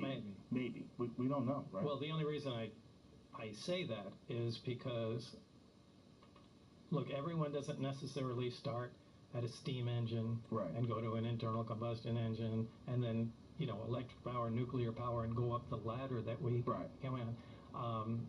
The binary, if the stuff is true about the origin and the binary star system, and they have heavier elements that we don't have, and this stable element 115 is a naturally occurring material, maybe that's the first thing they started experimenting with. And their version of their steam engine, their first product, was something that operated like this. And actually, when they came to Earth to look around, or whatever, they were amazed at the stuff we were doing. These guys burned stuff and squirted out the back to go forward. So, who says they follow any kind of normal progression like that? My thought was, if you went back to the 1400s and then you went from 1400 to 1500, you're not going to see that much of a difference technologically. Right. If you go from 2000 to 3000, I assume there's going to be a radical change. Right. Well, the delta, the rate of change is magnificently higher than it used to be. Right. So if you think about what they had in 1988 and you think about what they probably have in 2019, just logically, it seems like they would advance. I would think so. The only question is, are they living? Is that a living thing in terms of like a biological thing? Or are they some sort of an artificially created creation like we are working on right now? I mean, we're in the middle of working on artificial reality, artificial beings, sentient beings, artificial intelligence. There's silicon-based life forms that they're essentially trying to create. Boston Dynamics at the company? You can make robots. Yeah. You can make machines out of flesh, right? So a cyborg or a cybernetic organism is just that, that's what a lot of people think those gray things are, that people call the grays. Yeah. Is they're machines printed from flesh. So what you're saying is not they could just be synthetic life. They don't even need to be machines. Right. Well, they seem to have no sex organs, the way they're described by people that have had interactions with them, assuming these people aren't liars or crazy or whatever. Right. That they have no sex organs and that they don't seem to have any muscle. They're just almost like a frame. Right. And they have enormous heads. I mean, if you look at Australopithecus or depictions of ancient hominids, and then you go to human beings, one of the things you see is bigger heads and weaker bodies. Well, you see a clear progression of evolution too, where for something like that, I would lean towards a synthetic organism because it looks like it was made for a specific task. There's no reproductive organs, so I mean that almost kind of leaves out any kind of physical evolution. Right. Well, that's also our bottleneck, right? Our bottleneck is our biological imperative. The need to breed, emotions, fear, anxiety, all these different things that exist in order to force us into making sure we reproduce. I mean, that's essentially what it is. There's human reward systems that aren't necessary once they can figure out a way to make some sort of sentient artificial life. Some sort of thing that doesn't have these biological limitations that we have. By the way, these craft, all these different kinds have been reported because it was confusing. I always thought of flying saucers what I heard Bob Lazar talk about, flying saucer, right? But if you look back in history, people have always reported the weirdest shapes. Like, none of them are alike. You know, there are the saucers, but you got cigar-shaped, you got, you know, the top hat-shaped, you have orbs. Why? Maybe they're serving different purposes. They're doing different things like we'd use different tools. And I want to be clear, the reason I know that memo is real is because I spent a lot of time with Dr. Edgar Mitchell, sixth man to walk on the moon. Last guy to film him before he died, right? That's how I know. I don't want any journalists thinking I got it from anywhere else. I know because of Dr. Mitchell, and he said the same thing. Maybe these things are performing different tasks, you know? And that's why... they seem, if you think about what an alien is in terms of our the sort of iconic image of an alien, like the Steven Spielberg Close Encounters of the Third Kind alien, they seem like what we'd assume a human being would eventually become. Right. And if these things are tiny, human beings are smaller than they've ever been before, they're weaker than they've ever been before, and there seems to be a trend in that direction. And this trend seems to be amplified by our technological progression. There are a lack of need for muscle strength and a lack of need for violence, and we're moving in a society to try to get away from all the things that we think are abhorrent about human beings and the terrible behaviors that we have. If we one day do give birth to some sort of an artificial being, like Marshall McLuhan's quote, "We are the sex organs of the machine world." You know, that one day we... Okay, I'll buy this. Yeah, McLuhan was brilliant. And that quote has always been one of my favorites. Because, okay, what are we doing when we're constantly technologically innovating? We're constantly looking for faster cars, better computers, bigger screens, faster, more resolution, more pixels, more this, more that, higher bandwidth, 5G, 10G. Right. What are we doing? We're moving into this, if you just follow it, objectively stand back, don't attach yourself or your civilization, your culture to it, and look at what it is. We're moving 100% towards technological innovation. If you looked at this species from afar, and if you weren't a part of it, you would say, well, what does this species do? Oh, they make things. They make things better every year. Beehives are the same fucking thing that you see 10 years ago. You go by, you see a beehive, it's amazing, it's cool, but they're the same fucking thing. They figured out how to do it, they make a beehive. Right. We don't do that. We make better things. What would you constantly? And at some point, I think that technology is going to fuse with us. Yes. And we're going to become... It's already happening. Yeah. And Elon Musk talked about it on my podcast, that we are cyborgs. You just carry it in your pocket. It's a phone. It answers any question you want. You can talk to it. It'll give you the answers instantaneously. It navigates you. It has all your phone numbers in it. It has all your contacts. You can get a hold of people. People are listening to you through it. It's connecting us in ways even involuntarily. Haptics, that kind of thing. Yeah. It's also getting on your wrist. How many people have iWatches, Apple Watches? They're right. on their wrist. Right, and that's only because we can't integrate them yet. But you know that point is coming. 100%. Yeah, I didn't joke about it last night, but I have a bit about it that I do. About the integration between humans and technology. That's... What would you do if you were a hyper-intelligence, right? Would you do the work yourself, or would you create some cool things called like humans to do it for you? Would you create things that are cybernetic organisms to come in with machines and do it for you? If you were a hyper-intelligence that has kind of changed like you've described, you'd probably create workers, right? Well, that's a vast conspiracy theory. I'm not talking about conspiracy. But it is a kind of a conspiracy theory. I'm asking you. Well, I mean, I don't think it's necessarily that. I mean, you could look at it that way, but that is the way a conspiracy theorist would look at it. The way I would look at it is like there's obviously a progression going on, a biological progression. There's some sort of an integration with technology. There's some sort of imperative, this need for technological innovation. It's inescapable. Everyone has it. And I think it's attached to materialism in some sort of a strange way, because so many people work so hard to get new things. And like, God, that seems so illogical and preposterous, and it makes people unhappy, and depression's on the rise, but nobody seems to be able to stop it. Like, why is that? Well, maybe it's because we are the electronic caterpillars that give birth to the butterfly. Maybe that's what we're doing. That could very well be. What our job is to do is to make some sort of a cocoon, and we don't even know we're doing it while we're doing it. Do you think a caterpillar is aware, like, hey, caterpillar, what are you doing? Man, I'm doing my thing. It's my job. I have to make a cocoon. Then I'm going to come become a butterfly. This could be a natural part of evolution. It could be. That we're just supposed to do this. Exactly. And make the jump to some sort of mechanized... Right. Yeah, non-biological. An orangutan that is fishing with a spear? No. They've figured out how to fish with spears. There's primatologists. Wait, without somebody showing them how to fish? No, they've imitated human beings doing it, and now they do it, but they do it independently. They're not trained orangutans. They're wild orangutan. Look at that. There's a wild orangutan. Okay, that's impressive. That's very impressive. Well, there's these primatologists. I guess you would call them primatologists. That's the term. That's a great biologist. Biologists that believe that monkeys and chimps and some of the great apes are moving into the Stone Age. That they've currently entered the Stone Age. Like, they're not staying what they were 100,000 years ago or 500,000 years ago, but they're actively using tools, and they're experimenting with different ways to use those tools. And then they're making tools out of stone. They're making tools out of sticks, and they're using them. Well, this might just be what happens. This might just be what happens. I mean, why else? Why the fuck would we work so hard?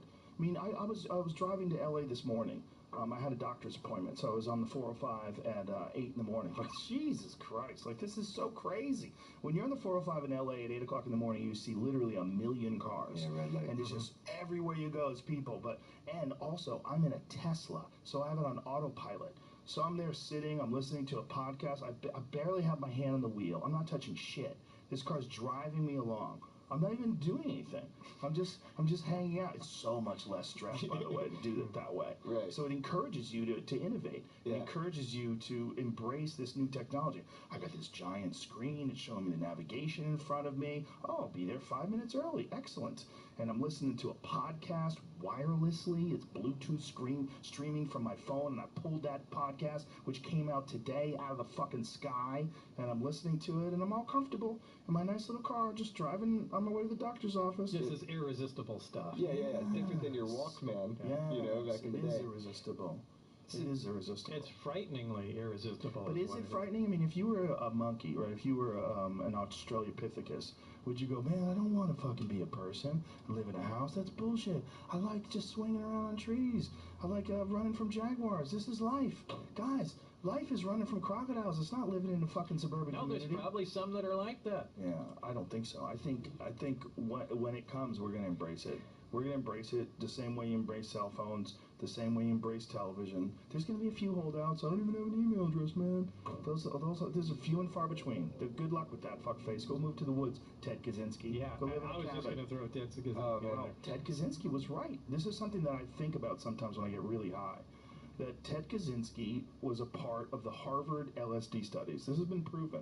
Ted Kaczynski, they cooked his fucking brain when he was at Harvard. And then when he went over to Berkeley and became a professor, his goal was to make enough money so that he could implement this program and live in the woods and then write his manifesto and start killing people that were involved in propagating technology. He was expunged from the Harvard logs, by the way. This is something my friend just called me about. So there's like this private library, and they used to print people's names whenever they were part of a university, and he was one of a handful of people that were expunged from it.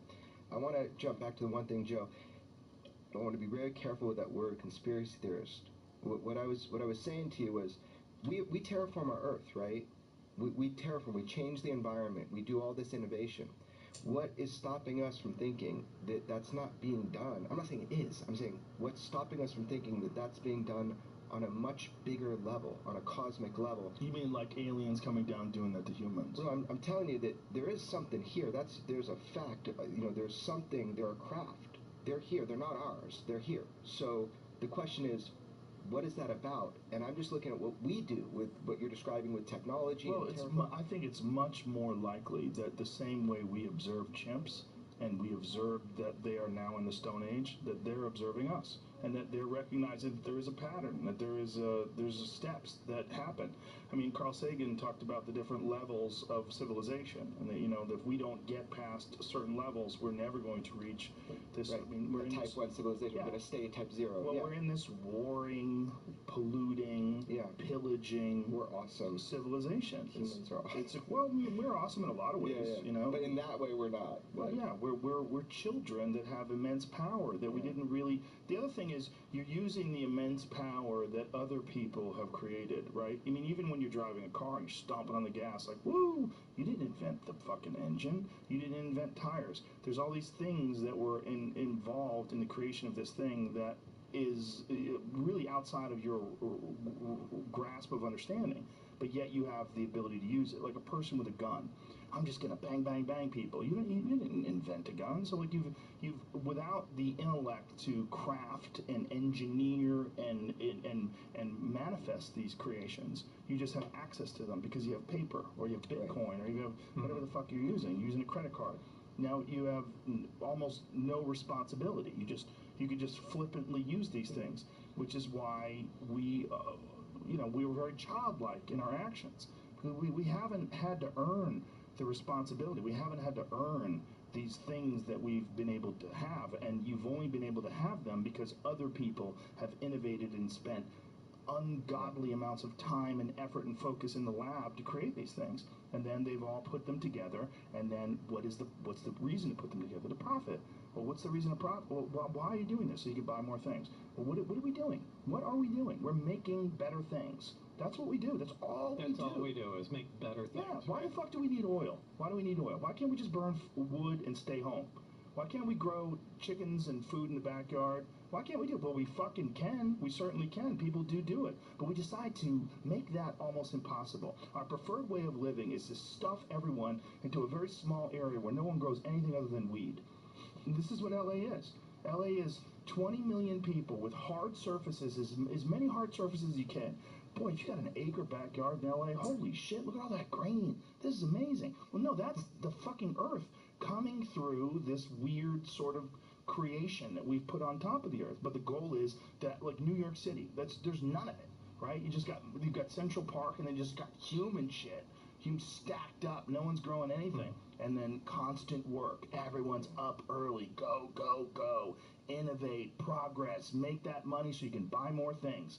And every year, hey, Apple, where's this fucking new phone? As if your phone isn't good enough. Like your phone's taking pictures and videos, and people are calling you, and you got applications that tell you which way the wind's blowing.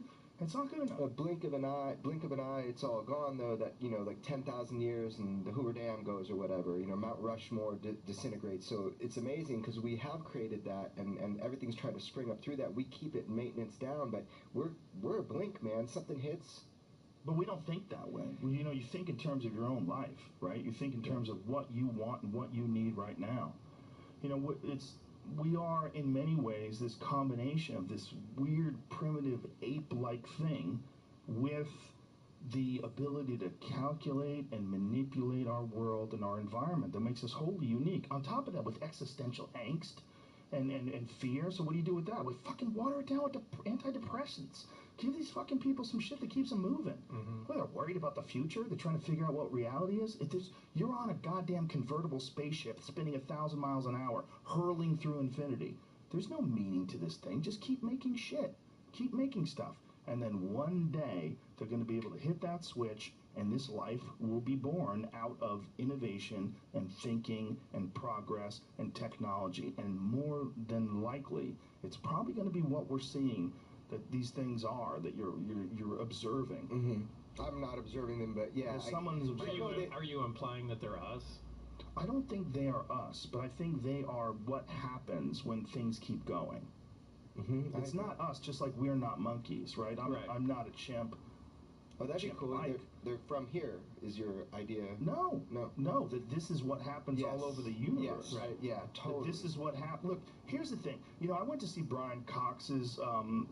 He has this amazing live show with Robin Ince, where they have these LED screens, these huge screens with high resolution depictions of the cosmos. And one of the most mind-blowing things was he has this large-scale image of the universe, and it shows all the individual galaxies of the universe, and it just keeps moving through all these galaxies in 3 dimensions, and it's fucking incredible. But what's stunning is the relative uniformity of it, even at you're obviously looking at an incredibly small depiction of something that's immensely large, like a galaxy of hundreds of billions of stars. You're seeing it as this little dot, but this little dot that's flying through space, surrounded by other little darts with very similarly spaced distances. Yeah, homogeneous all through, yeah. So, Mike, if we see uniformity in that form, in terms of like the distance between galaxies, so many galaxies, it's so similar. They might vary slightly, and that slightly might be hundreds of millions of light years, right? But there's so much uniformity. Why would we not assume that that uniformity exists pretty much everywhere, and that all these things that you're seeing that are so similar, you do see binary star systems, you do see single star systems like star, but there's also some speculation that Earth, that our solar system was one time was a binary star system, right? I mean, that's one of the speculations about that object that they find outside the Kuiper Belt that they think is 10 times larger than Earth. They think it might have been at one point in time a star, but this uniformity that you see, why wouldn't we think that has its same implications biologically? That there's some sort of a biological uniformity, and that this happens given the right sets of circumstances. Yeah, it could be. You should tell them some of the stuff that you read that you don't know is true. I mean, if the stuff was true about the propulsion stuff, I mean, anyway, Well, what have you read? What you saw too. I mean, you know. What are you talking about? Spill the beans, Bob. I gotta poke the bear here. Get some more liquor in you. Well, I mean, the only thing I could verify was what I had my hands on. There was talk of weapon systems. There were different projects. Project Galileo, Project Sidekick was supposed to be weapon applications of the craft.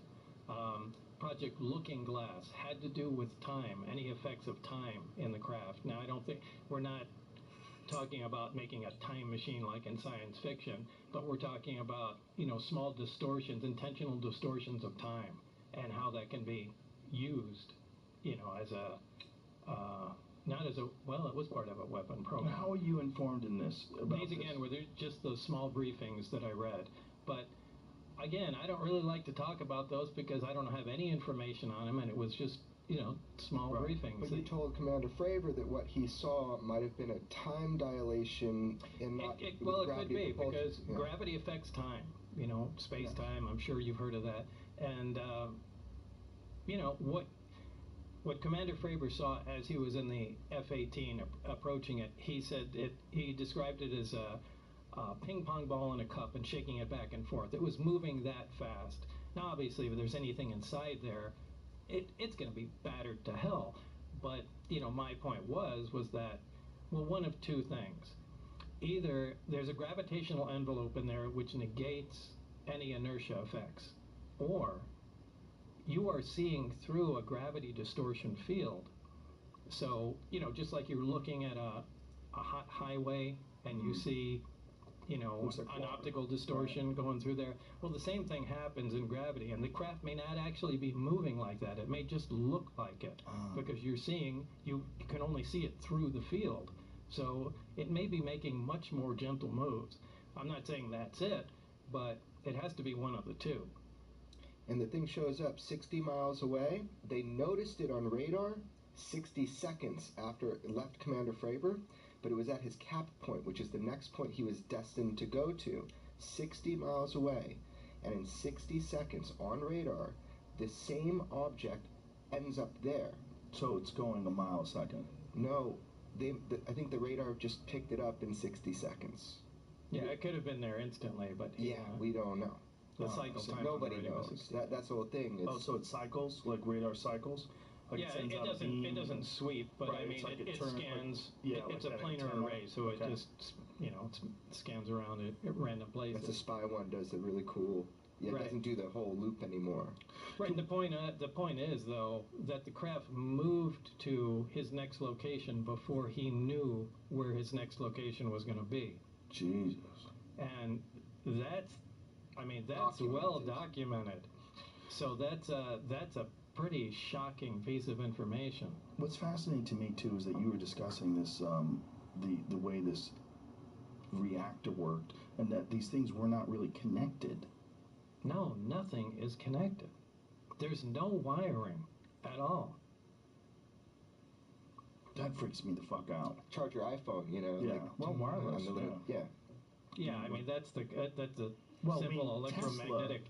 Yeah, I know, again, but that's just simple electromagnetic induction. Right, but I mean, Tesla, the scientist, had this concept of... Right, that's what I'm talking about. For other yeah. people that don't know what we're saying, that he wanted to send wireless electricity through the sky, and Westinghouse was like, get the fuck out of here with that. Like, when anybody could just pull electricity out of the sky? Can't meter it. Yeah, they couldn't We had meter this it. talk in the car right over trying to chill him out, you know, we're talking about Tesla and how he couldn't be metered and how it all went down, so it's funny you bring it up. Yeah. I mean, who knows what would have happened in terms of innovation had he been allowed to go forward with that. Well, we probably wouldn't have computers. You think?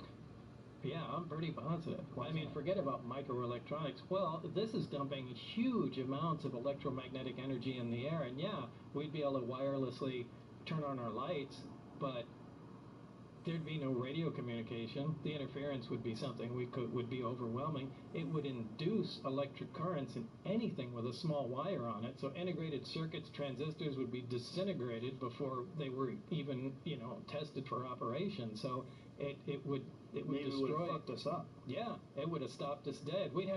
It'd be great. You could turn lighters on and heaters from all over the place with no wires, but it would stop modern electronics. And if we became dependent on it, it would almost be like our dependence on fossil fuels. Although it's destructive, it's very difficult for us to get off the nipple. It would have changed the course of how we developed, which is so interesting when you talk about it. A civilization, another star system, didn't even start with fossil fuels. They had 115 naturally on their planet, and they're like, cool, anti-gravity is pretty awesome. Well, the fact that I think it's important that actually happened. Yeah. It might have been stopped in its tracks for a reason. Whoa. And I think it's incredibly difficult for us to imagine technological progression under another timeline other than the one that we've experienced. Yeah, that's difficult.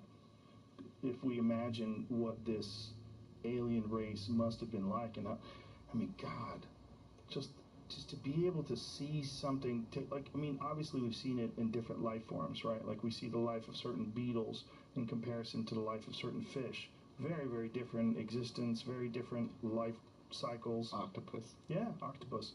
I mean, we see all these different variables in terms of biological entities on Earth, but we don't see it in terms of technological innovation, as we're the only one that's intelligent that can innovate. We have intelligent creatures, but they're in the ocean. The only other thing that are like us are dolphins and orcas and whales, and they don't have the ability to manipulate their environment. And subsequently, because they don't have the ability to manipulate their environment, we put them in fish tanks. And we're like, get in the tank, do some tricks. Right. The only thing he saw in the craft, if we were considering Bob's story, the only thing that he saw in the craft that he related to, that looked like a human could make, was this honeycomb hatch. And I always love that because you're like obsessed with this thing that you could recognize. I only focus on that because it was the one thing that I understood how it worked. What was it? And it was the access to the level below, and it was if you take you have a 6-pack of beer and you take out the cardboard dividers, set it on the table, you can put a lot of pressure on the top, but if you push it from the sides, it collapses flat. So it was something like that in a honeycomb shape that was essentially some sort of sheet metal, and you could walk on that in the upper layer, but if you took the corner, stuck your finger in, and pushed, it collapsed and made an entryway. So I thought that was a really unique, I'd never seen that before, and it was the only thing in the craft that made absolute sense to me. I said, we can make that, and all that is a hatchway. Was there any discussion about the materials that were used to make the craft? I'm sure there was, but that was the metallurgy division. It had nothing to do with us. So you never got not even the slightest briefing. I don't even know if it was metal or it was ceramic. I think there's a fine line between the two. Now, one of the things that's happened to you that has allowed people to discredit you was there's obviously been some sort of an effort to erase your past. Yeah. Some sort of an effort to erase your education history, your employment history at Los Alamos. In fact, the only way your employment history was proven at Los Alamos is someone got a directory of the employees from the past and read into it, and you were on that list. So it proved that you worked there even though people were trying to deny it, and they were trying to use that as a way to discredit you, that you never did work at Los Alamos. You weren't really a scientist. What was What was that like to experience? I mean, of course, we're talking about the 1980s, the 1990s, when you could get away with something like that. Yeah, obviously there were a lot less records on computers at that time. It was still file cabinets and folders. But yeah, that was frightening. That was one of the first things I sort of. I think George Knapp was the first one that uncovered that. I mean, he saw my birth certificate disappear. It disappeared. Yeah, like there was no record of you being. Yeah, there was no record of that. There was no record. His mom tells me about that. Like it was frightening for her. He's got a real family. You know, he's a real person. It's frightening for her. But the Los Alamos thing really surprised me, and that they were so adamant that no, this guy never worked here. Don't be ridiculous. And George went back and forth, you know, I got the letters on the wall. Yeah, months. I mean, it was ridiculous. But fortunately, somebody came up with a 1982 phone book directory. I mean, and also originally I told you. You know, when I worked there, I was on the front page of the paper, so they were still able to archive, you know, bring that back from the archives. And you know, Bob Lazar, a physicist working here at Los Alamos, so there was at least something there. But somehow George came up with the phone directory. And then Bob took George with cameras into Los Alamos. Oh yeah. So we flew out there, and I said, "Look, come on in. I'll show you where I worked. We'll go in. We'll meet people." And George went with me, and you know, filmed inside how to navigate the place. So and you know, met people, and you know, and Los Alamos was also the place where they had the machine that was able to read the size of your digits. No, that was that was S4. That was S4. And explain that. So now this was back in the 80s. And this is back in the 80s where when you discuss this, people are like, this doesn't even exist. Yeah. Okay. What was it? It was a way, you know, this is before fingerprint scanners and, you know, any high resolution scanner at that time. So what it was a device that had a little picture of a hand on a glass plate with pins in it, so you could jam your hand in there. And there was a bright light above it and a sensor underneath. And when you put your hand in there, the light would turn on, and it would measure the bones in your finger because the light shone through your bones. And apparently, the length of the bones in your fingers are extremely unique and easy to measure. And they used that. When you put your hands on there, the light would turn on and your badge would pop out. There's it right there. Oh, there it is. That's it. And I tried to describe this to people, and they said, that is the most ridiculous thing we've ever heard. And I said, hey, my badge came out of that thing. I put my hand on it, badge popped out, and that's how I could open the doors and get into S4. And you know, and everybody discredited that. They said it was bullshit. It was science fiction. And Jeremy, you found this.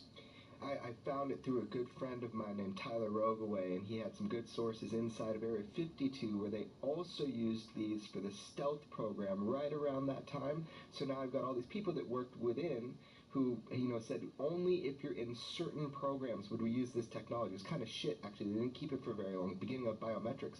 So I was able to reveal it in my film. I kept my mouth shut until I showed it to Bob. You know, in the movie, it's the first time he saw it was how you see it in the documentary. That's his genuine reaction. I'm getting goosebumps. That was a great idea, the way you did it. Thank you, man, because you know what? Guess what? I'm actually trying to see if he's telling the truth. That's how I started. You know, that's how I started. So it was really cool to see that, and that you get to see it, his actual reaction. Has that been verified by other people? Yeah, so to me it has. Personally, I get emails every day, and people are telling me where these are used and how they're used, and send me photos. I got a lot of photos by Danny Matz now. Well, how they were used, right? They're not how they were used, but I don't. The most recent one was way more recent than I thought in another country, but yeah, that technology was used. So what's so funny is that this technology, even in the Area 52 where they use them for Tonopah, one of the guys who will go on camera with me, he will do an interview with me. He was a technician for one of these, and he hated them because they were really bad. They always broke down and he was a technician for him. Now, he won't tell me where. He worked at Area 52, so it's probably Tonopah. It's very separated, even on base, but yeah. So there was that. Yeah. There is your education record. That was also, like, what happened with that? Well, that disappeared also. You know, that I've never gone anywhere for education. I've never gone. I never attended any classes at Caltech. I never attended anything at MIT. You did attend classes in those places, though. I did attend classes in those places. Do you know anybody that you went to school with? Yes, I do. And have they verified that they went to school with you? Well, I gave Jeremy some names, but the reason I don't say these names publicly is because every single time I mention a name, somebody gets in trouble. They don't want to be. Of course. Yeah. Yeah, of course. But what is that experience like, seeing your birth certificate erased, seeing your employment Well, it's history? frightening. It's absolutely frightening. But it's also the fuel that the debunkers use, the so-called air quote skeptics. I don't like the term skeptics. I'm going to say this publicly because I really have only said this privately. I think it's a sloppy, lazy way to look at things, to just be a skeptic. Look, I want people to be objective. And I think there's a lot of things you should be skeptical of. I think you should look at things from a hard-line science perspective. You should be objective. But the idea of skeptics, the problem with that is you're always looking for things to be bullshit. Yeah. And I think that's dangerous, because I think some things aren't bullshit. It's confirmation bias on the other end. You're just deciding to take a square thing and put it in a round hole no matter what. And I find a lot of them to be lazy. Yeah. A lot of them to be lazy thinkers. Sure. Because they're always putting it into that box instead of going, instead of just separating their ego. They're playing a game, and the game is calling bullshit. I want to call bullshit, and I'm going to line up all these reasons why it's bullshit, and I'm going to ignore anything that might be contrary to that definition. Yeah, that does. Every time I'm thinking I'm going to catch him in something, all along this process, I found Dr. Krangle. He came forward and said, I was in security briefings with Bob Lazar, the physicist at Los Alamos. He went on the record with me. Now, the other people I talked with, why won't they go on the record with me? Because they're still working there. So that's the difference, right? What can the public have, right? Or even if they're not working there, they want to live their lives. Why? I mean, obviously, people have seen what's happened to you. Mike Thigpen, after 30 years. Yeah, really, if you look at all the information on, concerning my accounts, that's verifiable. It can't possibly be a bullshit story anymore. It's really way past that point. Yeah. I mean, that was Mike Thigpen is. I mean, how could I possibly know? So Mike Thigpen was the guy that did the security clearances to go to the base. One of the guys that was. And this is the guy that you worked with. He said he did. Right. And George Knapp, George didn't believe him. George put him through 4 polygraph tests, right? He tried to see, man, this is a big risk. It sounds interesting, but let's see if he's telling the truth. One of the things was, Bob said there's a guy named Mike Thigpen. He did security clearances for the base, and that's a weird name. It's a very specific. For 30 years, George found this guy in this weird department that he didn't even know it was Mike Thigpen. The guy wouldn't talk to me, ghosted him, totally ghosted him for 30 years. Used Facebook and Google Image Match through his children. I was able to find him after 30 years, and I talked to him 3 times on the phone. He lives on the East Coast. He almost went on camera with me, confirmed that he did security clearances for the base in 1989, confirmed he remembers Bob Lazar, and what you don't know is there's a handwritten note that a friend of yours has from Mike. What? I know, I'm going to give it to you later, but that is real, that is actual. So a handwritten note that says what? Like, this is new to me. So when when they do security clearances, they go through all your friends and family. And they go to your friends and family, yeah. So this is to Bob, and I had people come to me for a friend of mine that's serving, and they're doing a security clearance for him, and even though I'm like the UFO guy, they did, the FBI come and visit my house and make sure that they talk about my friend, and they left a little card. And when my wife told them to get away, because she didn't know who they were, they left a little card. It's super cute now. Back then it was a handwritten note, and his friend has it for him that you haven't seen in oh my God, 2 decades. Shit. So if you're listening, how come you're telling me this now? I don't know why I'm telling you. What is this card? It's just a little handwritten note with Mike Thigpen's signature. A card like a postcard. Like a piece of paper that he left on the door saying when Bob gets back or whatever it says on it. So it's just another little funny thing. I found the guy. He does the security clearances. He admitted to me he did it. And he admitted to me he was dodging George Knapp because when George said his name on the news, he dropped his fork into his steak or into his potatoes or whatever, and he's looking at his wife. He was in trouble. His name's never supposed to be out there like this. Just a security clearance guy. But you don't want national attention associated with anything Bob has to say. But anyway, this unique name, Bob said, after 30 years, and the guy ghosted George Knapp. George could prove he existed. He actually talked to me, man. He talked to me 3 times. He almost went on camera with me. It's just crazy. What happens after 30 years? You just get more info. Well, that's one of the reasons why when you and me and Jeremy and George Knapp had that conversation on the phone, I said, I think what we can do with this podcast is important. I really do. I think it's important for people to hear this from you in a very clear, just very concise way.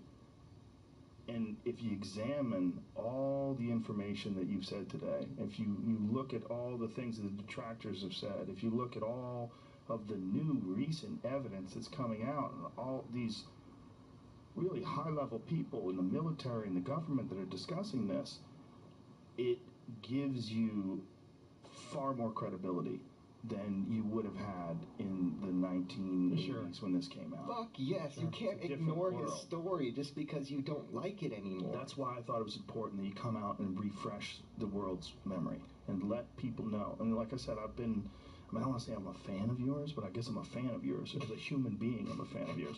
But I've been following you for decades. I've been following the story for decades. I mean, I have VHS tapes. Bob, like a lot of the world has? Yeah. It's crazy. Well, anybody that has any sort of a vested interest or just a fascination with UFOs has followed your story, because there's no one else. There's no one else that comes forward. There's some guy who said, I worked underground with the aliens, they shot my hand off. Like, there's a bunch of wacky dudes. They're underground, there's bases, they're shooting lasers through the Earth's crust, and they move them at light speed. There's a lot of those guys. They seem schizophrenic, they seem crazy, they might even be disinformation agents. They might be people that are designed to muddy the waters, which for sure has happened. People are coming forward, though, now. It's amazing. By doing this, what you're doing, you're providing an opportunity for Bob to tell his story. You know, believe it or not, he can tell his story. It's amazing because more people will come forward now that are involved with these projects. They'll come forward to you, to me, they're coming forward. And so what you've done here is provide that opportunity if they need it. And it's amazing. I just want to say, Bob... Just don't come forward to me. No, don't come forward to Bob. Why were you freaking nauseous at the beginning of this, like, so upset? Why'd you have a migraine? Because that started off so hard. My God, I was sitting here like, did this? Well, why are you asking him why? It's obvious. Anxiety. The guy's gone through 30 fucking years of being persecuted. They erased his birth certificate. I just want to hear him. I want to hear him say. I want them to hear him. Why do you have to say that? You don't. Joe just said it. Get it. I step out. Okay. Settle down.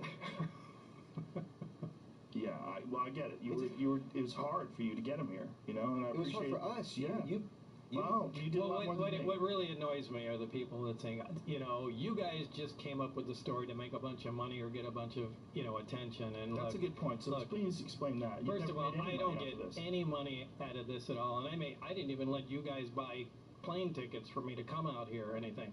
I mean, anytime, like when Jeremy previewed, I guess, the movie up in Michigan. I mean, it brought in like a couple $1,000s. I made sure that $2,000 went to science programs at the local high schools there.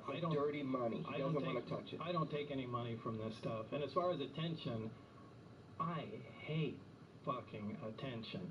I don't like being on shows. I just want to kind of hide in the corner and do my own thing. So I got enough hugs when I was a kid. Okay, I don't need any attention. So no, if you think somehow we came up with this thing, then you got to tell me why we did it. Well, you've done a great job of making sure you have your bases covered in that regard. That you haven't profited off of this, and like you said, that you have donated whatever money that came your way to science programs. It doesn't make any sense any other way. I mean, what I've gotten out of here is what I thought I was going to get out of here when I watched the documentary. That what you're saying makes sense. It doesn't make sense that it's bullshit. It happened exactly like I said it did, Joe. I believe you. In closing, is there anything else you'd like to say? No, I can't think of anything other than really don't come and try to visit me. Well, I know that you have paid a huge personal cost to get this information out, and I mean, maybe you didn't understand what that cost would have been when you first initially came forward with the story. but over the past 30 years, it's been immense. It's been great, and I just want to thank you for that. And thank you for all these people that would not have gotten this information and would not have really had this story any other way. Well, thanks, Joe. Thank you. And thank you, Jeremy. And one more time, the documentary is available on Netflix right now. Yeah, it's called Bob Lazar, Area 51, and Flying Saucers. All right. That's it, folks. Good night.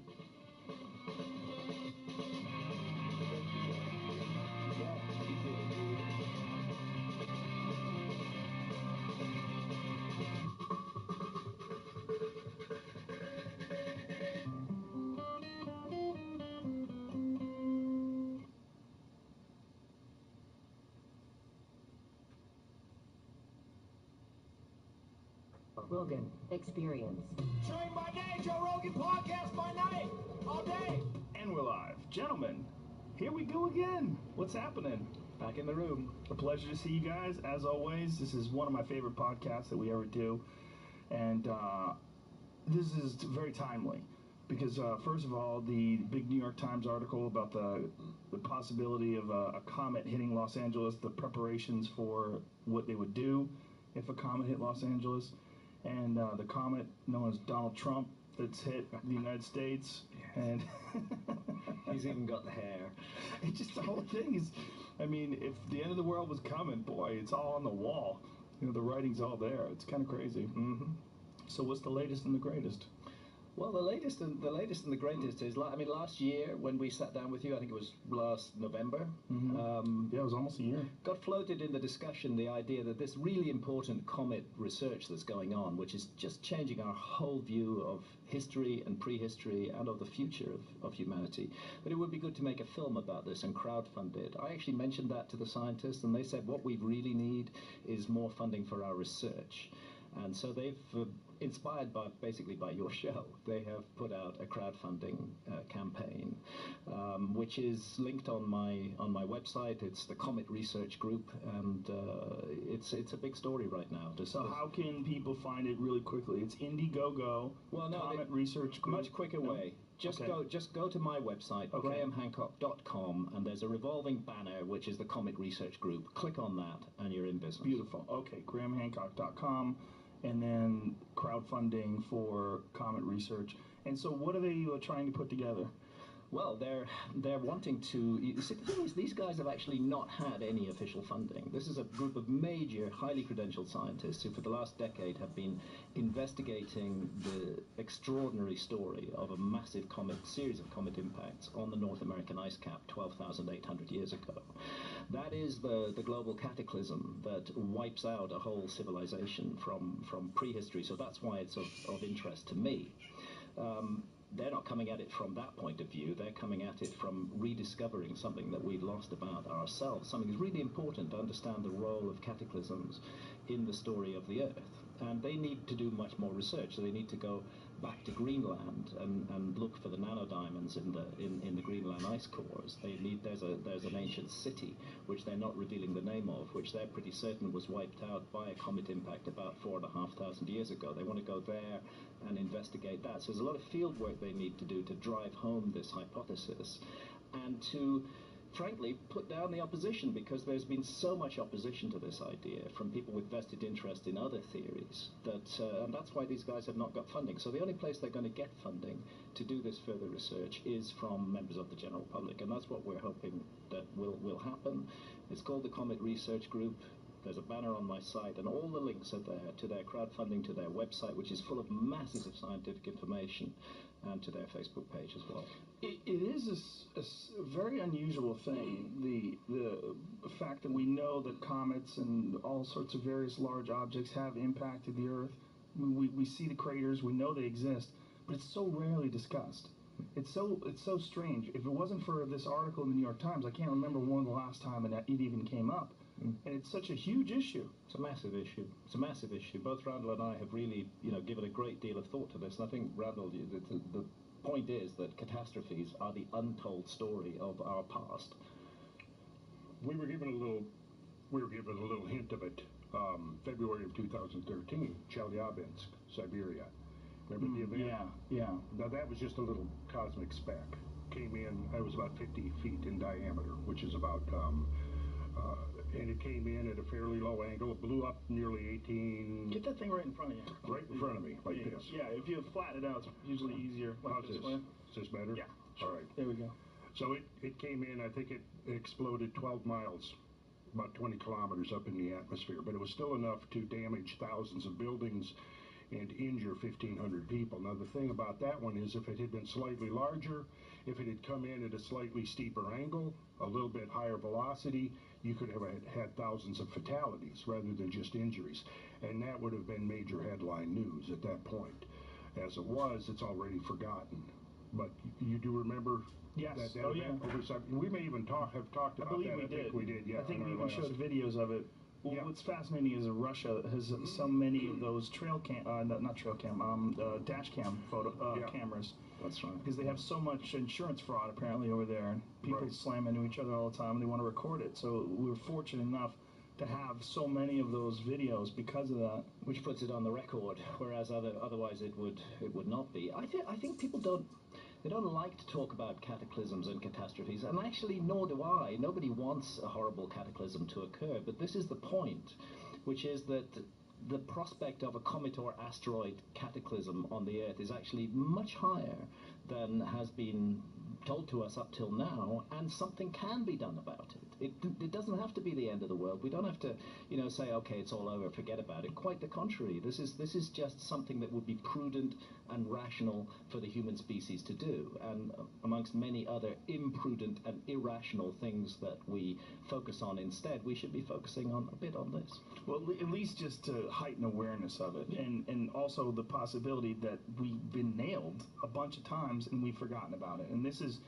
the big thing that you've been dealing with your entire career. Yeah. This skepticism about past civilizations. I mean, I got into it with Michael Shermer, who's a friend of mine, who's a very famous skeptic. I got into him with it yesterday because I posted that you were going to be on, and he started chirping something about civilizations 12,000 years ago. Where's the evidence? I'm like, dude, you're saying this, and you don't even know about Göbekli Tepe. So I sent him Göbekli Tepe, and literally like 5 hours later, he wrote something claiming that, well, that was made by hunter-gatherers. It was all just really to sort of suit his narrative. But he doesn't know that. No one knows that. Nobody knows that. They're so determined to keep the existing model. And when new evidence comes in which can't be explained by the existing model, they just try to explain away the new evidence and not think maybe it's time to change our theory.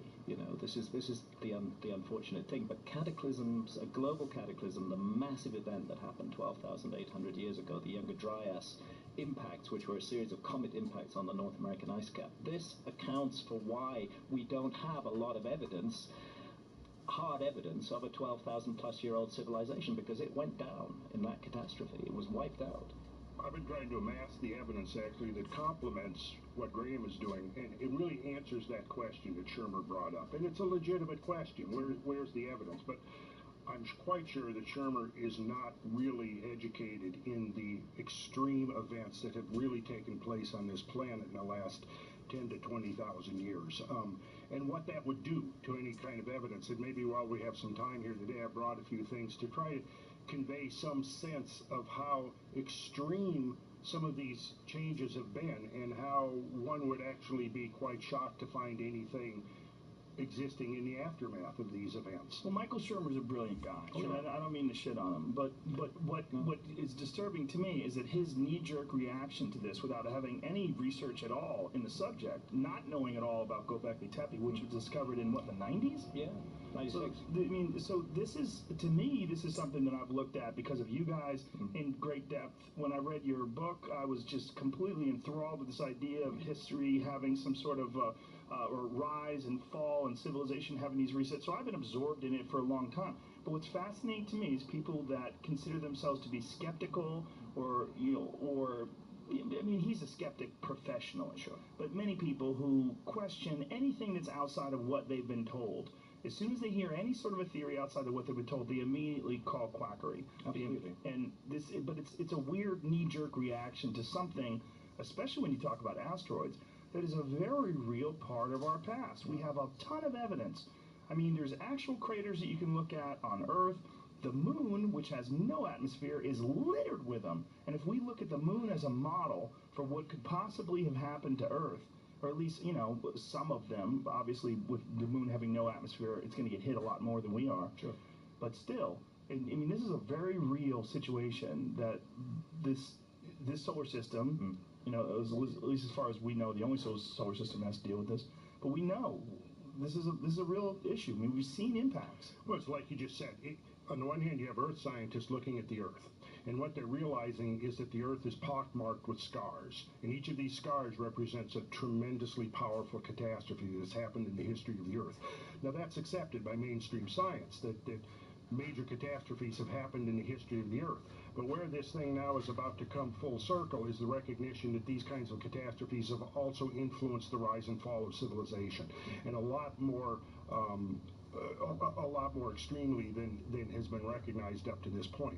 And while geologists and earth scientists are looking at the surface of the Earth and realizing that etched into the surface of the Earth, or imprinted into the surface of the Earth, are hundreds of scars, of which undoubtedly are only a small percentage of the total that exist.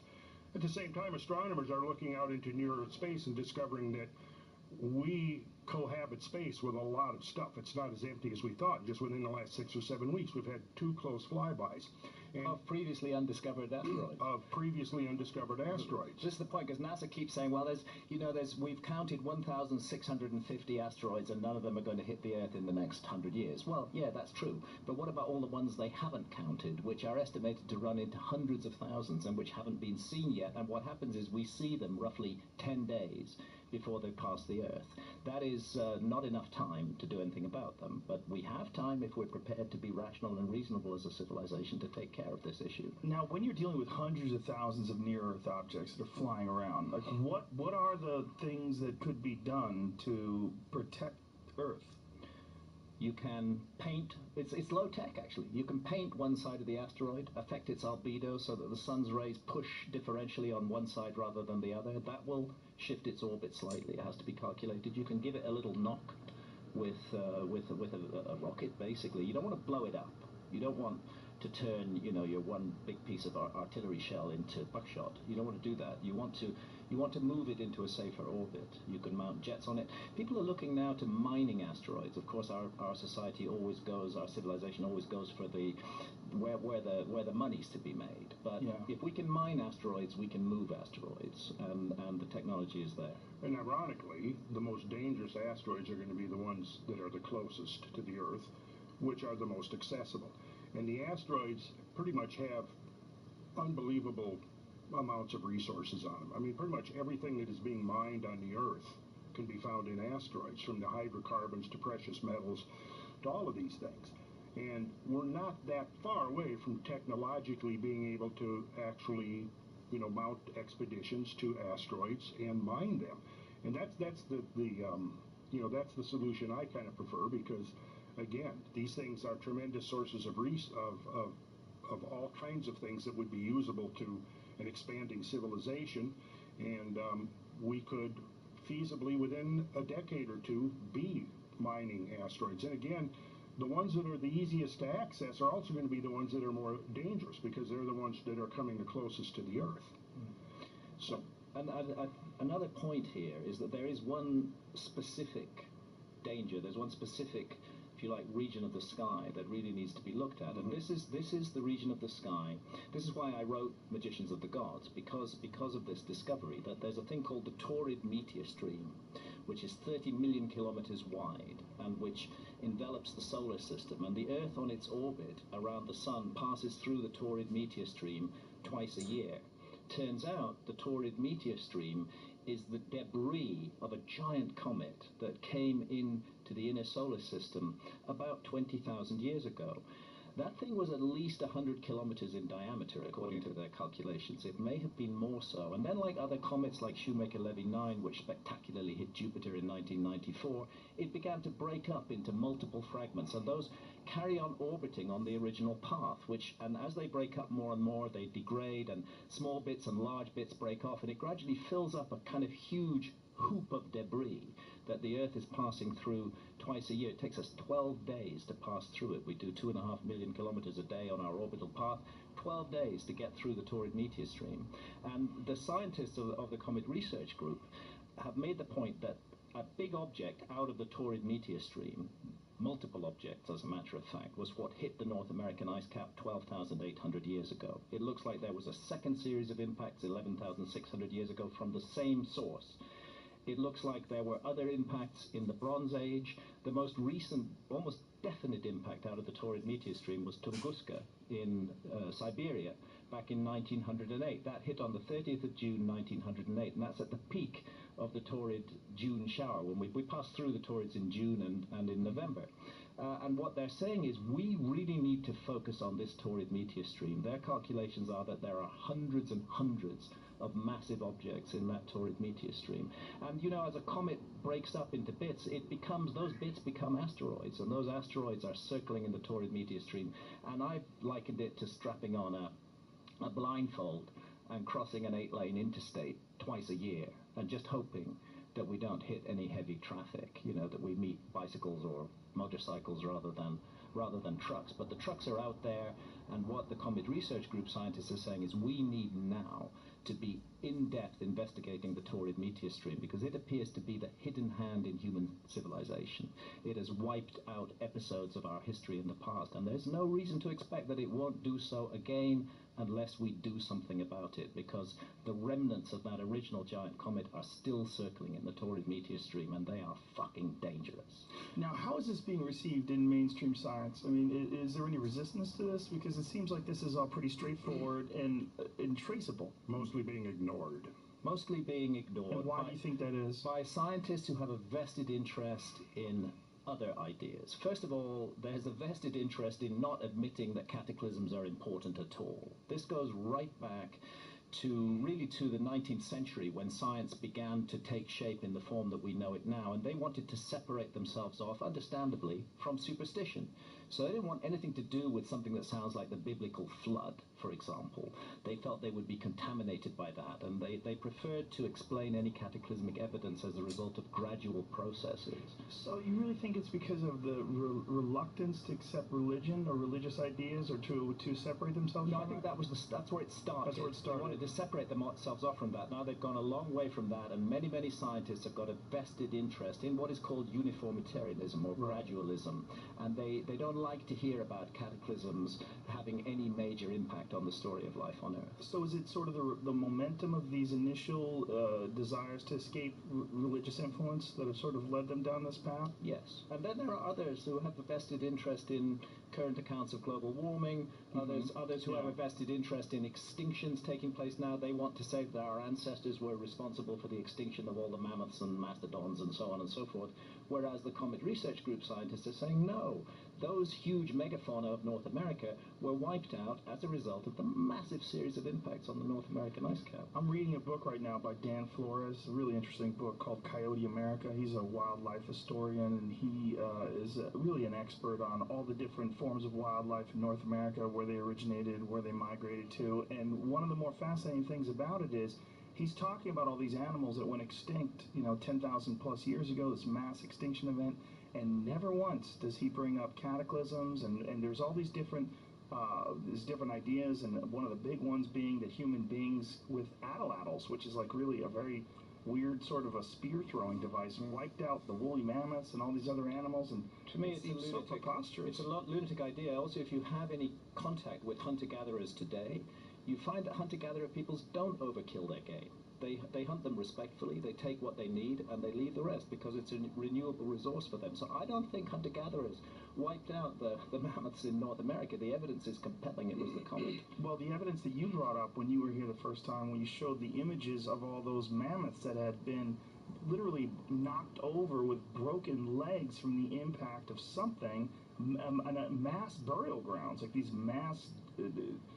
not burial grounds, obviously, but mass casualties. Mortality sites. Mortality sites, that's a good way of putting it. That's a good way of putting it. Yeah, in fact, Graham, I visited one up in South Dakota called Hot Springs, where there's just several dozen, nobody knows how many are actually there, but there's at least several dozen, two species, woolly mammoths and Columbian mammoths, that have been entombed. And while we were there, interestingly, the guide, the woman giving us the tour there, was kind of giving a gradualist explanation that, well, over long periods of time, these mammoths wandered into a sinkhole and were too dumb to get out, and so they became entombed. And I asked the question, well, what studies have been done on the sedimentary matrix in which their remains are being found? Because as I'm looking at this sedimentary matrix, I'm seeing a massive deposit. In other words, a deposit that was instantaneous. And when I brought that up, she actually got very irritated and really, dismissed my question. Didn't well, we've got it all worked out. We know about that. Well, what is it? Well, we've got it all worked out, and then immediately went on with her narrative. But yet I had an article that was actually written by one of the original scientists that worked on the site, and his description was, well, it could have been that, but also as an alternative, and he used the term bloat and float, that what you had was woolly mammoths that had been caught in a flood, drowned, and their bloated carcasses floated into a depression in the landscape, and that's where they were entombed. And that makes a whole lot more sense to me than the fact that, individually over several thousand years, these mammoths wandered into this sinkhole and then couldn't get out. But you got to bear in mind, we're talking about, at the end of the last ice age, 120 roughly species of megafauna that disappeared, which is about equivalent to the same number of megafaunal species that inhabits the Earth today. Well, it was a short period of time where something like 65% of the North American mammals went extinct? 75%. 75%. Yeah. Very short period of time, right? Very short period of time. Pretty much totally coincident with that period called the Younger Dryas. And so there's nothing resembling what we're capable of doing today back then. I mean, when you look at human extinction events, human-caused extinction events, well, it's very logical. And what we're doing today with pollution and the expanse of civilization and weapons are super sophisticated. If we wanted to, we could wipe out a lot of different species. Yeah, but what we're actually seeing is that at the end of what's called the Balling Alarod, which was the gradual warming at the end of the last ice age that preceded the sudden catastrophic change at 12,800, was the Clovis culture that existed for 300 to 500 years, I think. Yes. Somewhere. But they suddenly were gone, right? Exactly simultaneous with the mammoths. And then there are interesting studies that coming out now showing that at least continental-wide, there was apparently a major human population crash, exactly coincident with the megafaunal extinctions, because you had quarries that had been mined for centuries that are suddenly abandoned. You have campsites that had been that had generations of debris and toolkits accumulating and so on, debris from the fluting of the spear points and so on, that are suddenly abandoned, right? So the evidence actually suggests that the human population crashed, which would certainly imply that they would have been far less capable of wiping out all of these species of megafauna. Also, the studies of their diet and their life ways suggest that they were quite diverse. They were hunter-gatherers, and they focused mostly on small game. They ate a lot of fish, a lot of shellfish. They gathered food. And why would they go after the biggest, most dangerous animal, in the whole array of animals? And with incredible efficiency, hunt them to extinction in 100 years. It doesn't make sense. No, it makes no sense at all. It seems pretty silly. And something else from that time, if I may say, Randall mentioned the Clovis culture. This is, for a very long time, really until just a couple of years ago, all of the mainstream academics in the fields of archaeology and anthropology were saying there were no human beings in North America before, let's say, 13,000 years ago, give or take 500 years. And they came across the Bering Land Bridge. The Bering Strait at that time was above water, sea level was lower. They entered the Americas then. They weren't here there before. Now, in the last 2 to 3 years, there's just been a whole raft of new scientific research, and no scientist today is prepared to defend the Clovis model anymore. It's accepted, of course, that there have been human beings in America for 50,000, 60,000 years, and there's weird genetic links. Like, for example, there's a trace that connects Aboriginal Australians with North Americans. They had a common ancestor. It's a very peculiar thing that's going on. And so what happens is that actually these scientific models, which constrain and restrict research for so long, do get overthrown, and that Clovis model is being overthrown, and what the missing piece of the puzzle, I think, for everybody working in this field is the cataclysm, the comet, what happened between 12,800 and 11,600 years ago, which changed everything. Is it bizarre to you guys, or frustrating in any way, that this is not a mainstream idea? This is very much fringe, but yet it's not something that we don't have any evidence about. Whenever I put out a book, immediately there's this huge hostile reaction to the Michael Shermer thing. Like the Michael Shermer thing. I mean, I would say Magicians of the Gods, which I published in 2015, which deals with this whole comet issue, is actually the most thoroughly documented, the most thoroughly referenced book that I've ever written. It's calm, it's measured. They actually don't read it. They just say, oh, Hancock's brought out another book. He's a pseudoscientist. That's what they always call me, or a pseudo-archaeologist. And it's obviously rubbish because it disagrees with everything that we know. Well, that's the point of the heretic in society, is to offer an alternative view and well-documented evidence. But it seems that we're dealing with such a deeply ingrained mindset, which is connected in curious ways to power structures in our society, that it's very difficult to change it. Absolutely. And like Graham mentioned earlier, there's kind of it went from a religious motive, I think, in the 19th century, and now it's more a political motive. And again, the idea that every day you'll find something, coming from various factions that, we're destroying the earth, and the earth has never suffered this kind of, assault on it before, and we're causing the 6th great mass extinction, and we're going to cause catastrophic global warming if we pump another 50 or 100 parts per million of carbon dioxide into the atmosphere, and so what that has done is, like many, I won't say many, but several of the scientists now that have been in the forefront of criticizing the Younger Dryas impact hypothesis are also very much involved in the global warming movement and the idea that we are now precipitating the 6th great mass extinction. Having looked now at mass extinctions and been really an obsession of mine for about 30 years now, I've looked at everything from the Cretaceous Tertiary to the Permian Triassic, right on down the line to the most recent one, which to me is really in some ways the most interesting, because the most recent mass extinction that we're talking about is the one that took place while we humans were a part of the story.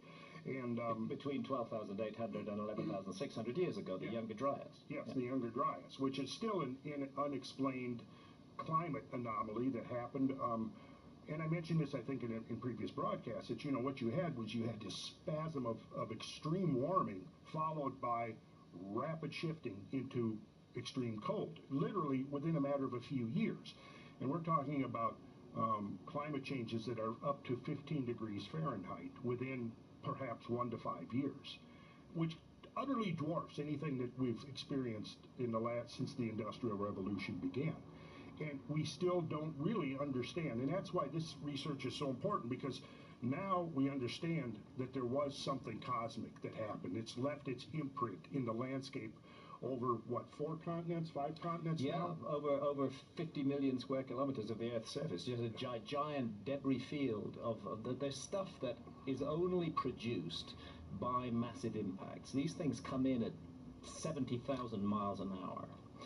And, if they have any diameter at all, if they're 100 meters or more in diameter, they are going to hit the Earth really hard. They're not going to burn up in the atmosphere.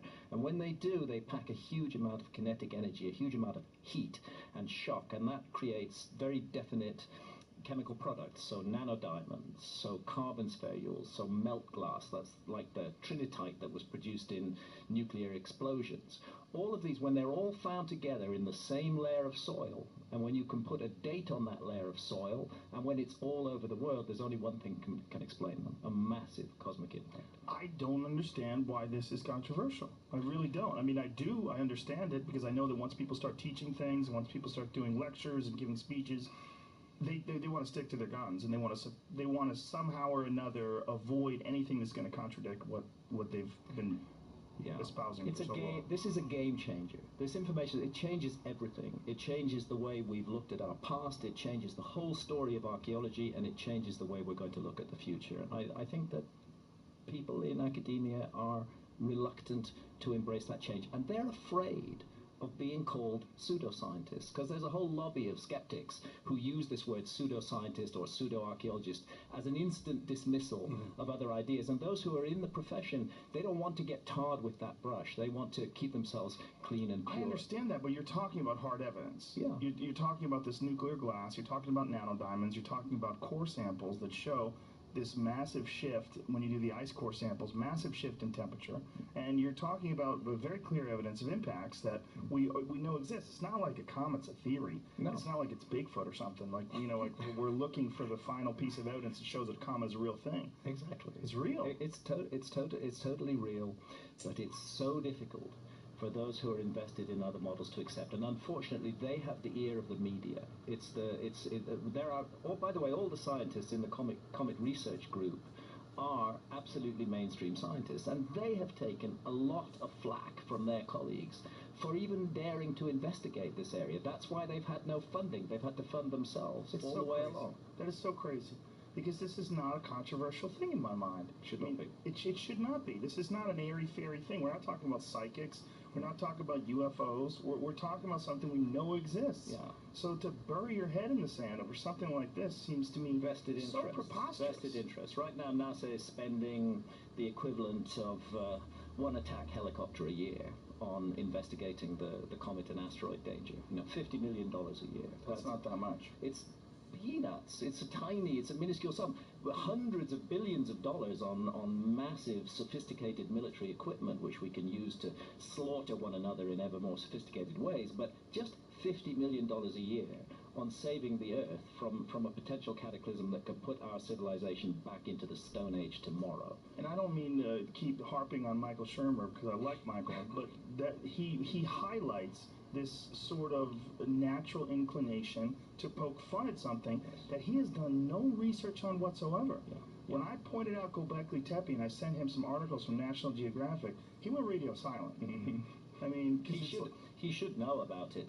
It's astonishing the number of people who mocking it. Yeah, I mean, if you're going to mock it, you should actually know what you're mocking. Yeah. And to say that Göbekli Tepe was created by hunter-gatherers, well, I'm sorry, that's just a theory.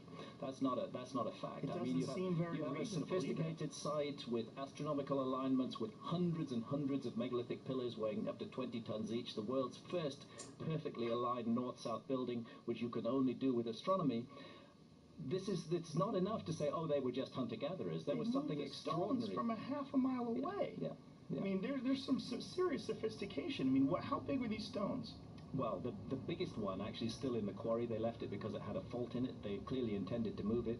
50 tons. You're looking at 20-foot-high objects, and then it's the putting together of them. See, here's the problem. Hunter-gatherer societies are not the kinds of societies that produce large-scale fixed monuments. Why? Because they don't generate a surplus. You can't pay for somebody to become an architect and of those times, somebody to become an astronomer. You're busy hunting and gathering, and that's what you do. Agriculture generates a surplus, and that is the problem at Göbekli Tepe, because there is no background. This site just appears out of nowhere amidst what appears to be a hunter-gatherer community, but what they're not considering is the possibility we're looking at a technology transfer, that the survivors of a lost civilization who already had all that knowledge came to Göbekli Tepe and used that site as a center of initiation to teach the local hunter-gatherers how to do agriculture, and that's now taken as the beginnings of civilization. I would say it is the reinvention or the remaking of civilization. So when we're looking back at Sumer and any artifacts we find in ancient Mesopotamia in that area, Iraq, those are the people that are sort of reinventing and relearning. Well, that's hence the thing. Actually, when we talk of Mesopotamia, which means between two rivers, the Tigris and the Euphrates, Göbekli Tepe is sitting right there in the headwaters between the Tigris and the Euphrates, and we cannot separate that from the later cultures that enter history 5,000, 6,000 years ago. They're part of the lineage that descended from Göbekli Tepe times, and what's fascinating about Göbekli Tepe is the way it doesn't fit, the way there's no background to it, that you would expect to see them practicing. learning architectural skills. The oldest stuff should be the worst, and as they carry on, it gets better. That site ran for 1,000 years. The best stuff is the oldest. 1,000 years later, what they were producing wasn't so good. This is a real anomaly, and it needs to be investigated, not mocked by skeptics, but actually explored to consider maybe this does rock the whole paradigm. And it's kind of ironic that in their desire to get away from the ancient myths and tales in the Bible, they've ignored those ancient myths and tales which all talk about cataclysms. Well, part of our modern psychology is to imagine that we are somehow so far advanced from our predecessors that we now represent the pinnacle of civilization, and anything that preceded us has to be looked upon almost as, as if the workings of children. It requires a major psychological shift to admit or accept that our ancestors may have been far, far more sophisticated than we had imagined in our 19th century models, which basically still dominate thinking today. And, in Graham's book, he devotes several chapters to the story of one 20th century heretic, J. Harlan Bretz. And his story, to me, kind of encapsulates the whole process of forcing his paradigm shift. And for years, he was out there exploring this evidence that there had been this tremendous flooding in Washington state. And all of his critics were dismissive without ever even going out and looking at the evidence firsthand in the field. But what he did was he stuck to his guns for 3 decades and continued to amass evidence to the point where they just couldn't dismiss it anymore. And finally, a group of them went out and began to explore the landscapes for themselves. And one of the leaders, I think you talked about it in your book, James Galooly, who was sort of the leader of the skeptic faction that had set out, their sole purpose was to discredit and lay this whole flood heresy to rest once and for all. But he went out in the field, and they spent about 8 days in the field, where he's seeing this evidence for himself over and over again. And when you look at just one piece of it, you might be able to say, okay, there's other explanations for that. But what happens is when you get multiple lines of evidence all converging, and there's no way to individually explain away each one of those things other than just saying, oh, well, it's all coincidence. Well, this James Galooly was honest enough so that after a week out there, they were in a place called Palouse Falls in southern Washington, which was one of these areas where these tremendous inland tsunamis swept across the land.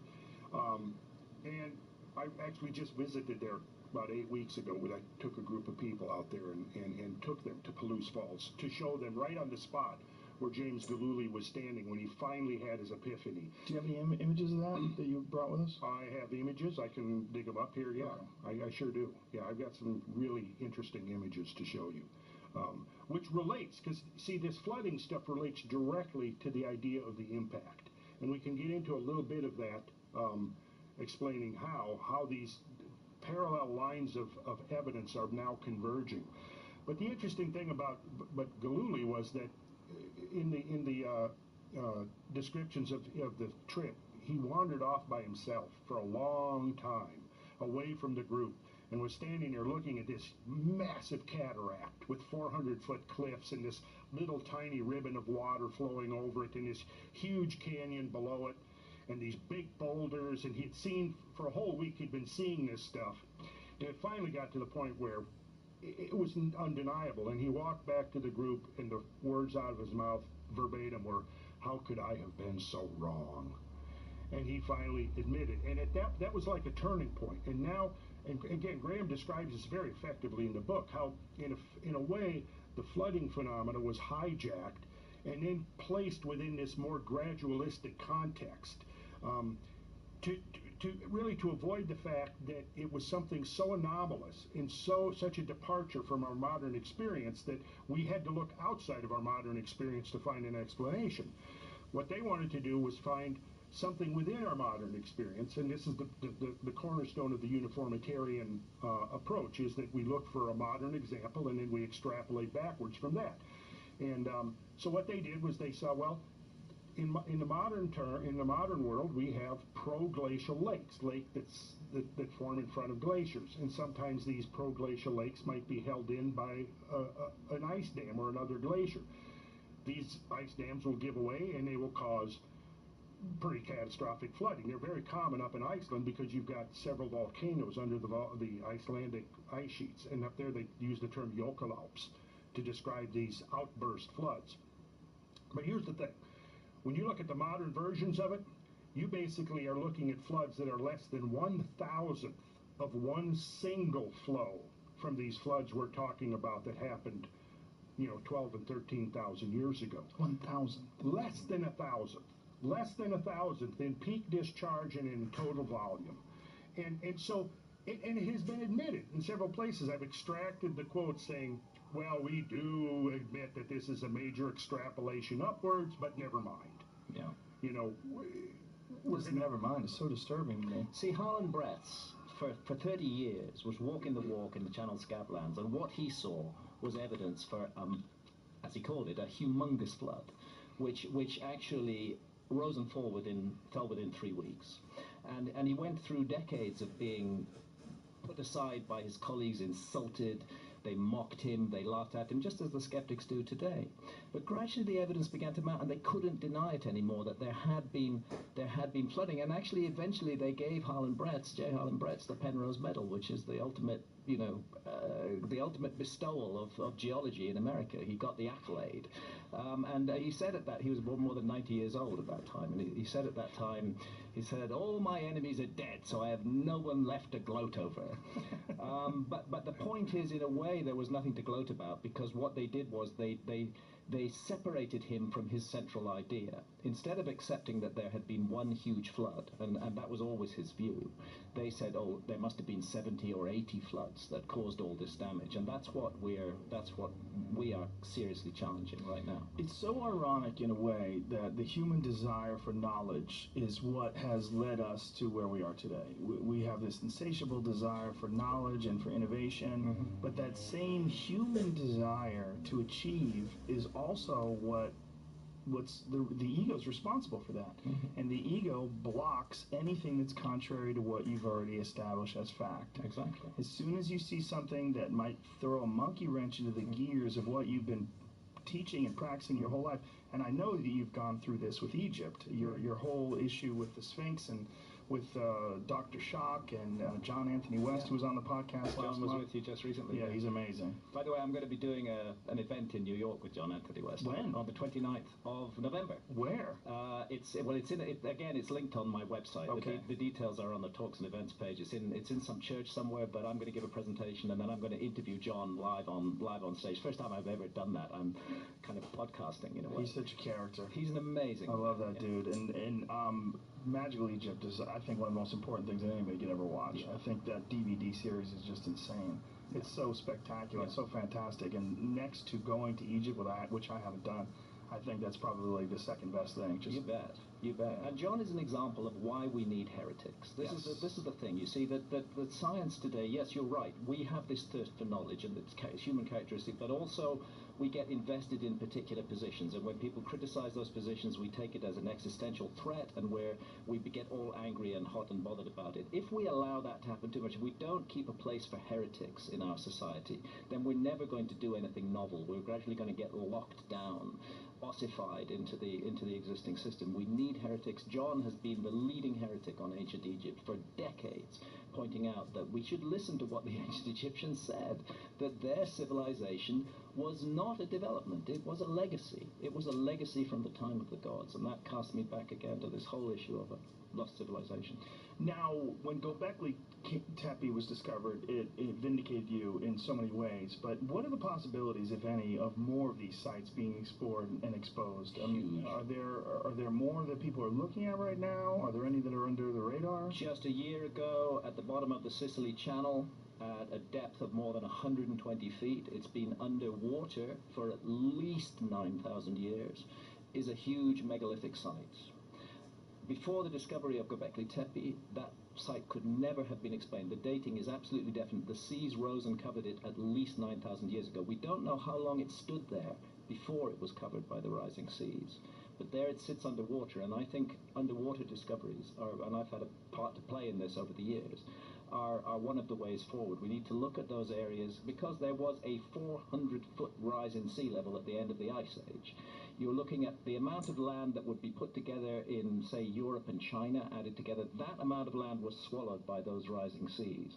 And archaeology has largely proceeded without taking account of those lost lands. I'm not saying they haven't looked at all, but they're primarily in marine archaeology interested in shipwrecks. Now, this megalithic site, is there images of this that we could look at? There are, I can probably find it. Monolith at the bottom of the Sicily Channel. Try that, a search on that. Pull that up, Jamie.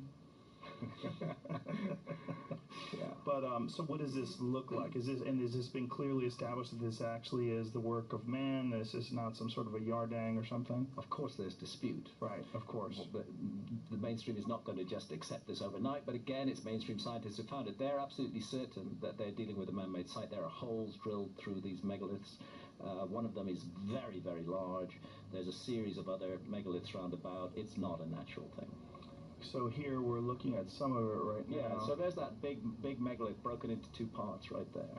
Oh, wow. Yeah. And this we can say, often with archaeological sites, the problem is dating them. Mm-hmm. You know, for example, there are incredible megalithic temples all over the island of Malta, not far away from this place. Incredible megalithic temples.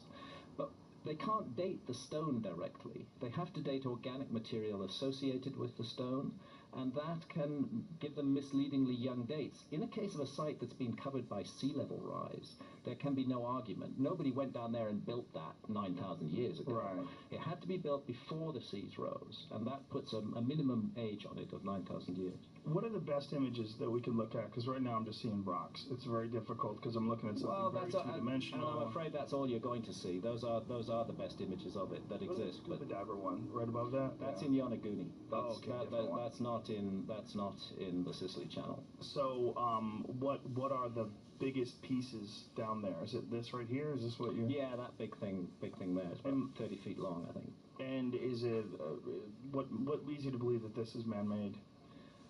The scientists who worked on it, the fact that there are holes drilled through the stone, the fact that you can go to neighboring areas like Armenia and find really very ancient megalithic sites where they have exactly the same kind of holes drilled through the stones, and the holes seem to have been used for astronomical sightings. Now this site's a mess, it's been knocked over by the sea, it's fallen down, but we're seeing the same thing, big megaliths with holes drilled through them. And you're also dealing with 9,000 plus years of erosion and barnacle growth. All of that. And the ocean is a difficult place to work, you know. It's not easy, visibility can be bad, you're dealing with currents, there's all kinds of problems. But this is an important discovery. James Cameron and his crazy little submarine. Bring in James Cameron. Yeah. Well, I spent 7 years scuba diving all around the world looking at this stuff, and you know, it's pretty convincing in my view. Well, it does make sense that if we do know for a fact, and we do, that the sea level rose dramatically at the end of the Ice Age, it makes sense that some things would be buried under the water. Mm-hmm. Well, and during the Ice Age, whatever, you know, you don't have to talk about advanced civilizations or anything, but during the Ice Age, living on the coastlines and establishing your villages, communities, and everything on the coastlines would have been probably one of the most benign places to get, you know, because for one thing, you're down near sea, the sea level, the presence of the seas is going to, you know, smooth out the climate and so forth. So, you know, you're going to have probably most cultural development during the Ice Age is going to be close to the sea. So it's going to be underwater now, just like Graham was talking about. And so this, to me, is probably the future of archaeology, is marine archaeology, where a lot of discoveries are going to be made. And that particular thing, I mean, there's a lot of megalithic structures around the world that if you set that thing up like this and put those sighting holes through it, would look precisely like, scrape the barnacles off of it, you know, and no one's saying, oh, it's proven. But what it is we have to keep an open mind and say, well, there are some very strong similarities here, so let's investigate this thing further. And that's the whole point of all this, is all of this stuff needs more research. It doesn't need some cavalier dismissal by somebody who's, you know, protecting their own paradigm. It needs more research on all fronts. I mean, because I think that there's enough evidence that is now accumulated to suggest that there is a deep history to the human species on Earth. And we're just beginning to really appreciate how much deeper it really is than the conventional models of history. And rather than just waving an arm and dismissing this with a skeptical sneer. With a skeptical sneer, exactly. Well, what's interesting is there is accepted scientific models of humanity when you're talking about supervolcanoes, right? Like the supervolcano of 60, 70,000 years ago. Mount Toba. Yeah, I mean, they pretty much accept that wiped out the vast majority of human beings on Earth. And why is the supervolcano hypothesis so easily accepted, but yet the asteroidal impact, I mean, both of them are real events, both of them are historically documented. In fact, we've never watched a supervolcano take over the world, but we've seen asteroids hit other planets. We've actually watched Shoemaker-Levy, like you were talking about before. We're bombarding Jupiter, unbelievable. Bigger impact than the planet Earth itself. Yeah, exactly. Boom. So, yeah, and actually more than 20 impacts. Each one of them would have wiped out all life on Earth if that object had hit the Earth. So it's a very another thing we were talking about underwater structures, but let's also consider the possibility, and again John Anthony West's work is important here. Let's also consider the possibility that we have misidentified a number of structures that are standing in plain view, like the Great Sphinx. Egyptology, read any Egyptological text, any encyclopedia actually, they will tell you that thing was put there by a specific pharaoh. Pharaoh Khafre of the 4th dynasty, around about 2500 BC. That is not a fact. That is an opinion. But it's presented as a fact. There is not a single inscription that relates the Sphinx to that pharaoh, not a contemporary inscription, not one dating from 2500 BC. In fact, there's nothing at all. It's just the assumption, because it's close to a pyramid, which they assume the same pharaoh built, again on the absence of evidence, that the Sphinx must have been built by them. But John Anthony West was the first to see that actually when we look at the Sphinx, we're looking at a highly eroded stone object. And that erosion is very odd, and that's why he brought Professor Robert Schoch, Professor of Geology from Boston University, to Giza in 1992 to look at the Sphinx and say, what actually caused this weathering on the Sphinx? And Schoch immediately saw it. What caused it was exposure to a very long period of heavy rainfall. And no such rains have fallen in Egypt in the last 5,000 years, but they did fall during the Younger Dryas. We had a prolonged rainout from this comet impact as that ice cap was pulverized and a massive amount of ice water was thrown up into the upper atmosphere. A prolonged rainout, which could have been the cause of the erosion on the Sphinx. Now, what has occurred new? What discoveries have been discovered in the last year? Like, what is new that we can look at? In terms of archaeology, there's not much new. Göbekli Tepe, at the moment, is in deep freeze. It's right 30 miles from the Syrian border. There's been massive unrest in Şanlıurfa, which is the main town. Archaeology is very difficult for them to carry on there. It's basically just frozen. So they just sort of stopped. They've just kind of stopped, you know. And in fact, there's an amazing number of these sites. Another site I visited for Magicians of the Gods was Baalbek in the Lebanon. Absolutely stunning site. And again, I'm convinced that that site is nuanced. It is, yes, there is a Roman temple there, but they put that temple there because the site was sacred long before, and there's this incredible U-shaped megalithic wall which surrounds Baalbek, which does not appear to have any connection to the Roman structure at all. Again, that's an area which is subject to tremendous unrest and difficulty, and it's difficult for archaeologists to proceed. But just in 2014, they made a huge new discovery at Baalbek of a buried block which weighs 1,460 tons, which was sitting there on the site. They've been working that site for 100 years. They only found it in 2014. Wow, 1,000 tons. 1,460 tons. Is that 2 million pounds? Is that what that is? I don't know. Maybe Randall's math is better than mine in converting it into pounds. 1 ton 12 times 2,000 pounds. Yeah. 2,000 pounds to a ton, to an imperial ton. So whatever, add 3 zeros on it, double it and add 3 zeros on it. It's a horrendous amount of pounds. Put it that way. It's the single largest block of stone ever cut and quarried in the ancient world. And they found this just in 2014. They found it in 2014. Now there's another big one right beside it, which has been in plain view for about the last 100 years. And it's astonishing to me that this one, which is just below it, was covered by sediment. You have an actual calculator? You might be the only person left. I never go anywhere without my calculator. You have a real calculator? Uh-huh. Nobody has one of those. We were just talking about that yesterday. We're like, who the fuck It's buys not an calculators? iPhone, it's an actual calculator. I'm the last guy on Earth to carry one of these. Wow. So Baalbek was also the site of, I mean, there's many monoliths that have been discovered there, and it's a really fascinating site that many people have sort of overlooked when you talk about ancient structures from the past. Absolutely. I have to resist. I've got nothing against aliens, but I don't need aliens to explain these things. I think a much leaner and more elegant explanation for these huge archaeological anomalies is a lost human civilization. Much better. Yeah. That's been the case that I've been making for 25 years. I think that the alien thing is a bit of a distraction, but of course there's aliens, of course the universe is full of life, but the ancient archaeological sites are not good evidence for that idea. They're very, unless you massage the evidence a lot, they're not good evidence. So I think we are dealing with a lost human civilization, and at Baalbek, 20 feet above the ground, we have 3 blocks of stone, joined so closely together that you can't get an edge of a sheet of paper between them. Each one weighs more than 900 tons, and they are 20 feet above the ground. It's a stunning achievement. It's just absolutely astonishing. How on earth did they do that? And how does mainstream archaeology deal with that? They say, oh, the Romans built it all. Oh, the Romans. Yeah, the Romans did it. The Romans did do some awesome stuff. They did do some awesome stuff. They absolutely did. But this site is separate from the Roman site. It surrounds it, but it's not part of it, in my view. In terms of your question, what's happened within the last year or two, I would think that probably the most significant thing, or certainly right up there, would be the comet research. Yeah. And the discovery. I mean, like this article I have right here, which came out in 2014, so it's not that old. A nano-diamond-rich layer across 3 continents, consistent with major cosmic impact at 12,800 years ago.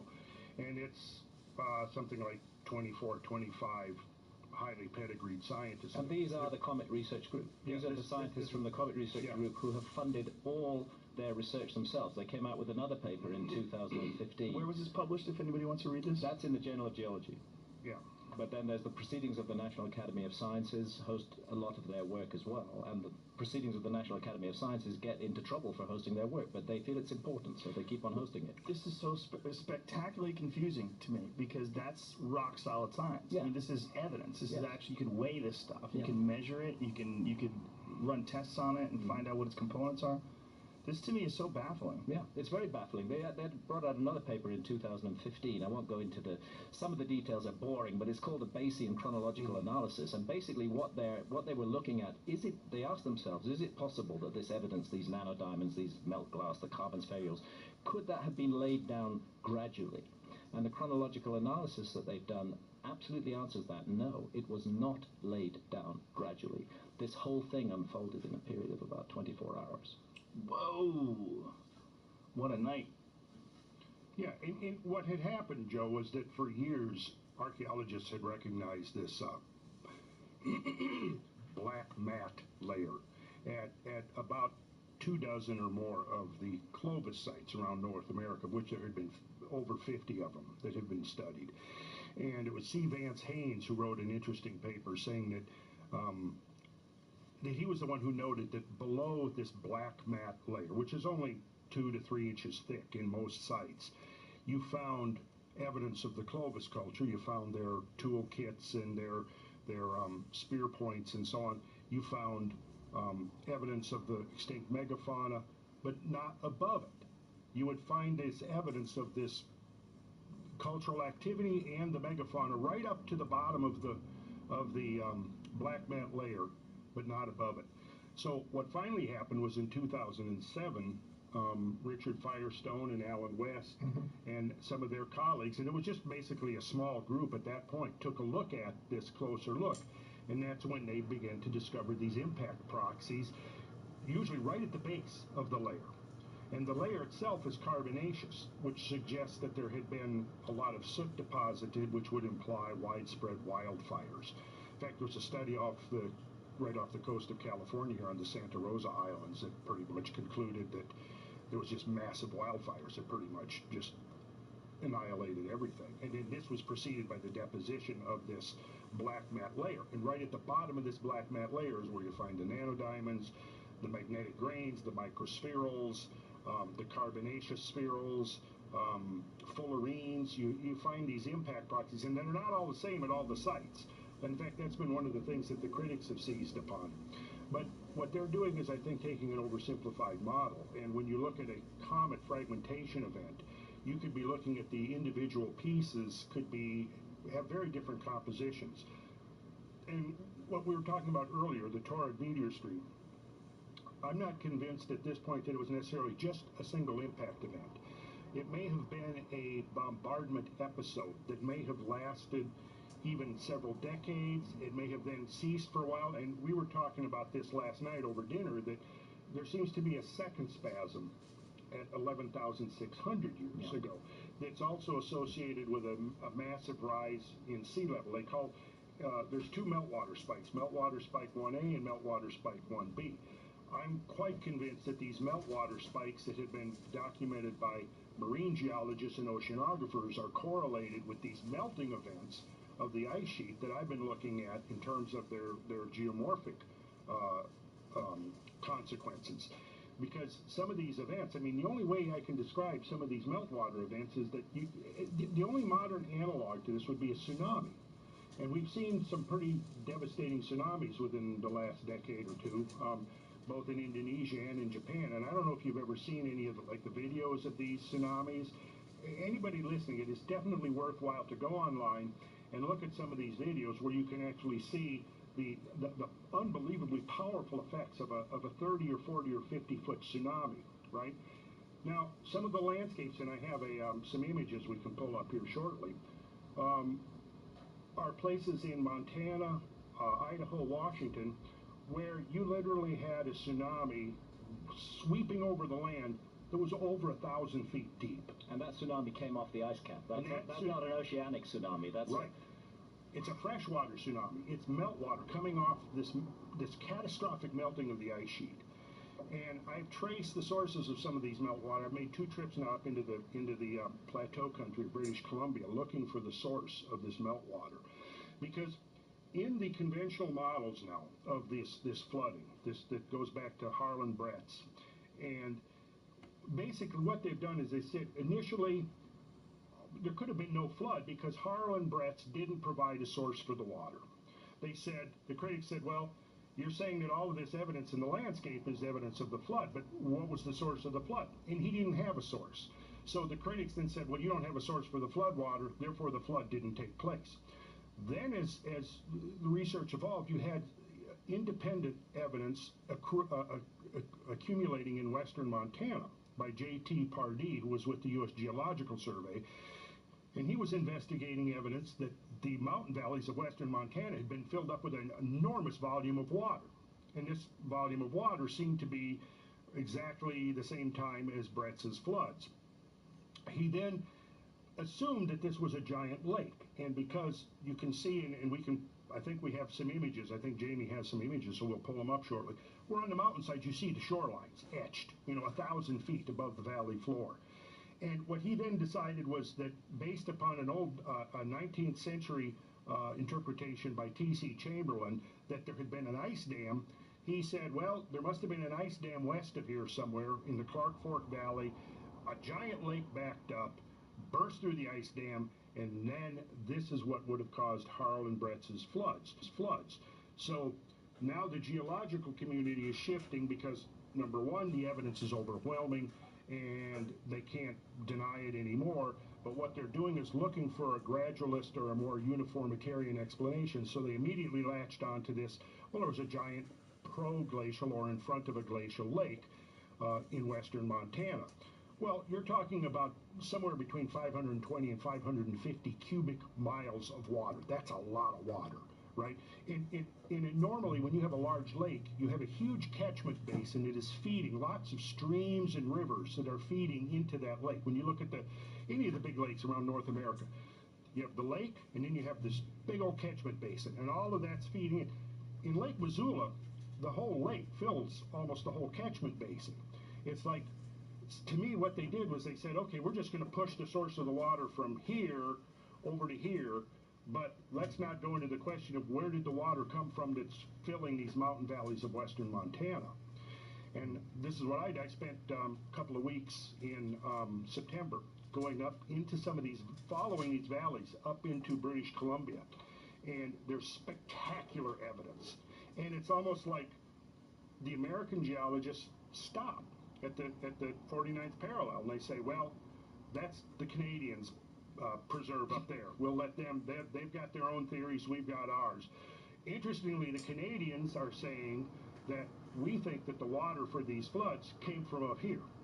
But they don't like that because, you see, one of the leading geologists who's saying that these floods came from Canada is John Shaw, who basically came up with this idea that drumlins, which are these inverted boat hull-shaped landforms that are found by hundreds of thousands in regions where glaciers were, that they were formed not by the glaciers grinding over the landscape, but they were actually formed by massive subglacial flows of water.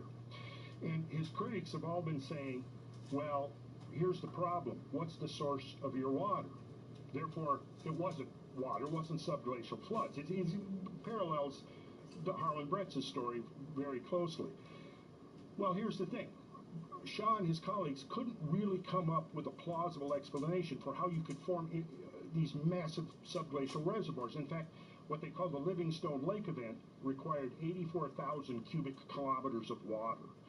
And 84,000 kilometers, I can do it really quickly here. We divide that by 36. That's about 2,300 cubic miles of water. That's more than all of the Great Lakes combined. Vastly bigger than all of the Great Lakes combined. It's probably every lake in North America combined. And he said this one event required over 2,000 cubic miles of water. Well, where did that water come from? So he basically said, well, there must have been a reservoir somehow that formed. His critics have said, that's impossible. You couldn't form that much water under the ice sheet.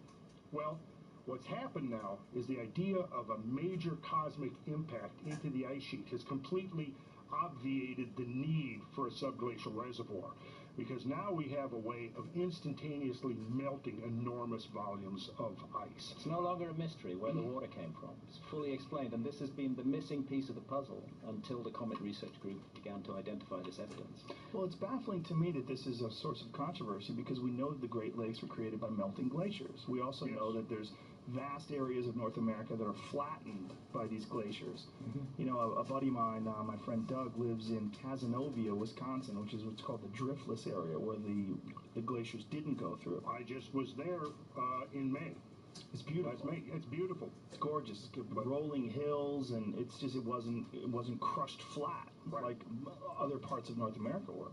Right. So we know that those glaciers melted and they created the Great Lakes. I mean, the Great Lakes were from glaciers. We know that. Right. That's an established fact. So why is all this confusing? I just don't understand why they wouldn't just add that to it. They're just going to accept the glaciers somehow or another in the last 10,000 years. The glaciers just decided to stop smashing North America flat and melt and create these great inland oceans of fresh water. Yeah. No, bizarre. It's very bizarre. Ultimately, a lot of ideology is involved in this. There's this desire, also in the modern world, there's a desire not to panic the public, not to say things that are going to cause panic. You know.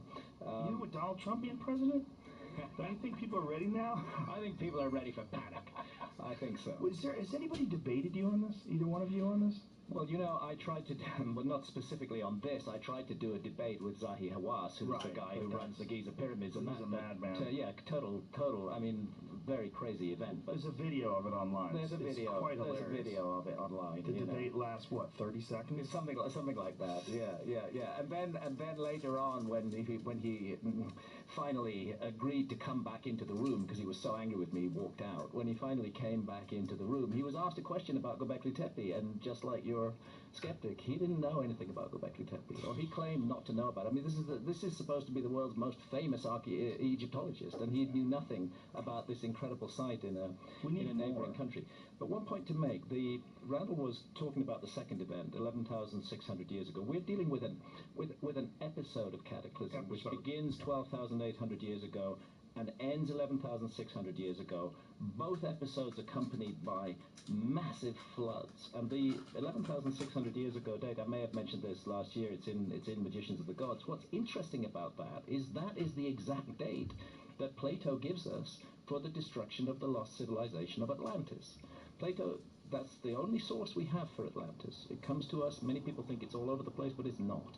Atlantis comes to us from the Greek philosopher Plato, who lived around 340 BC. And he got the story through his family line, from his ancestor Solon, who had visited Egypt in 600 BC. And there Solon was told of a great civilization that had existed on Earth, that was the progenitor civilization of Egypt, but that was destroyed in a terrible cataclysm. And he asked, a cataclysm involving a gigantic flood, and Atlantis was submerged beneath the waves and was never seen again. And so Solon said to the priests, when did this happen?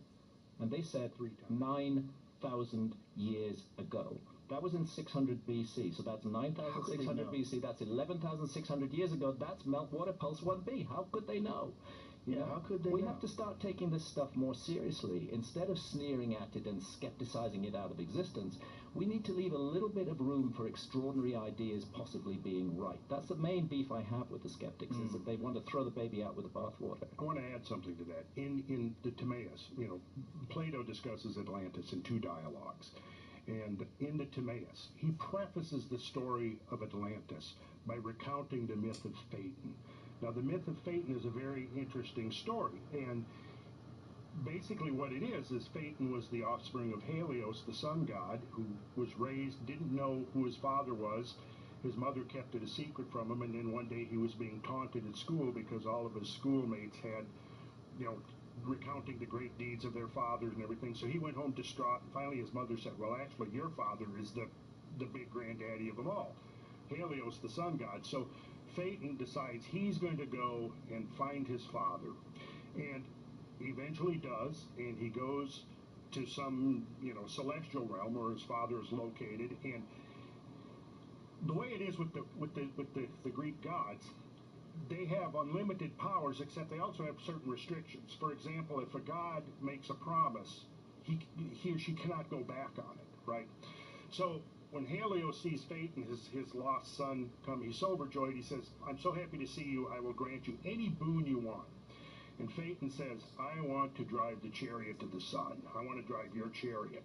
And Helios says, well, I meant anything you wanted except that, So it goes back and forth and back and forth. Finally, Phaeton convinces his father, let me do it. His father says, look, you've got to hang on to those reins tight because those steeds are going to pull away from you.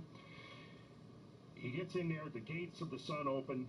It describes, in the myth, you can go, you can read Edith Hamilton or Bullfinch or any of the great retellings of the Greek myths, and they'll describe it in there.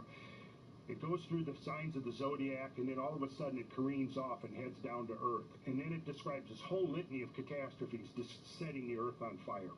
And finally, the Jupiter at the beseeching of Poseidon, who's afraid that the oceans are going to boil away, gets Zeus to mount his Mount Olympus and hurl his thunderbolt, which knocks Phaeton from the sky, and he falls to earth and falls into the river Eridanus, which is a metaphor for the Milky Way.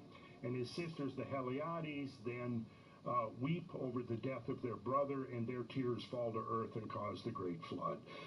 Plato then, after referencing that myth, he then says, now this has the form of a myth, but what it really represents is a declination or a declining of the bodies in space orbiting around the Earth, and an eventual falling to Earth of one of those bodies, and a conflagration of all things triggered by the fall of that body. It's intriguing that he mentions the zodiac, because the Tauride meteor stream is so called because it appears to come at us from the direction of the constellation of Taurus, a zodiacal constellation. That's where those shooting stars, amongst which are some very large objects that have hit us in the past and can hit us again in the future, that's where they come from. They come from that area of the sky. It's actually an illusion. It appears that they're not actually coming from Taurus. It looks like that. They come from that area of the sky. Yeah. They come from that area of the sky. And so anybody in ancient times who was witnessing, and according to the Victor Klube and William Napier and those guys who are the British neo-catastrophists that have been doing all of this work for decades on the Taurid meteor shower have concluded that, you know, in times past, it was an extremely active shower and would have created some pretty darn impressive light shows, even if it wasn't causing catastrophes down here below. But what they've conjectured is that there might be times of multiple Tunguska-like impact bombardment when you know, because there could be thousands of objects within the Taurid meteor stream on the same scale as the Tunguska object, and that if you go and you read the accounts, the eyewitness accounts, over and over again, people are saying things like, well, it looked like it was being disgorged from the sun. It looked like it was being born out of the sun, right? It looked like a second sun in the sky. Like, for a short period of time, the sun had a twin, right? Well, the summertime Taurids are coming from their perihelion passage around the sun. So, like Graham was saying, they make an elliptical orbit out to Jupiter and back around the sun in this stream, right? Earth crosses that stream twice each year. One time, late June, early July, we cross, but at that point, they're coming from the direction of the sun. So their arrival to Earth is going to be very difficult to see because they're coming from the direction of the sun, right? But that's exactly where, on June 30th, a Taurid meteor would be coming from. And then also the fact that it's the perfect date for the peak of the shower and the correct place in the sky, to me, is pretty convincing evidence that it was most likely a remnant of that Taurid stream.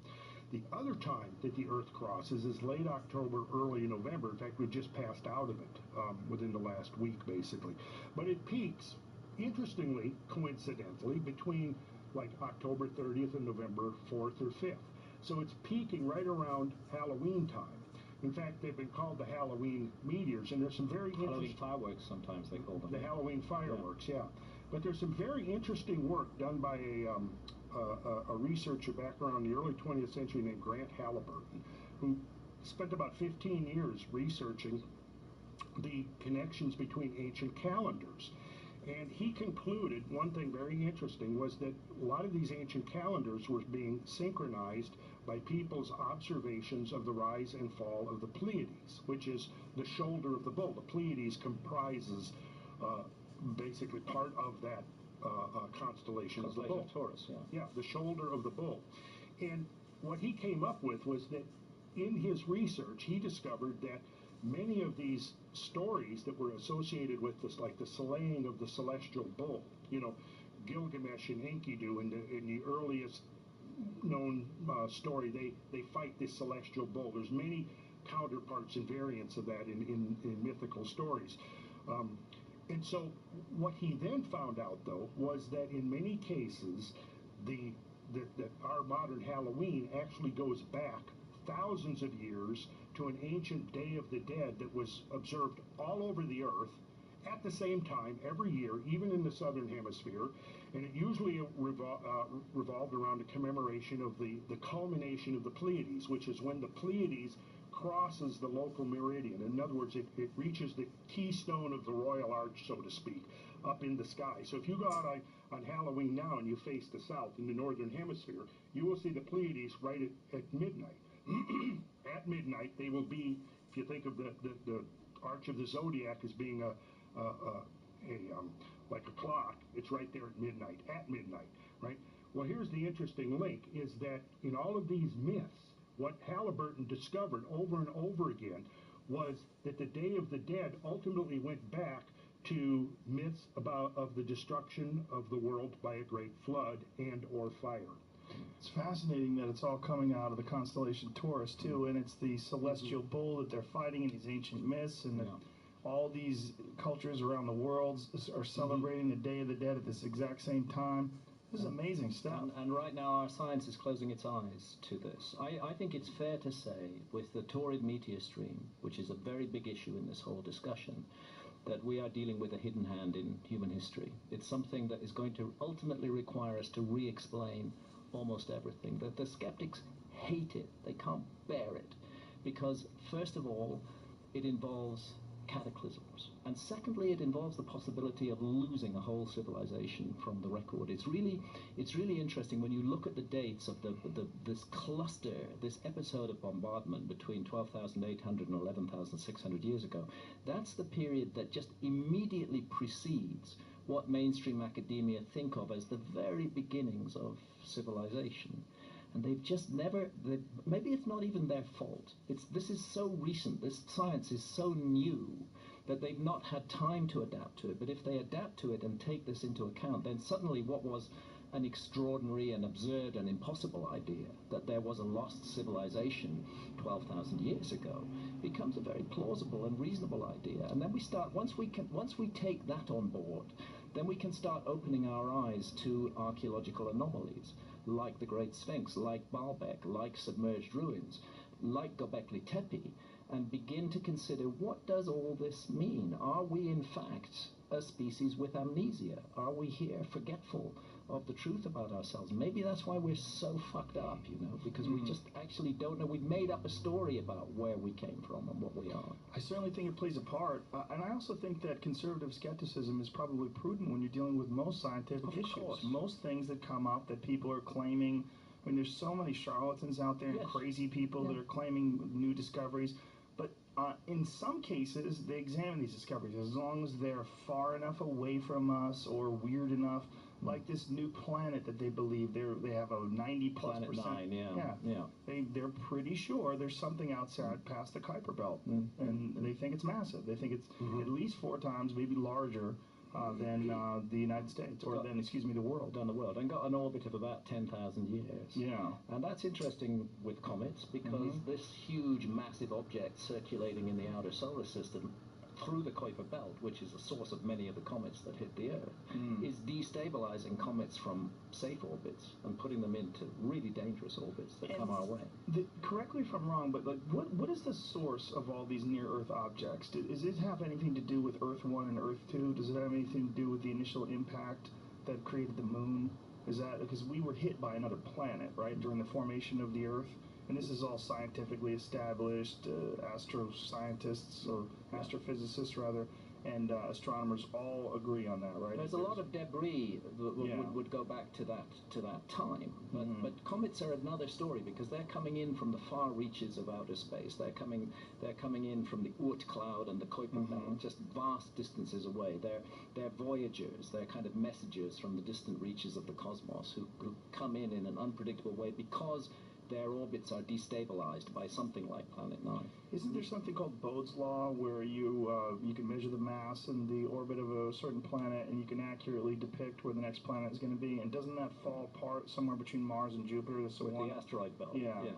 Which would indicate that something was probably there. That's been the theory of the asteroid belt, that it was an exploded planet. Of course, there's a lot of opposition to that theory too. You're right. Skepticism really has an important role to play. It's really essential that we are skeptical. Otherwise, we'd all be following Zachariah Sitchin and waiting for the Anunnaki to land. Exactly. We would have sold our houses December 21st, 2012, and we'd all be going, what the fuck, now I'm homeless.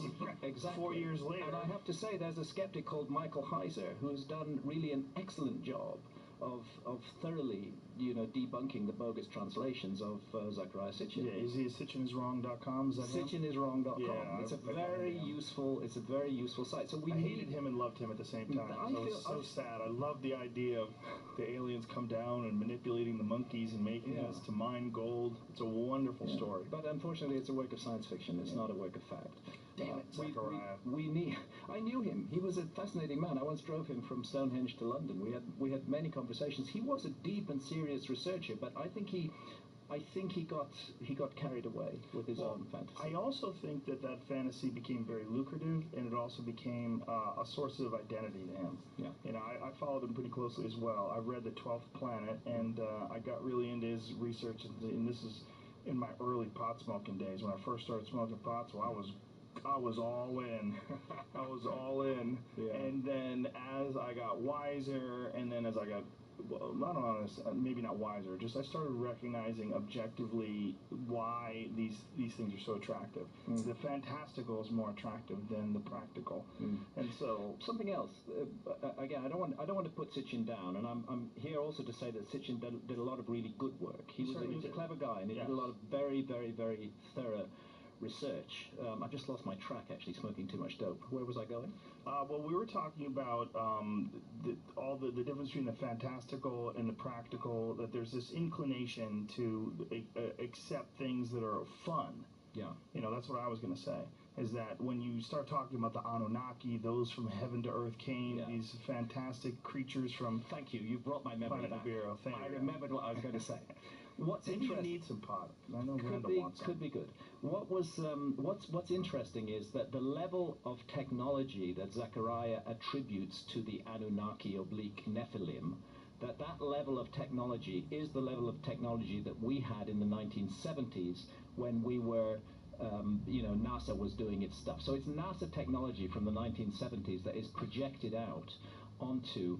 Hand it over to Graham. That is projected out onto his theory of the past. Now, it seems to me very unlikely that the Nephilim or the Anunnaki would have had for 400,000 years, which is what he's saying, the same technology that NASA had in the 1970s. It's much more likely that he's projecting that onto the data rather than that it's actually inherent in the data. There was also some interesting ideas that he had that turned out to be ideas that scientists had also proposed about preserving our atmosphere by levitating or by suspending reflective particles in our atmosphere. And that is something that the Anunnaki, in his books, were going to use gold for, because gold has such unique properties, which is why they use gold to plate things, because you can take a little tiny piece of gold, you could plate this entire table. Gold is a really spectacular piece of, it's just, there's nothing like it, right?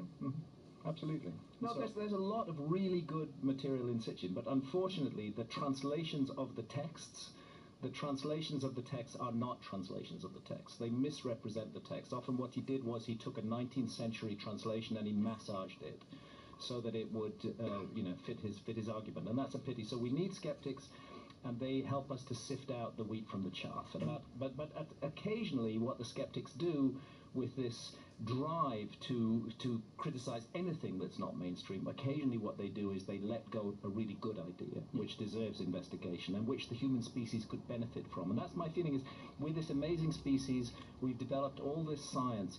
Why are we so ready to let go of wonderful ideas? Well, it's also fascinating to me that because of what Sitchin has been sort of criticized for, people now ignore the stuff that's absolutely undeniable, like the actual stone tablets themselves, the clay tablets, where you can see the depictions of the solar system.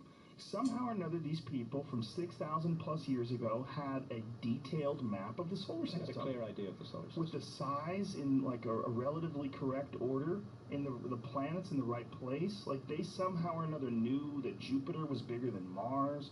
They knew these things in some weird way, and we don't know why, and we don't know how. Also, the caduceus representing the double helix of the DNA, that's a really fascinating concept too, that the caduceus is used for medicine, and it's used to, it's just, he had some really interesting points, Zechariah did. So it's kind of too bad there was so much crazy involved in that. I think what any of us should do when we're exploring the deep and hidden mysteries of the past is to go to a lot of different sources. Don't just stick with the mainstream, don't just stick with the alternative, but try to bring it all together. And in a way, that's what I try to do in my books, except the skeptics still hate them. Yeah, but it's just so hard because it's so fun to go with the crazy story. Yeah. Like the alien story is so compelling. It's so fun. Very compelling story. I mean, if we found some sort of evidence of aliens, it would be so utterly spectacular. Even if it was a simple alien. Like I've always said this, that if we found like a jellyfish on the moon, we would freak out. But, there's really complex, bizarre things at the bottom of our ocean that we've never discovered. They're just not in the correct location for us to be excited. And then the other issue, we're getting slightly off our flood topic here, but the other issue of entities, that the encounters with entities, anybody who's smoked DMT will know that as I have, as you have, that will know that you do encounter entities in the DMT state, and they do communicate with us. And there's a lot of parallels with the ETs, or the aliens as they're described in modern UFO abduction accounts. And Rick Strassman, have you ever had him on your show? You know, Rick got sick. He was supposed to be here a couple of times. We're trying to reschedule it now. Yeah. But he had some pretty serious health issues. I know. We had a date scheduled out, but I love that guy. I've had a chance to sit down with him a couple of times and talk to him. And but of course, you presented DMT, the spirit molecule. Yeah, he's brilliant, and he's so important to me because I remember when I did it, I was so confused. I mean, to me, it was like my first DMT experience changed everything I thought about the world, and I immediately didn't give a shit about aliens anymore. Right. Like it was almost instantaneous. Like before then, I was like, Roswell, they got the ship, man. Yeah. It's in a hangar. But what I encountered doing DMT was so spectacularly alien that the pedestrian concept of something that looks like a person but has a bigger head and large eyes and higher tech. Yeah. I mean, it was weird and cool as it would be if it was real. It was nothing. I mean, literally not 1/1,000,000th as interesting as what you absolutely can encounter when you do DMT. Like, that's the aliens. That's the aliens, an utterly alien realm filled with alien intelligences who communicate. And of course, again, the skeptics say, oh, it's all just made up in your brain. But we don't know that. And Rick is open to the possibility that we are dealing with areas of reality that are not normally accessible to our senses, and that become accessible to our senses by retuning the receiver wavelength of the brain, which is what he suggests DMT does. And I think that's very plausible, and at the very least, those who are interested in UFOs and aliens should be also investigating this line of inquiry. Can we use changes in consciousness to understand the majestic complexity of the universe in which we live? And I think the answer is definitely yes. And many of Rick's volunteers, I paraphrase, but they came back with reports that the entities who'd encountered them said, we are so glad you've discovered this technology. Now we can communicate with you much more easily. You know, it's fascinating. So there's a technology for encountering other intelligences, and against that, this mechanistic, simplistic alien meme that's going around now that they're a bit like us, but they came here in higher tech. It's dull by comparison with that. It is dull by comparison. If you're interested in anybody, the book is amazing. It's called DMT, the Spirit Molecule, and he has a new book that he's putting out about DMT and the Spirit and the Soul of Prophecy. And he's just a really, really interesting guy. But his experiments that he did were the first, I think, in many, many decades to get approved by the government. Correct. So he did everything above ground. I mean, he was above board. He did, and because it was government approved, his remit was that he had to find some therapeutic benefit for DMT, and he couldn't actually. But that's not the point. I'm sure actually there are therapeutic benefits, but that's not the point. The point is, here is a tool for investigating the mystery of consciousness and the mysterious nature of reality. And I mean, fuck me, if we get 5 or 6 volunteers who haven't compared notes, all coming back who've met entities who said, we're so happy you found this technology. It's hard to explain that as just to reduce it to brain activity. Not only that, when we talk about things that are so big and are ignored by mainstream culture, this is one that's just like that. You're talking about an endogenous human chemical that not only is in us, but is in thousands of different plants. Like, I mean, how many different plants contain DMT? A huge number. Very prosaic ones like peas and, you know. Well, there's the amazing story. Acacia. That's what I was going to say. The Australian national tree is actually illegal. Isn't that? But the Jerusalem, the professors from the University of Jerusalem, I believe. Benny Shannon. Yeah, where they were talking about, they believe that that's what the story of the burning bush of Moses is. So that is mimosa with the DMT and Syrian rue with the monoamine oxidase inhibitor. In other words, it's ayahuasca, but a Middle Eastern alternative of it, doing the same thing molecularly. And isn't it possible in some way that the idea of the burning bush was them figuring out how to dry or extract DMT and burn it? Very likely. Very possibly, right? Because we're talking about the burning bush producing God, and it just so happens that this bush is, the acacia tree is incredibly common and super rich in DMT, and it's all over the area. And I should probably insert at this point that if you're at all familiar with the Masonic ritual, you'll know that the acacia plant plays a central role. That's right. You're one of them 1% Mason characters. Every now and then on Facebook, Randall, I get accused of being a Freemason. Hancock, is a Freemason. I know several. As though it explains everything. I know lots of Freemasons. I've spoken in Masonic lodges, but I'm an author and I shouldn't belong to clubs, you know. I went to a wedding that my friend Duncan Trussell was performing at for these two Satanists in like 2003, and to this day, it was one of the LeVays, Anton LeVay or Stanton LeVay, whatever is his son, and his son got married. This was some young hedonist, you know, and they called themselves Satanists, and so Duncan performed at this wedding, and I went there. To this day, I get fucking tweets about being a Satanist. So I can't join your little club, pal. I can't be one of your Masons. I need to confess here, Graham. Yes. You didn't realize this, but I secretly initiated you. Oh my God. Oh, you're in. So how do you get in? How do you secretly initiate somebody? Can you do that for real? No. Oh, okay. Scared. I sort of did. Sort of? Well, you could get him in if you wanted to, though, right? If you know the people. Oh, of course. Even you, Joe. I don't think so. It's not happening, bro. I met a couple of Masons. They're very cool. Well, most Masons don't really understand the corpus of symbolism that they're sitting on top of. I got to say that. Not to get off on the Freemasons, but simply there's a mass of symbolism, and that's the whole. That's the thing that they're custodians of, and most of them don't have a clue what it means. But they're doing an important job by preserving this corpus of symbolism through the layout of the lodge, the meaning of every component in the lodge, because it's a purely astronomical allegory. And then you have the Masonic carpets, and that's where you have the whole story of the comet, the flood. It's all there. The acacia plant, it's all there. It's all, correct me if I'm wrong, but it's all also an integral part of how Washington, D.C. was designed. Is that true? Yeah, to some extent. I honestly haven't studied that too much. What I've seen is that there's a bunch of videos where you can watch it where they sort of describe how the layout, is in some way some sort of sacred geometry. I think what it's based on. Freemasons were massively involved in the construction of Washington, as they were of many great cities. The city I live in, England, has got the major Masonic architecture. So is it like people like me, like my initial prejudice? I hear something like the Masons, like, oh, fucking dude's in a cult, get out of here, leave me alone. Like we assume that all groups of people that follow anything somehow or another are wacky. Masons, in my opinion, they're largely a drinking club for men. Mainly that's what it is. Guys don't let women in at all? But you can make special arrangements to bring women into a lodge. For example, my wife's, when I've given a talk in a lodge, I've given talks in 2 or 3 lodges, been asked to do so, then they make a special ceremony to allow my wife Santa to come in, because I won't go anywhere without Santa.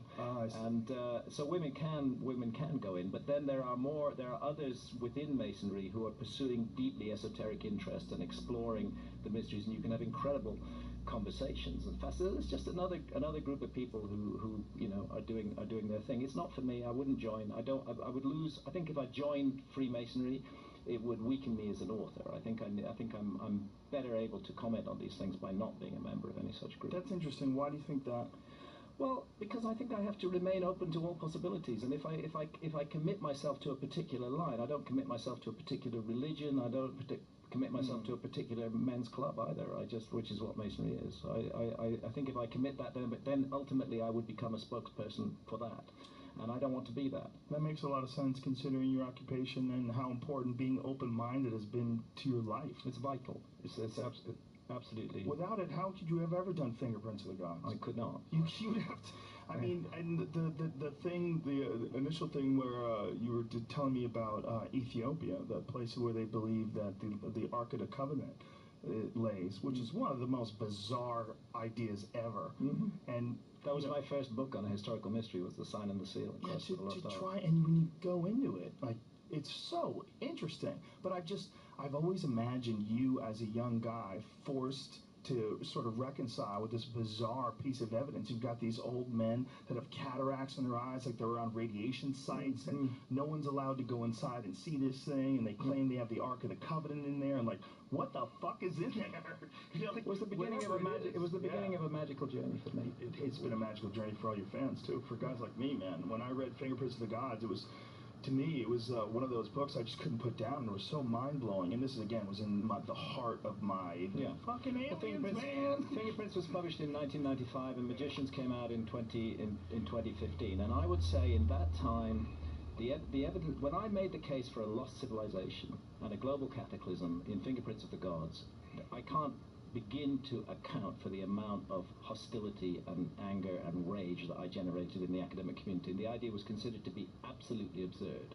20 years later, with Magicians of the Gods, it's not so absurd anymore. The evidence is mounting.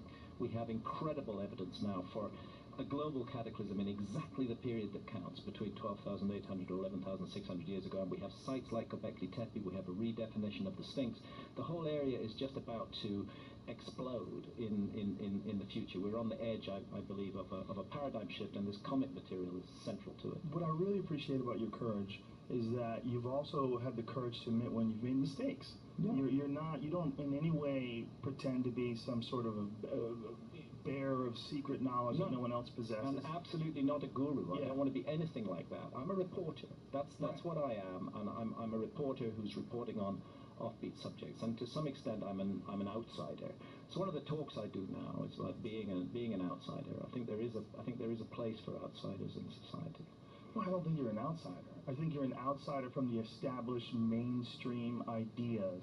I just think that Me and Randall are the same. We're both outsiders in that area and working in different fields to get into this. But don't you think that these established channels that were so deeply grooved in distributing information, those things have widened so wide now, where you're getting, a professor could do a podcast, like he could teach a class and he could write a book, or he can do a podcast on a certain subject, and like, you're aware of Dan Carlin and that Hardcore History podcast, I just can't stop raving about. But what he's done is brought historical, accurate, but really dramatic stories of real events that took place to millions. Like, that's just, that no one's doing that. Like, this is, but it's not mainstream. Well, and what's more mainstream than being #1 on the iTunes podcast list, which he is all the time? What is more mainstream? And he must be getting millions of downloads. It's part of the big changes taking place in our society, that the old structures are being overthrown. They're being thrown away. It's a very uncomfortable time. It's a very uncertain time. It's a very exciting time. Right. Because we can build out of this something amazing in the future. The internet's had a huge part to play in it, the fact that people can communicate with one another all around the world. Well, since I've had a web presence in the last, I was a late comer, but maybe two to 3 years ago, I've been getting contacted by, professionals from around the world. I've got probably a dozen major ones. Geologists who want to know more about. And interesting, you said earlier about debating. I'm always looking for somebody to debate about this. Right. Because I have questions, and I'm thinking maybe somebody who would disagree with me on something could still help me answer some of those questions. Right. But I try to associate as much as possible and hang out with professionals in the field. And of course, what I discover is that a lot of them are working in these things part-time, almost clandestinely, without making it part of their, if I go on a field trip with geologists into the floodlands, none of them are really working on it full-time. It's all part-time. They're working for the government, they're working for the oil companies, or, exploration, mineral exploration, whatever. They're doing this research into geological catastrophes on their own time. Right. But recently, just last summer, I got invited to actually present some of my research to the Atlanta Geological Society, which is the largest society of professional geologists in the Southeast. So I jumped at the chance rather than, so I presented hoping that I would get challenged, that somebody would say, wait a second, there's a flaw in your thinking here. Didn't happen. So did you make friends with some of these mainstream geologists? Oh, yeah. Well, I've been known. When I just took a trip for, in September, spent 10 days back out in the floodlands, and I had a geologist with me on that trip. So, yeah, I'm getting to know more and more people who are working as, well, I majored in geology in college, so I still am in touch regularly with the head of the geology department. I see her pretty much on a regular basis and have been keeping her apprised of some of my stuff. And she has offered to sponsor me at whatever point I think that I can pull it together as a dissertation. But we'll see how that goes. My objective was to learn geology, not to become a professional geologist. I wasn't interested in working for the government or working for, the energy industry. I had geological questions, and that's why I majored in geology. And you've walked the walk, and in my opinion, you know more about this stuff than 10 fully PhD geologists. Yeah, you always freak me out. So what's fascinating to me about all of this is that I think what you've done has been very measured. You know, everything you back up with facts and photographs and descriptions and disclaimers. You know, when you say, well, it is possible, you will go down other various paths. You're not dogmatic about these ideas, but you've spent so much time going over this. I don't know if there's a commensurate guy in mainstream archaeology that has been public about it the way you have been. Because if there is, I feel like we probably would have heard about him. Your podcasts have been, the ones that we've done, they've been seen by millions of people. They've been listened to by millions of people. I mean, the information's getting out there, and it's making a real difference. You're always going to have the guys like, I think Michael Shermer's very important. I'm not criticizing him, but that knee-jerk reaction to do something, to mock something or put down something that's not mainstream.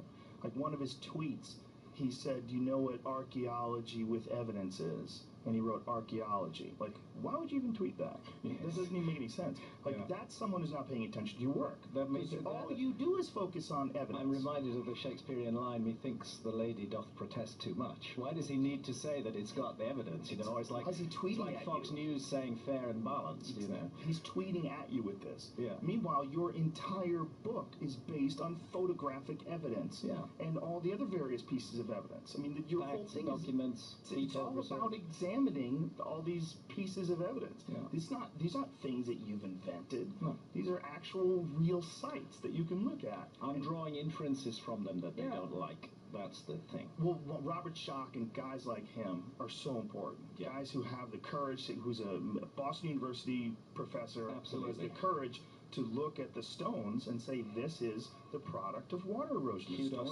Kudos to Robert Schoch as a geologist, like as a career academic geologist who's taken that risk and put himself out there and followed the evidence where it leads. Another one is Danny Hillman Natawajaya in Indonesia, who's been responsible for the investigation of this extraordinary site at Gunung Padang, where work has been stopped since 2014. Again, he's a highly credentialed geologist. He's Indonesia's leading expert in megathrust earthquakes, but he's been looking at archaeology, bringing his geological expertise to that. So things are changing. We are finding academics who are willing to engage and willing to discuss. I got into a very interesting email correspondence with a guy called Daniel Lohmann at Baalbek, but from the German Archaeological Institute, who's an architect and an archaeologist, and he was very civil with me, and he answered my questions. We went into it in depth. We had quite a long debate. That's very refreshing. That kind of thing wasn't happening 20 years ago. Yeah, that is very refreshing. Now, what about those pyramids in Bosnia? Has that been, what is the deal with that? Are those things... I've been there.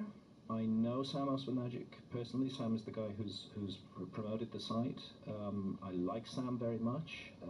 I must say, when I'm in his aura, I'm extremely convinced.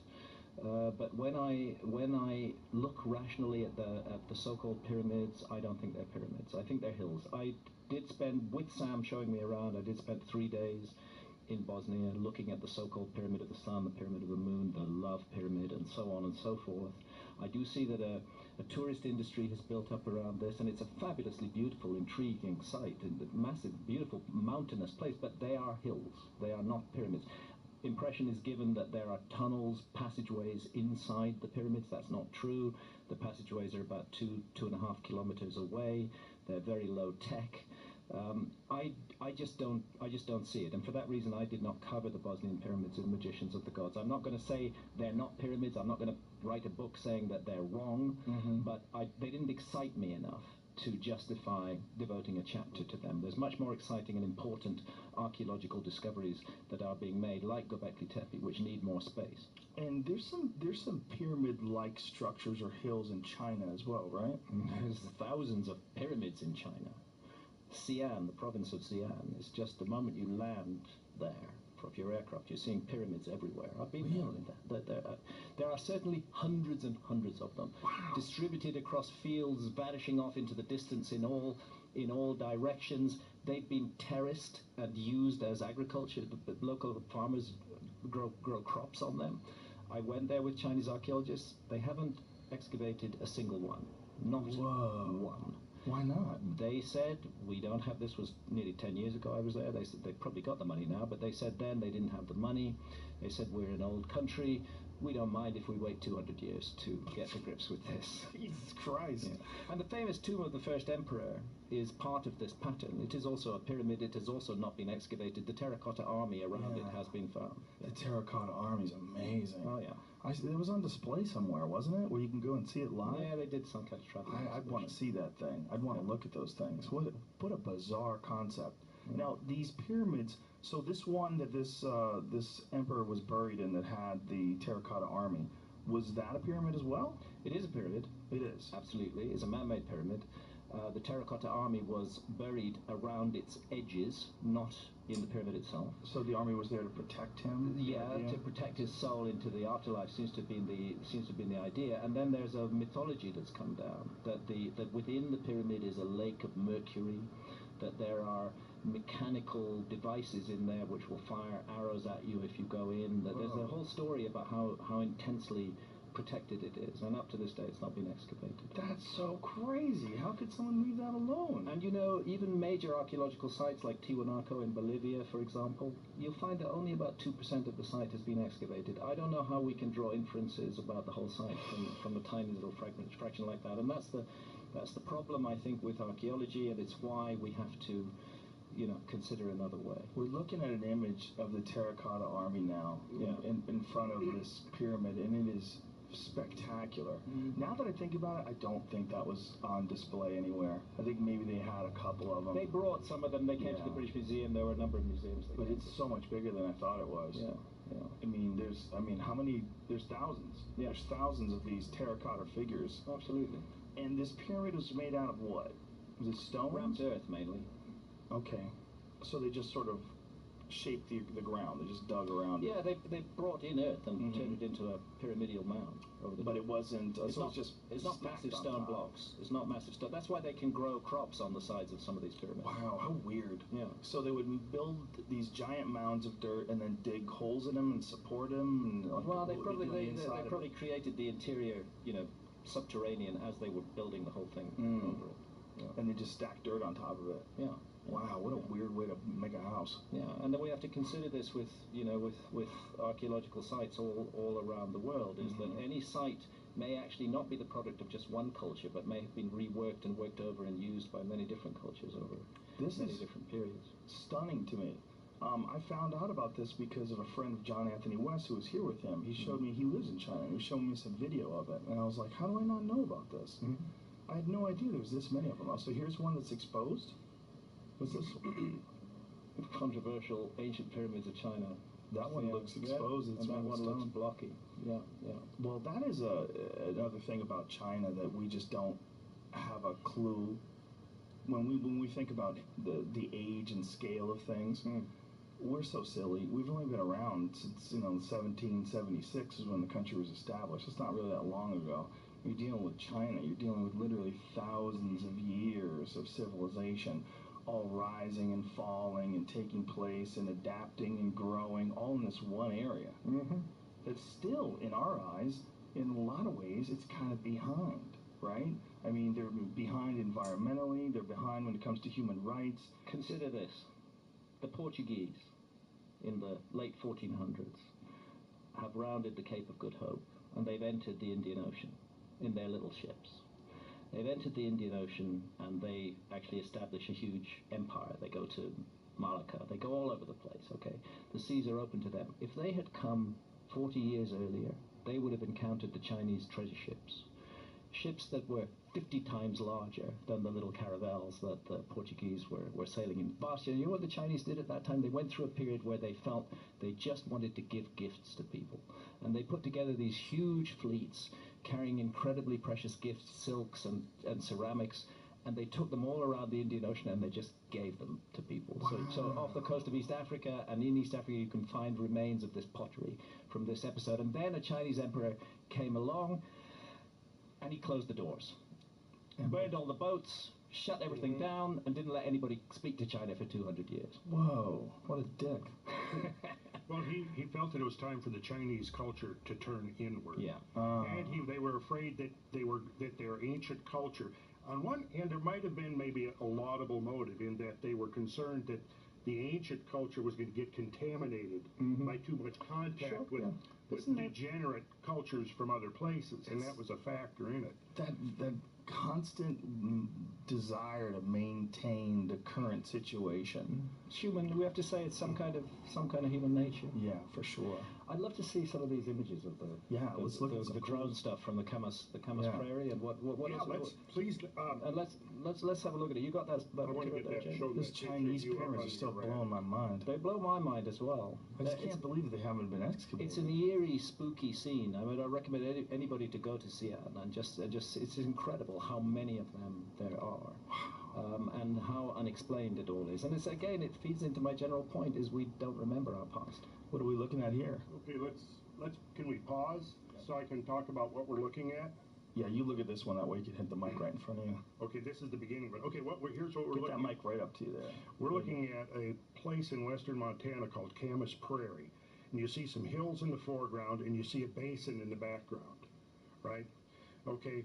Right here on top of this hill and down on the side here, you see that there are some quarrying operations. Those are quarrying gravel. Because everything you're looking at here, this whole landscape between the hills are these large masses of gravel, trillions of tons of gravel. Now, what we're going to do is we're going to start sweeping around as the video plays, and you're going to notice down here a series of ripples. Oh, okay, I see that. Okay, and I'm going to have Jamie pause in a second, but let's keep coming around. Do you start seeing the ripples on the landscape? Let's pause right there.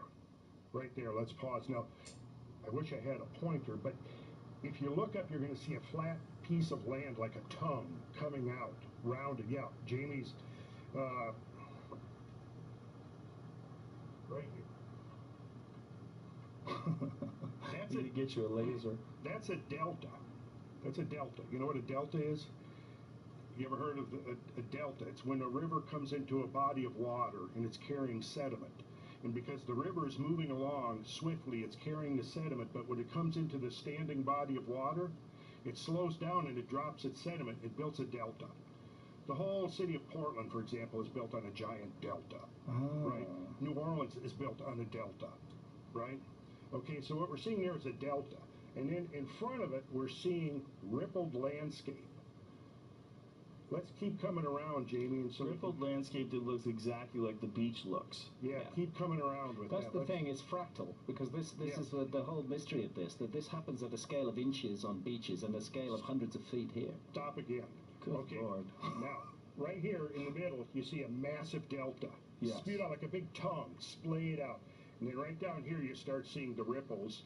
And there's a farmhouse. You see the farmhouse there? Now those ripples are, the tallest ones are about the height of a 5-story building. Whoa. How bizarre. Let's keep swinging around. We'll just stop this for a second, if you don't mind. No, I don't So mind. these things, they're the size of a 5-story building. What is that, like 70 feet or something 50. like that? 50 feet? 50. Okay. So those are 50 feet high. And how much water? We'll get to that. Let's see the rest of it. And these are just dirt, right? They're well. If you dig into one, what you're going to find is they're a massive. Okay, let's pause again. Whoa. Look at this. This is crazy. This is totally crazy. This is one of the craziest things you'll ever see. These ripples, the repeated ripples in an area where there's nothing else like it. This is the fingerprints of the flood. That's what it is. Wow. Where can someone look at this? How does someone look at this? In real? This right now. This is what we're looking at. This is this video. Well, my colleague Brad Young did this with his drone, and I think he's got it on the website Geocosmic Rex. Is this being played in the YouTube video right now? Okay. All right. So the YouTube people are cool with it. If you're listening on iTunes, find it. Find it on YouTube. But it's worth looking at. Is what my point. This is mind-blowing shit. And I think you made the crucial point, Joe, which is that we can understand what this is because we can see it on any beach. We can see how water flows receding across a sandy medium will produce ripples. But here, they're on this unbelievable scale where they're hundreds of feet long and 50 feet high, where they dwarf houses, and they're lying all across. And what that tells us is that a huge water flow went across this plain and did this. Well, seeing it from this perspective above, which is a rare perspective unless you're in a plane or a helicopter or something, you get a chance to look at it this way, you really get a better sense of what it is. If you were on the ground there, you'd probably say, oh, look at all the hills. It's hard to see. You don't quite get the impression. Now, we did visit this location. And to that day, it was overcast, so you don't quite get the effect like you do when a low sun angle. Really helps you to see what's going on in the landscape. Can I ask you, is there a dispute to this? Is there No, nobody disputes it. Nobody disputes that this is from a flood? Not anymore. Wow. No. In fact, it was this. J.T. Marty. Let's be clear. Nobody disputes that it was caused by massive water flows. Exactly. Okay. But those same people would still not buy into the notion that there was this one humongous flood. Okay, so they think it's an accumulative effect, but that this was all created. This was the bottom of Lake Missoula, right? Yes, and this is supposed to actually represent the draining of Lake Missoula. Right. Whereas I argue from a number of different reasons that this is the filling of Lake Missoula. I have a friend of mine who, his friend lives in Montana, and they found a dinosaur on his ranch. Oh, wow. Yeah, like really recently. That's a nice thing to find. We should come back to that because there's a connection here. Yeah, the Great Western Inland Sea, all that area. There was, this was a crazy place at one point in time. It still is, arguably. Yeah. In a different way. The water here, Joe, that did this, the way to visualize this is to, again, begin to think of tsunami. You have to think tsunami because tsunami is the closest scale of water flow that we've experienced in modern times. No river flood has even approached this. Right. You know, no flood in any floodplain. Nothing that we can put into perspective. Right. The closest we can get to it is a tsunami. But even there, you got to picture the tsunamis that we've experienced in the last decade and a half, in Indonesia and Japan. When they made landfall, those tsunamis were roughly between 20 and 50 feet, depending on where you were relative to the oncoming wave and how far distant you were from it. Here, what you have to visualize is a tsunami sweeping over the land that's over 1,000 feet deep. That's what happened here. And we know that because we can trace the high water marks on the hillsides are clearly left. The high water marks are clearly etched into the hillsides.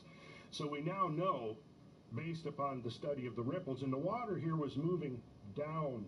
It's filling this basin. It's rushing in a great tsunami from the north of fresh water, meltwater, coming off the ice sheet.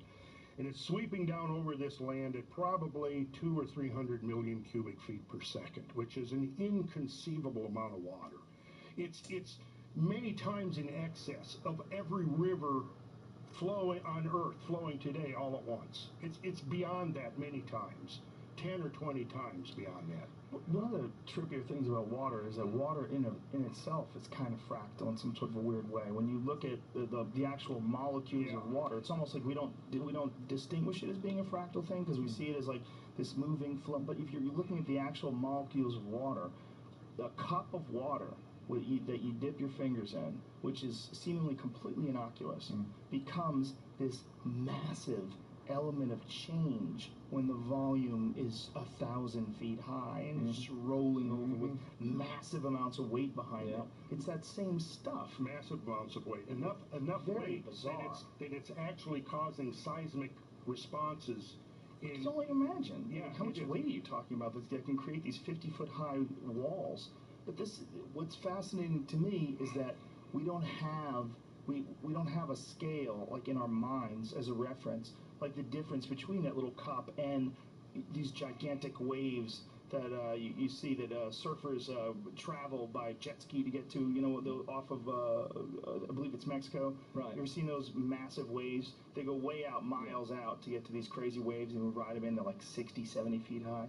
Like that's the comparison, almost like a glass of water to those waves, and then that to this. It scales up, it scales up, it scales up, and at a certain point it can change the whole story of civilization. Almost doesn't compute. Like you can intellectualize it, but it's almost not computing. One of these flood flows here is 3 orders of magnitude greater than the largest measured modern flood. In other words, over 1,000 times greater. In terms of peak discharge or volume, you would have to scale up at least 1,000 times greater than any modern measured flood to get to the smallest, really, of these flows here. Because this is just one place, one locale on 5 states where you can trace literally an ocean of fresh water sweeping across the entire Pacific Northwest, pretty much washing away anything that was there. It's almost like we have a defense mechanism built in where we ignore how vulnerable we really are. Like we put it, maybe that's one of the reasons why people are so reluctant to really go deep into studying asteroidal impacts, I think or even to pay attention to this stuff. Like that this could happen. And this is, I mean, those are not two separate subjects, because this is the result of the comet impact on the ice cap. This is why I feel that the research in this field is so vital. Okay, right there. Yeah. Now here, notice this is crazy. That's a beach. Yeah, but it's a beach. It's a beach for giant monsters. Is what it is. You can see in this here that you've actually got three massive currents converging here. Do you see that? Over here on the right, you've got a massive current coming in that would be from the west. And then we would be standing looking down current. Of course, the drone, I'm guessing here, is about 200 feet in elevation. So the top of the water was another 800 to 900 feet above this perspective right here. And it's moving very, very fast. And it's sweeping down into a river valley that's down in those mountains you see in the distance. And from there it's being carried down and joining up other equally as large floods coming in from other valleys. And all of this is happening at once, and it's covering 5 states basically. And that's just one region that's being affected by this sudden catastrophic melting of the ice sheets. We are dealing with the largest flood that ever occurred on Earth. It's as simple as that. This is insane. I mean, it's insane to look at. And it happened here in North America, and it happened 12,800 years ago, and its story has yet to be fully told. Isn't it possible there was something larger before, like the 65 million year ago one that hit the Yucatan? Like, what kind of an impact did that have? Well, it actually would, because if that had happened 12,000 years ago, we wouldn't be having. None of us would be here. Today. Yeah, that would be a wrap, right? Yeah, that was a single large object, about 6 miles wide. That was a much more devastating impact than the impacts of 12,800 years ago. But nevertheless, those impacts of 12,800 years ago were really, really bad, and they did stuff like this. And anything that was in the way of this, of these massive flows of water, would have been rubbed completely from the story. See, this all makes sense. Yeah, and here's the thing that the Michael Shermers don't get. When you understand the extent of this, the scale of this phenomena, and the severity, the inconceivable severity of this, in the aftermath of an event like this, what would remain of a city, a village, a refrigerator? No, not a goddamn thing.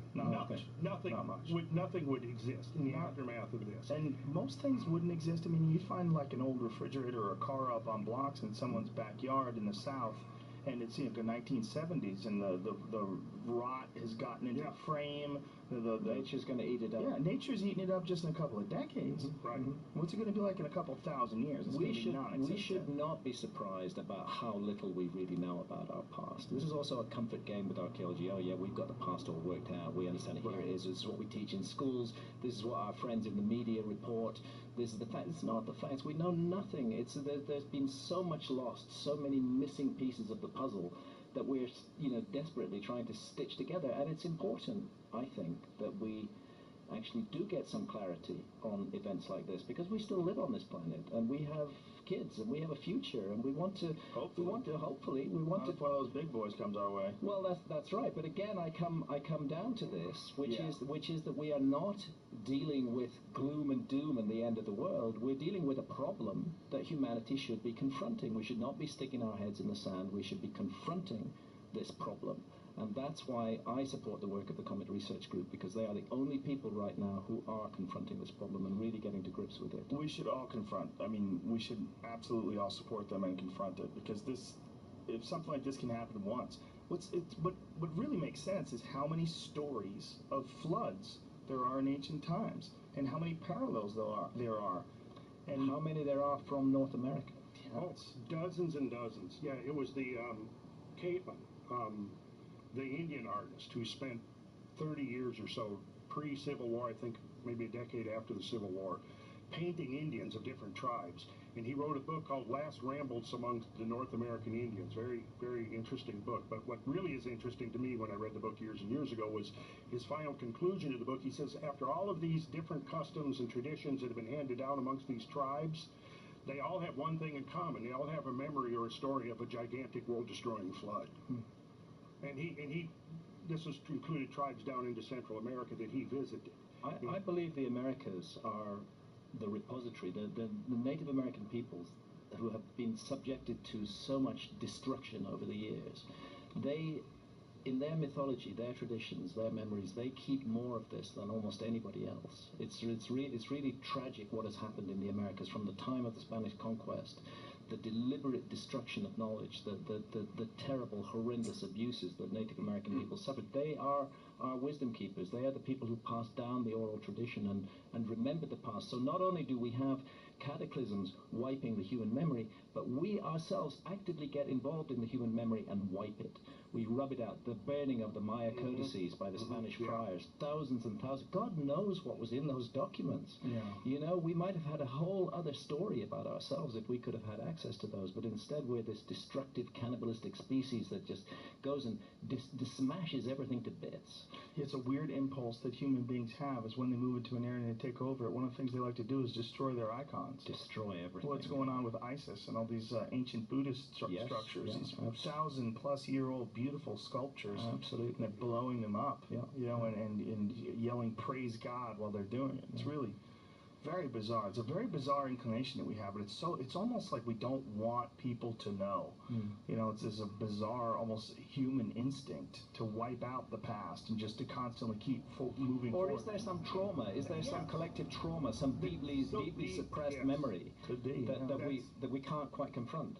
That's exactly the thought I had, because I think that's the one of those areas where Velikovsky finally really nailed it was mankind in amnesia. That somehow we carry the trauma, because once you begin to get a handle and you get the picture of these events as they occurred and did occur and would have been experienced by our ancestors, you've got to understand, what would it be like to see your entire world completely obliterated, starting over again from basically a barren mud field? You know, that's essentially what these people were faced with. If they lived at all, and so few obviously probably they did, because here we are. But, you know, again, the evidence is emerging of major cultural collapse. If you had a guess, what percentage of the population of human beings, just as obviously just a guess, but how many do you think were wiped out? Half of them? 3/4 of them? I don't think that would be unrealistic. No. It doesn't seem like it would be. And if it was that number, and those people, that's enough for people to survive. And if it was that number, boy, what a strange, fucking mythical past they would have. The other thing to bear in mind is, in the world today, our world, we have an advanced civilization. America, you know, Germany, the industrialized technological countries. And we have coexisting with them in South America, in the Namibian desert, we have hunter-gatherers. So the notion that hunter-gatherers and an advanced civilization might coexist in the same epoch of history should not be strange to us, because we're doing that today. And that's what I would suggest happened before 12,800 years ago, before the cataclysm of 12,800 years ago, that there was a fairly advanced civilization that was capable of mapping and exploring the world, creating gigantic works of architecture, and it coexisted with hunter-gatherers. And who were the ones who survived the cataclysm? The answer is the ones who survived the cataclysm were the hunter-gatherers, not the sophisticated peoples. A few of them survived, and they then settled amongst the hunter-gatherers and tried to transfer some of their knowledge and skills to them. And it's the same today. If we were to have a repeat of the Younger Dryas cataclysm today, I don't think that people from Los Angeles or London would be amongst the leading survivors. I think the survivors would be people like the hunter-gatherers of the Amazon rainforest, because they're in the business of surviving. That's what they do. It's not a mystery to them. It's not even a problem. They do it all the time. They would carry the human story forward. And 10,000 years from now, their descendants would be telling a myth about how there was once a great civilization on this planet, so advanced that they could even go to the moon. They could fly around the planet. They could speak to one another on other sides of the earth. But they did something wrong. They fell out of harmony with the universe. They ceased to wear their prosperity with moderation. That's actually a line from Plato about Atlantis. Wow. And the universe slapped them down. So there would be a differential survival rate. I would say that those who are more technologically advanced are less likely to survive because they depend on a complex interrelated network of skills. And any individual on his or her own, most of them, well, you're different, Joe, because you do know how to survive, but a lot of people don't know how to survive. I barely know how to survive. I'd most likely But at least you've worked at it, you know. But I'm not that good at it. But most of us haven't even worked at it at all. We haven't got a clue. Let me fucking open everybody's eyes to all these people that think that you could just go out there and shoot animals and stay alive. Good fucking luck. You're probably screwed if you have a rifle. Even if you have a rifle, you're probably screwed. If you have a bow and arrow, you're gonna fucking starve to death. Right. It's extremely difficult. Yes. To get close. You know. And yet hunter-gatherers for thousands and thousands of years have succeeded in doing that, like the Bushmen of the Kalahari. I think there was less humans and more animals. Right. I think that's also part of the rub. Okay. It's like we're dealing with just one of the terrible things we've done is taking these giant swaths of land and made them entirely inhabitable for wildlife, like cities. Like how many people grow food in the city? What is the percentage? Is it even 1/10 of 1% of people in the city grow their own food? Probably not. It's probably not even that. So you have these massive, essentially deserts where no wildlife exists other than predatory species like coyotes and ravens and things like that that take. And then you go out from there, and then you have these vast farmlands. Yeah. The only benefit of the vast farmlands is the amount of deer that exist now is greatly more than when Columbus landed. But it's because they've almost become an agricultural animal. It's almost like they're almost a domesticated animal. They're a free, wild, domesticated animal. Like I have a friend who has a farm in Iowa, and when you go there, it's very strange because he's got these wild, giant, 300-pound forest horses running around his backyard. I mean, they're fucking everywhere. Right. There's all these giant deer, and when we were there, it's what's called the rut. So all these, they're very horny. So the big bucks who usually hide, they show themselves. I'm like, this is a crazy place. Like there's all these wild animals that exist along with people. And even in a game-rich place like that, it's incredibly difficult to get to one. And you have to have vegetables. You'd have to have your own vegetables. So let's imagine a situation where all the resources of our cities, all the amenities, all the infrastructure are gone. Most of us are fucked. I would say radically, I would say in fact our civilization, which appears so strong, is actually very, very fragile. Extremely. It's just a little push. It's like when you look out the window and you're like, wow, that's the outside. No, that's a piece of glass. You're outside. Yes. Knock that piece of glass and you're outside. You know, the effortless it is, it just seems impenetrable because, you know, you pull the shades tight and you set your alarm clock and you sleep. You're sleeping next to glass. Yes. Like, it's hilarious. You feel confident and yet you're sleeping next to a piece of fucking glass. Well, there's this incredible complacency and arrogance of modern civilization, that we are the apex and pinnacle of the human story, that we're the best that's ever come. And that's a danger. Mythologically, that is a very dangerous place to be. When you start imagining yourself as the apex and the pinnacle of everything, that's precisely when the universe reminds you that you are not that at all. Yeah, it's a very weird existence that we have where we just sort of look at how things are right now and we can't imagine things being any different. No matter what, whether it's people that have to come to the realization that they've been injured, like someone breaks their leg and all of a sudden it just doesn't compute, like how come I can't walk anymore? Well, your reality is now shifted. And this reality that we have here with this fairly healthy earth could shift at any moment. The Yellowstone volcano is the one that's been freaking me out the most over the last few years. Another big issue. Yeah. An interesting parallel would be if we look at what happens in smaller catastrophes, like we've seen today. When we look at for example, when Katrina hit New Orleans, right? It was almost as if the human species separated into two subspecies. You had one group of people that rose to the occasion and did heroic things. They organized and they saved people spontaneously, you know, because the government was conspicuously absent for 5 days, the first 5 days of the Katrina disaster. And here you had a major flooding of New Orleans, and you had people spontaneously organizing and performing these heroic actions of saving their fellow man and doing just stupendous things, superhero type things. But then you had another segment of the population that just went completely barbaric. And you had mass rapes and, smashing of businesses and looting and just people running in wild, complete, unrestrained gangs, and just committing violent acts at random.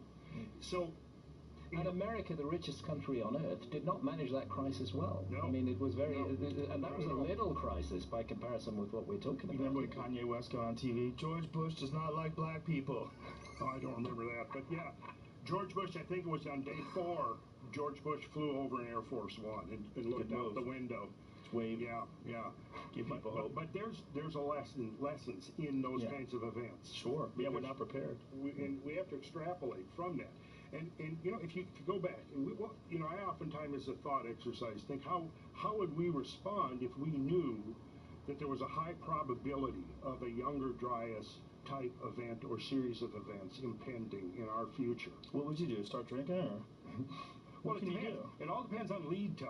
Right. It all depends on lead time. What if it's a 10-day lead time? Like, you're not going to be able to shoot a rocket up there. Listen, man, fire up that Uber again, and let's go hard to the end. Yeah. 10 days, but 10 years or 20 years.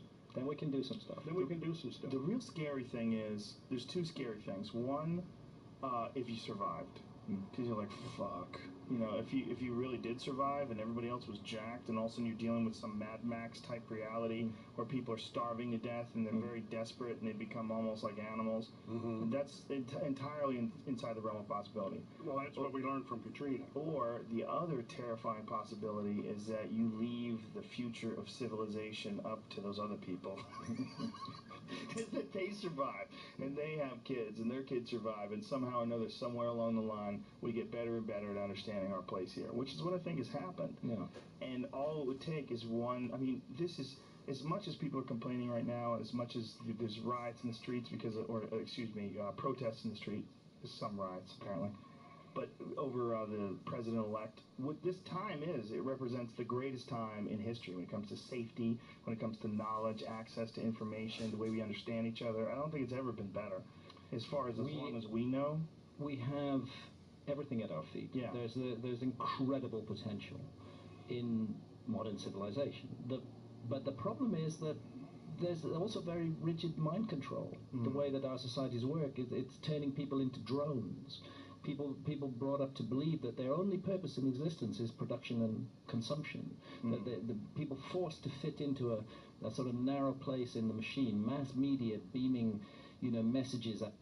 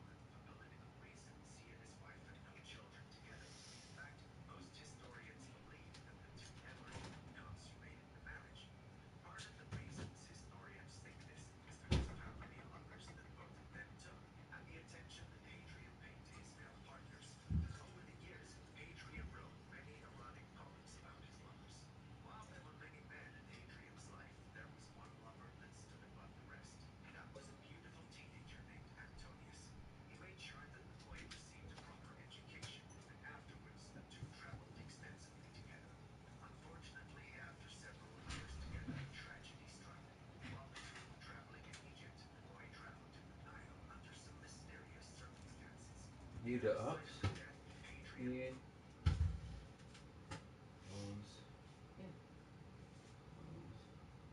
Yeah. I think I'm relaxing and maybe go get pizza in a bit. I love this one. I forgot.